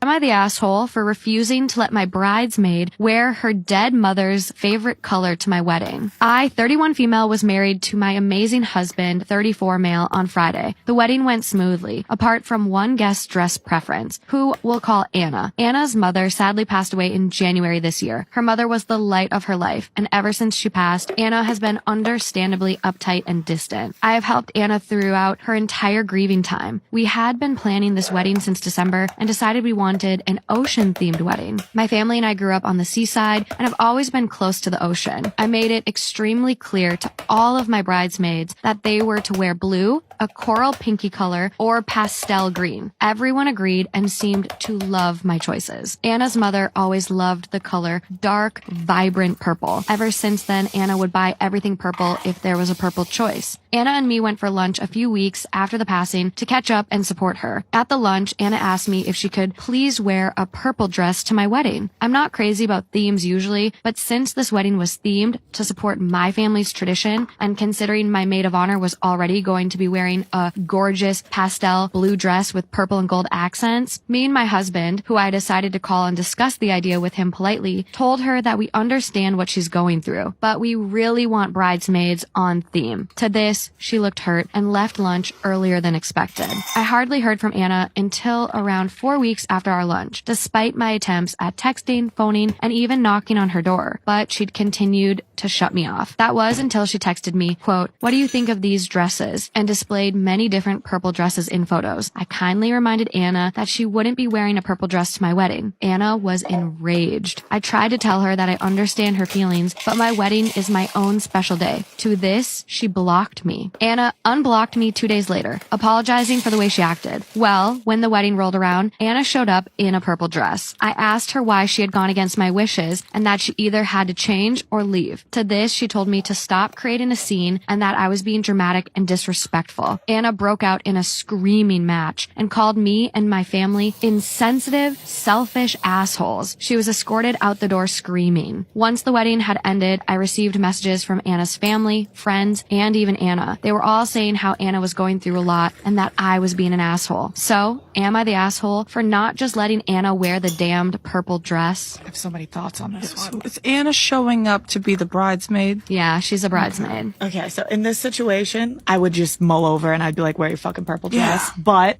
your mother has nothing to do with this wedding. And I understand people grieve in different ways, but like this is not your wedding. This is not your sister's wedding. Mm-hmm. This is not anyone in your family's wedding. I'm so sorry you're grieving so badly. But if I told my friend nicely like 40 times not to wear a purple dress and then she showed up in a purple dress, it's more of like the principle of like, dude, you just went against everything I said. Bought the wedding dress my best friend wanted, but didn't get, and she's mad at me. I, 25 female, got engaged to my now fiance, 26 male, of 7 years on December 24th, 2022. I'm so happy and excited. The wedding is set for March 16th, 2024, and I've already planned so much. Now the drama. My best friend, who I'll call Kay, 25 female, got married August 15th, 2022, and chose me as her maid of honor. We've been best friends for 10 plus years. I was super excited and did everything a maid of honor is expected to do, especially go dress shopping with the bride. We went to at least 3 different bridal stores together, and she absolutely, all caps, fell in love with one from the last store. She wanted it so bad, and she looked absolutely stunning. However, her mom, who I'll call B, didn't like it. It was a little over budget, and she said it wasn't bridal enough and looked like a cocktail dress. Kay was clearly upset, so I tried to help her come up with ways for her to get the dress. Unfortunately, B didn't budge. Kay ended up choosing a different dress at a different bridal shop that was just as beautiful. Fast forward to February of this year. I asked her to be my maid of honor and invite her dress shopping with my mom and I. I try on several dresses at the first stores, but none of them were the one. So we go to the store where she fell in love with the dress, but didn't get it. And I try on several dresses. I knew I wanted to try on that dress just because. I didn't think it would be a big deal because she ended up choosing another dress. The moment I put it on, I knew it was the one. Oh, God.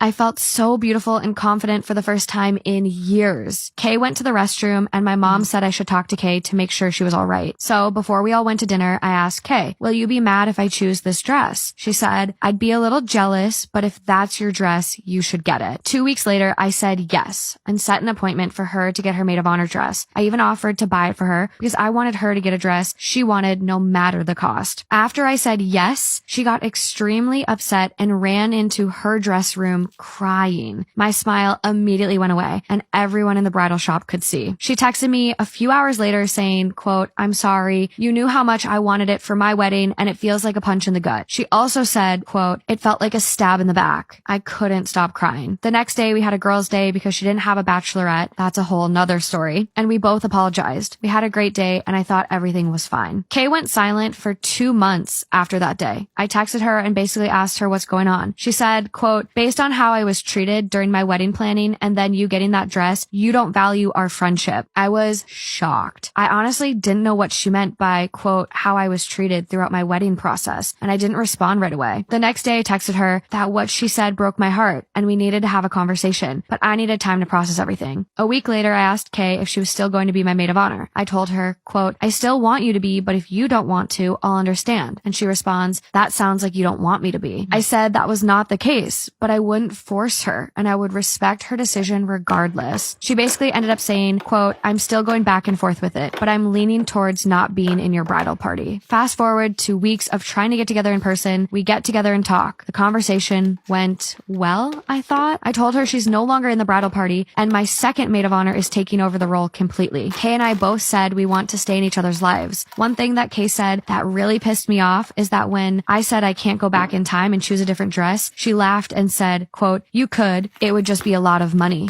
LOL. I've been really going back and forth on this and it's adding so much stress to myself. So am I the asshole?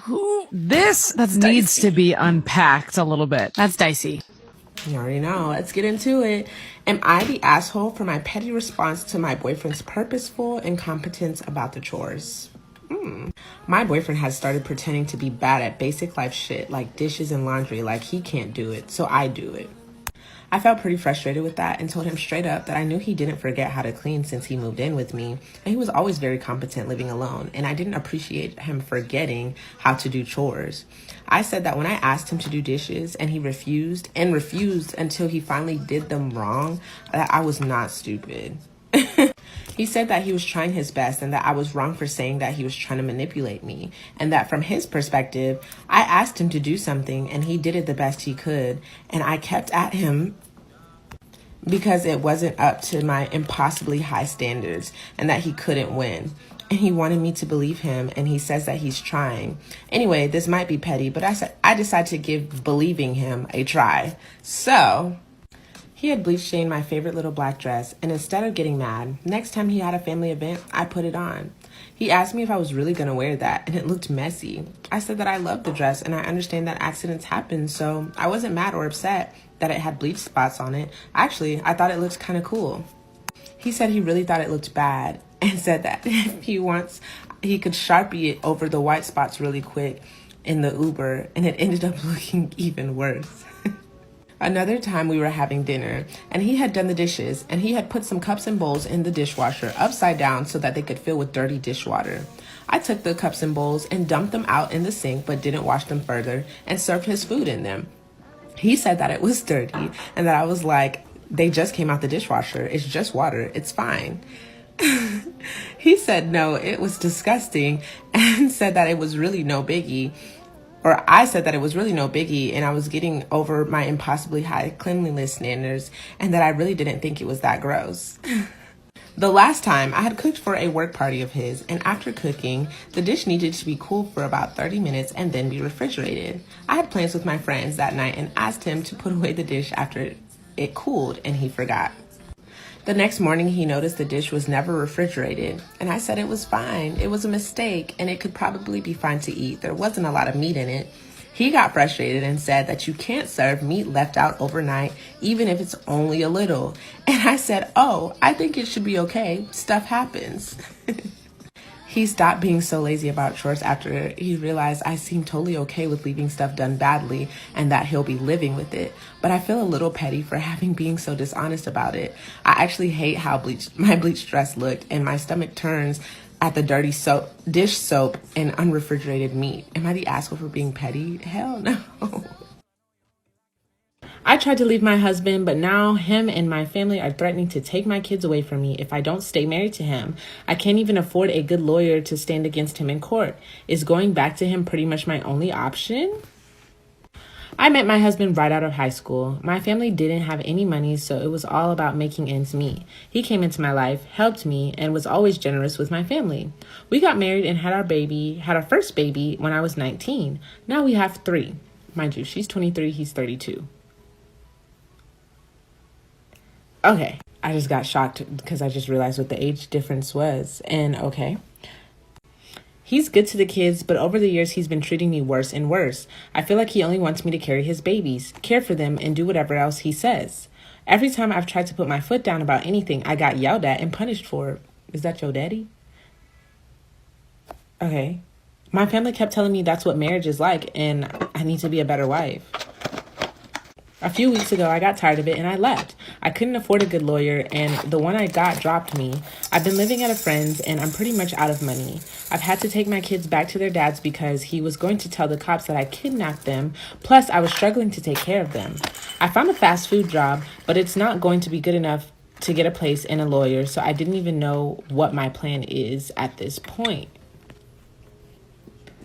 My family and my ex are now saying that if I don't go back to him, they're going to make sure he gets full custody and I'll never see them again. I know if we go to court, I'll probably lose because I have no money. I can't even say that he's abusive because I have no proof. I feel like I should do what's best for my kids and go back, but I'm scared. I don't want to go back and get pregnant again, which is part of the reason why I left. I guess I'm posting here to ask what my options are at this point and what can I do. Edit. Holy cow, that's a long post. I'm sorry. Adding a too long didn't read. I feel so horribly for her. I've never been in a situation like this. I've never even had or heard of anyone being in a situation like this personally. So I don't even know. Because it's you got to do what's best for your kids and for you. And it's for you, it's not best to go back to that house because if he's being abusive to you, no. But then it's I hope he's not also being abusive to your kids. Even if he's not, it's he's using your kids and hanging them over your head. This is going to be such a long process for her. Oh my goodness. What do y'all think in the comments? What could she do? What's y'all's advice? Fuck him. Am I the asshole for canceling dinner and going home over something my boyfriend's dog did? I'll preface this by saying that I, 25 female, have been seeing Michael, 31 male, for a while now. He's a really funny, a bit too sarcastic though, guy, and we pretty much get along well. We've been dating for 4 months. Michael likes the food I cook, and he wanted me to come to his house and cook him dinner, and also meet his dog for the first time. I only saw him in pictures/videos. He's overprotective of him. I grabbed all I needed from the store and went over to his house. All went well. I met his dog, then we sat down to talk. Suddenly, his dog started moving in a funny way. Michael was laughing while looking at me. I felt confused. I asked him what the dog was doing, and Michael said that the dog was telling him about me. I was like, okay. And then he flat out said that the dog thought I was ugly. This shocked me completely. I looked at Michael and asked if he was serious. He started explaining that this dog is like that with some people, and that I shouldn't get offended over an animal's behavior. I felt horrible because I, as a person who has always struggled with self-esteem and am no stranger to the word ugly, my issue wasn't the dog, but with what Michael said. It's like he was indirectly giving his opinion about my looks and using his dog as an excuse. Long story short, we had an argument and I ended up canceling dinner and going home. Michael called several times. Then when I picked up, he was lashing out the entire time, saying that I overreacted and that I cannot blame him and punish him for something his dog did. He advised me to get rid of the the quote toxic sensitivity I have and deal with whatever insecurity I have as soon as possible, because what happened will set the tone for our relationship and eventually our marriage later. I did respond later, which caused another argument. My sister said I messed things up with my stupidity and that I should have laughed it off, but for some reason I wasn't able to. Did I overreact here? No, fucking run, dude. The way that he was gaslighting the shit out of her, like, Yeah, what the fuck is toxic sensitivity? That's a new one. deal with that insecurity, bitch. I know I called you ugly to your face, but like, deal with it. Deal with it, or else it's gonna affect our relationship. Bro, get the fuck out of here, dude. And she's over there making dinner. You know what's funny is dogs have no thoughts. Dogs don't think that person is ugly. Like, dogs don't do that. Yeah. Dogs hump everyone. Dogs think like ball, food, safety. Like, that's what dogs think about. Dogs aren't like, that person is the ugliest bitch I've ever seen in my life. It's different if he was like joking, because I've said that to my sister, like, oh, my cats don't like you because they think you're ugly. Yeah. But it seems like he was being serious. That would fucking piss me off. Yeah. People who are dating and like Newly to a dating, relationship yeah. with each other. Like, Yeah. I swear to God, if Billy ever jokingly called me ugly, done. You know what I mean? When we were first dating. Yeah, first 4 months. Yeah. 4 months That's in. rough right Fuck there, too. that, dude. He's like, oh, haha. Sounds like you want to fuck your dog. Like, why are you so like, oh, he does that sometimes. Ugly bitches, am I right? It sounds like he was trying to nag you and it didn't work. Then he gaslights you Yeah. after that. He's like, Then it's your fault. Yeah. Yeah, you're so insecure. Like, why are you so insecure? Because my dog thinks you're a fucking ugly bitch. Like, that's what it sounds like. And he's still doubling down. Yeah. In the second phone call with her, he's like, why are you blaming me for something my dog did? I can't control my He goes, dog. Here he is. You take it up with him. It's on FaceTime and it's just a dog. And he goes, see? He's still doing And it. the dog's he's licking his pee-pee and he's like, see? He still thinks you're ugly. That's on him. Why are you mad at me? Story time when I got essayed by my mother's ex-boyfriend. I was 7, but it ended up happening when I was 8 years old, and it happened 3 times. When I was 7 years old, my mom was giving me and the boyfriend's daughter a bath together. She was probably about 5 years old, but my mom had to go to the store to get some medicine because we were both sick. I was 7 years old again, and the boyfriend's daughter was 5 years old. So we weren't done in the bath yet, and my mom called her boyfriend over to finish giving us a bath. I remember not needing any help, but his daughter and me were friends, so we were just playing in the water watching a YouTube video. My mom's boyfriend ended up getting his daughter out and told her to get dressed. He then came back, locked the door, and when she left, he told me that he was just gonna dry me off, but I told him that I didn't need help. All I needed was my towel. He proceeded to drop the towel and told me he was just gonna clean me off. My mom's ex-boyfriend then proceeded to place his hands on my private areas, including my chest. I can't describe on TikTok what he inserted, but this was the first time I got violated. After he was done, he told me to get dressed, and this was the first time he violated me, but it happened 2 more times after this. Every other night, I started to wet my bed, and one afternoon, I told my mom if she could please help me clean up my bed. My mom didn't want to, so she told her boyfriend to help me. I said it was okay, that I could do it myself, but he said that it was late and he was just gonna help me later on that night. I was honestly afraid of my mom's boyfriend because not only did he violate me 3 times already, but he would also beat on his kids very bad. A lot of people used to live in my house, and I used to sleep with my 2 full-blooded siblings, and I would sleep on the far end couch where that long piece of furniture was. My stepdad then proceeds to come and he covers my mouth. He whispers in my ear that he's just gonna clean me off, and if I said something, he would see if my siblings liked it too. I stayed quiet and laid there, and he never actually inserted himself in me, which I am grateful for. And I never actually found out if he was also doing this to his own children, and I did not end up sharing this with my mother. Last time he ever did this to me was when I was 8 years old. I was 8 years old when all the intense stuff started happening.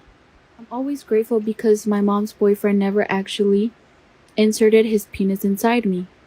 My house was super small and crowded, and we only had 1 restroom.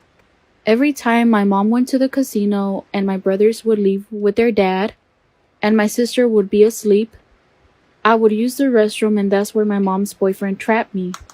This was a daily routine where my siblings prefer to be with my dad. My sister would be asleep, and that's where I would be laying down in the couch alone. So when I was 8 years old, it started getting intense because this is when my mom's boyfriend started pulling out his private part and made me squeeze on it. This was when he would trap me in the restroom. Since we only had one restroom, and guess where it was? In my mother's room. And my mother would spend all of her time at the casino.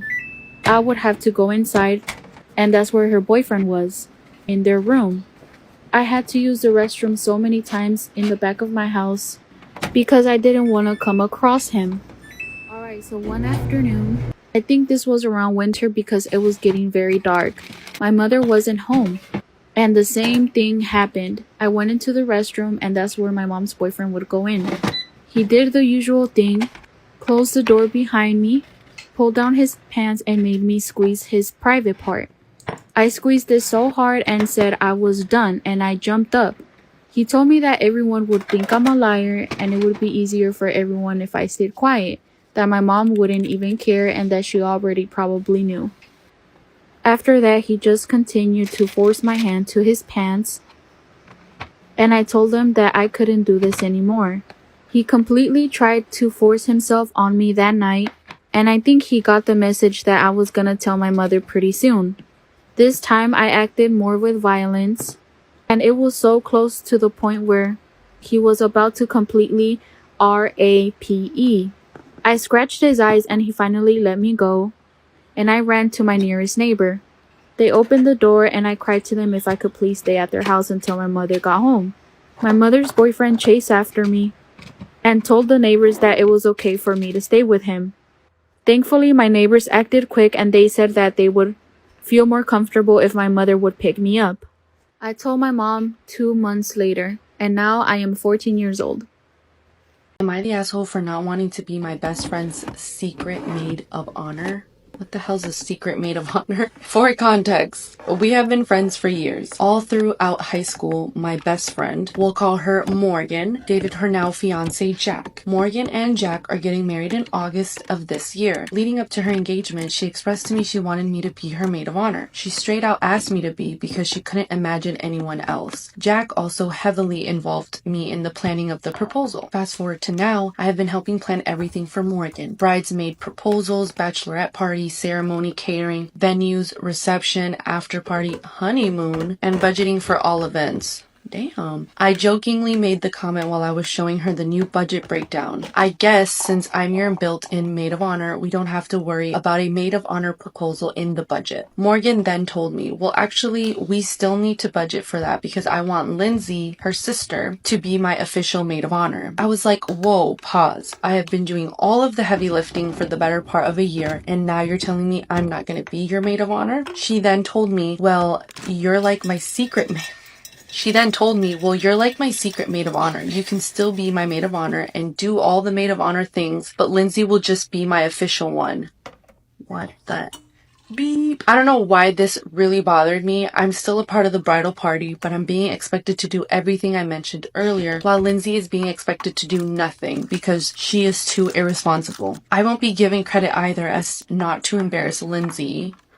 Lindsay can kiss my... I honestly want to relinquish all this unnecessary stress and responsibility. Am I the asshole for not wanting to be her second secret maid of honor? Am I the asshole for accepting free drinks even though I have a boyfriend? I, 24 female, went out with my friends, including Eden, to a bar yesterday. Eden found out that her boyfriend had an affair and had been quite upset this past week. To cheer her up, lay down. To cheer her up, a bunch of us decided to dress up and go to a nice bar. Eden approached a group of guys and started talking to one of them at the bar, and he bought us a round of shots and had them sent to our table before we could say anything. I also drank 2 drinks before that shot, so I was nearing tipsy. I am a lightweight, so I decided to cut myself off after another drink. Eden insisted on us all staying for another round, and I don't really remember how much I had after that. However, we all left together and I got my boyfriend Ted to pick me up from the station. Today, I told Ted about last night and included the guy who brought us around, and Ted got upset as accepting the drink made it look like I was available. I told Ted that I didn't speak to any of the guys at the bar and he bought the drinks for Eden's sake, not me. I just want an outside perspective. So what do you think, guys? Is she the asshole? Storytime on how my best friend faked her death. By the way, we're gonna call her Amanda, and we were both 16 at the time. Going through high school, Amanda got bullied a lot. She didn't necessarily know how to defend herself, so I would always find myself defending her all the time. And I had no problem doing it because that was my closest friend. We were like sisters and we grew up together. And people bullied her about her nose being too big and her acne. Just really mean stuff. There was this one time the mean girls at our school literally threw pizza at her face to tell her that that's what her face looks like. And I will always try to help her with her confidence. But I noticed me being around her all the time, I started to get bullied. And people would always attack me about hanging out with her. But don't worry, I'd always handle myself. But it got to a point where it was just overly done. So one day, I just wanted to see a test of what would happen if I didn't talk to her for the day or hang out with her. And the next day, she disappeared. Come back for part 2. Part 2 on how my best friend faked her death. So, like I said, I started to get bullied for hanging around her. So I wanted to try and see what would happen if I decided not to really hang out with her for a day. And the next day, she disappeared. So the day she wasn't at school, I went back home and called her. Her mom picked up and I asked her if she was there. Her mom said, no, I thought that she was with you. So that night, Amanda never came home. So the next day, her mom had told me that she was going to go to the police station and file a missing persons report. But she was told she couldn't really file one because the person had to be missing for at least 72 hours to be considered missing. And I felt so scared because she's never missing. She never ups and leaves. And I started to believe it was because the day I stopped talking to her. And I was blaming myself for her being gone. And I was hoping that she wasn't kidnapped. But come back for part 3 if you want to know what happened. Part 3 on how my best friend faked her own death. So Amanda was missing for a week. Her mom had came to the school to let them know that if they ever saw her come by to please let her know. Or to please call the police. And during this whole time, a lot of people were coming up to me asking me what happened to her. And of course, I had to tell them that I didn't know because I didn't. But all I could hope is that she was safe and alive. There was a few students that laughed about her being missing, but there was a few students that cared. So I was asking people to put up posters. Around this time, social media wasn't really out, so we couldn't necessarily post anything online. Everything went on polls. Amanda was also in the news. And every day I cried hoping that she would come back. After 2 weeks of her being gone, I get a letter from Amanda. And I'm so shocked because I'm like, oh my gosh, where is she? And it was a suicide letter. Come back. Part 4 on how my best friend faked her own death. So I got a letter in the mail and it was from Amanda. I was so shocked about the letter, I opened it up really quickly. When I read it, I found out that it was a suicide letter. And I just sat there and cried. I had went to her house and knocked on the door to let her mom know, but her mom also received the same letter. After a couple days, her mom did have the police do another search and no one could find her. I was hoping maybe she didn't commit suicide in a place that we could never find her. I don't know, but it just didn't feel right and how she just left off this way. Her mom just couldn't believe it. So a couple months I would stay inside her mom's house. I'd sleep inside of her room, just grieving her being lost. But I couldn't believe that she committed suicide. I didn't believe that she was dead, and neither did her mom. Deep down, I knew that she was somewhere out there. Come back for part 5 on how my best friend faked her death. So after 2 years of Amanda being missing, even though she wrote those letters to us, we both still didn't believe that she was gone. And I thought about her just about every day. During these years, her mom would constantly do searches. Maybe if she wasn't alive, then maybe they could find her body. Then she would find the truth. Her mom couldn't accept the fact that maybe she was dead. And every week on Sunday, she'd go out there even by herself. My mom and a few of her friends would always tell her she can't keep doing that. She'll even sometimes go out in the middle of the night, walk around calling for her. And her mom started to get really sick. After the 3rd year of her being gone, her dad finally came inside the picture. Amanda was never really close with her dad. He wasn't really a part of her life. He started to see how mentally ill her mother was becoming, so he decided to set up a funeral so this all could end. But her mom didn't want to attend. Come back for part 6 on how my best friend faked her death. So her dad wanted to set up the funeral so they could finally end this grieving. Her mom didn't want to attend because she didn't believe that she was dead, and I still couldn't believe it either.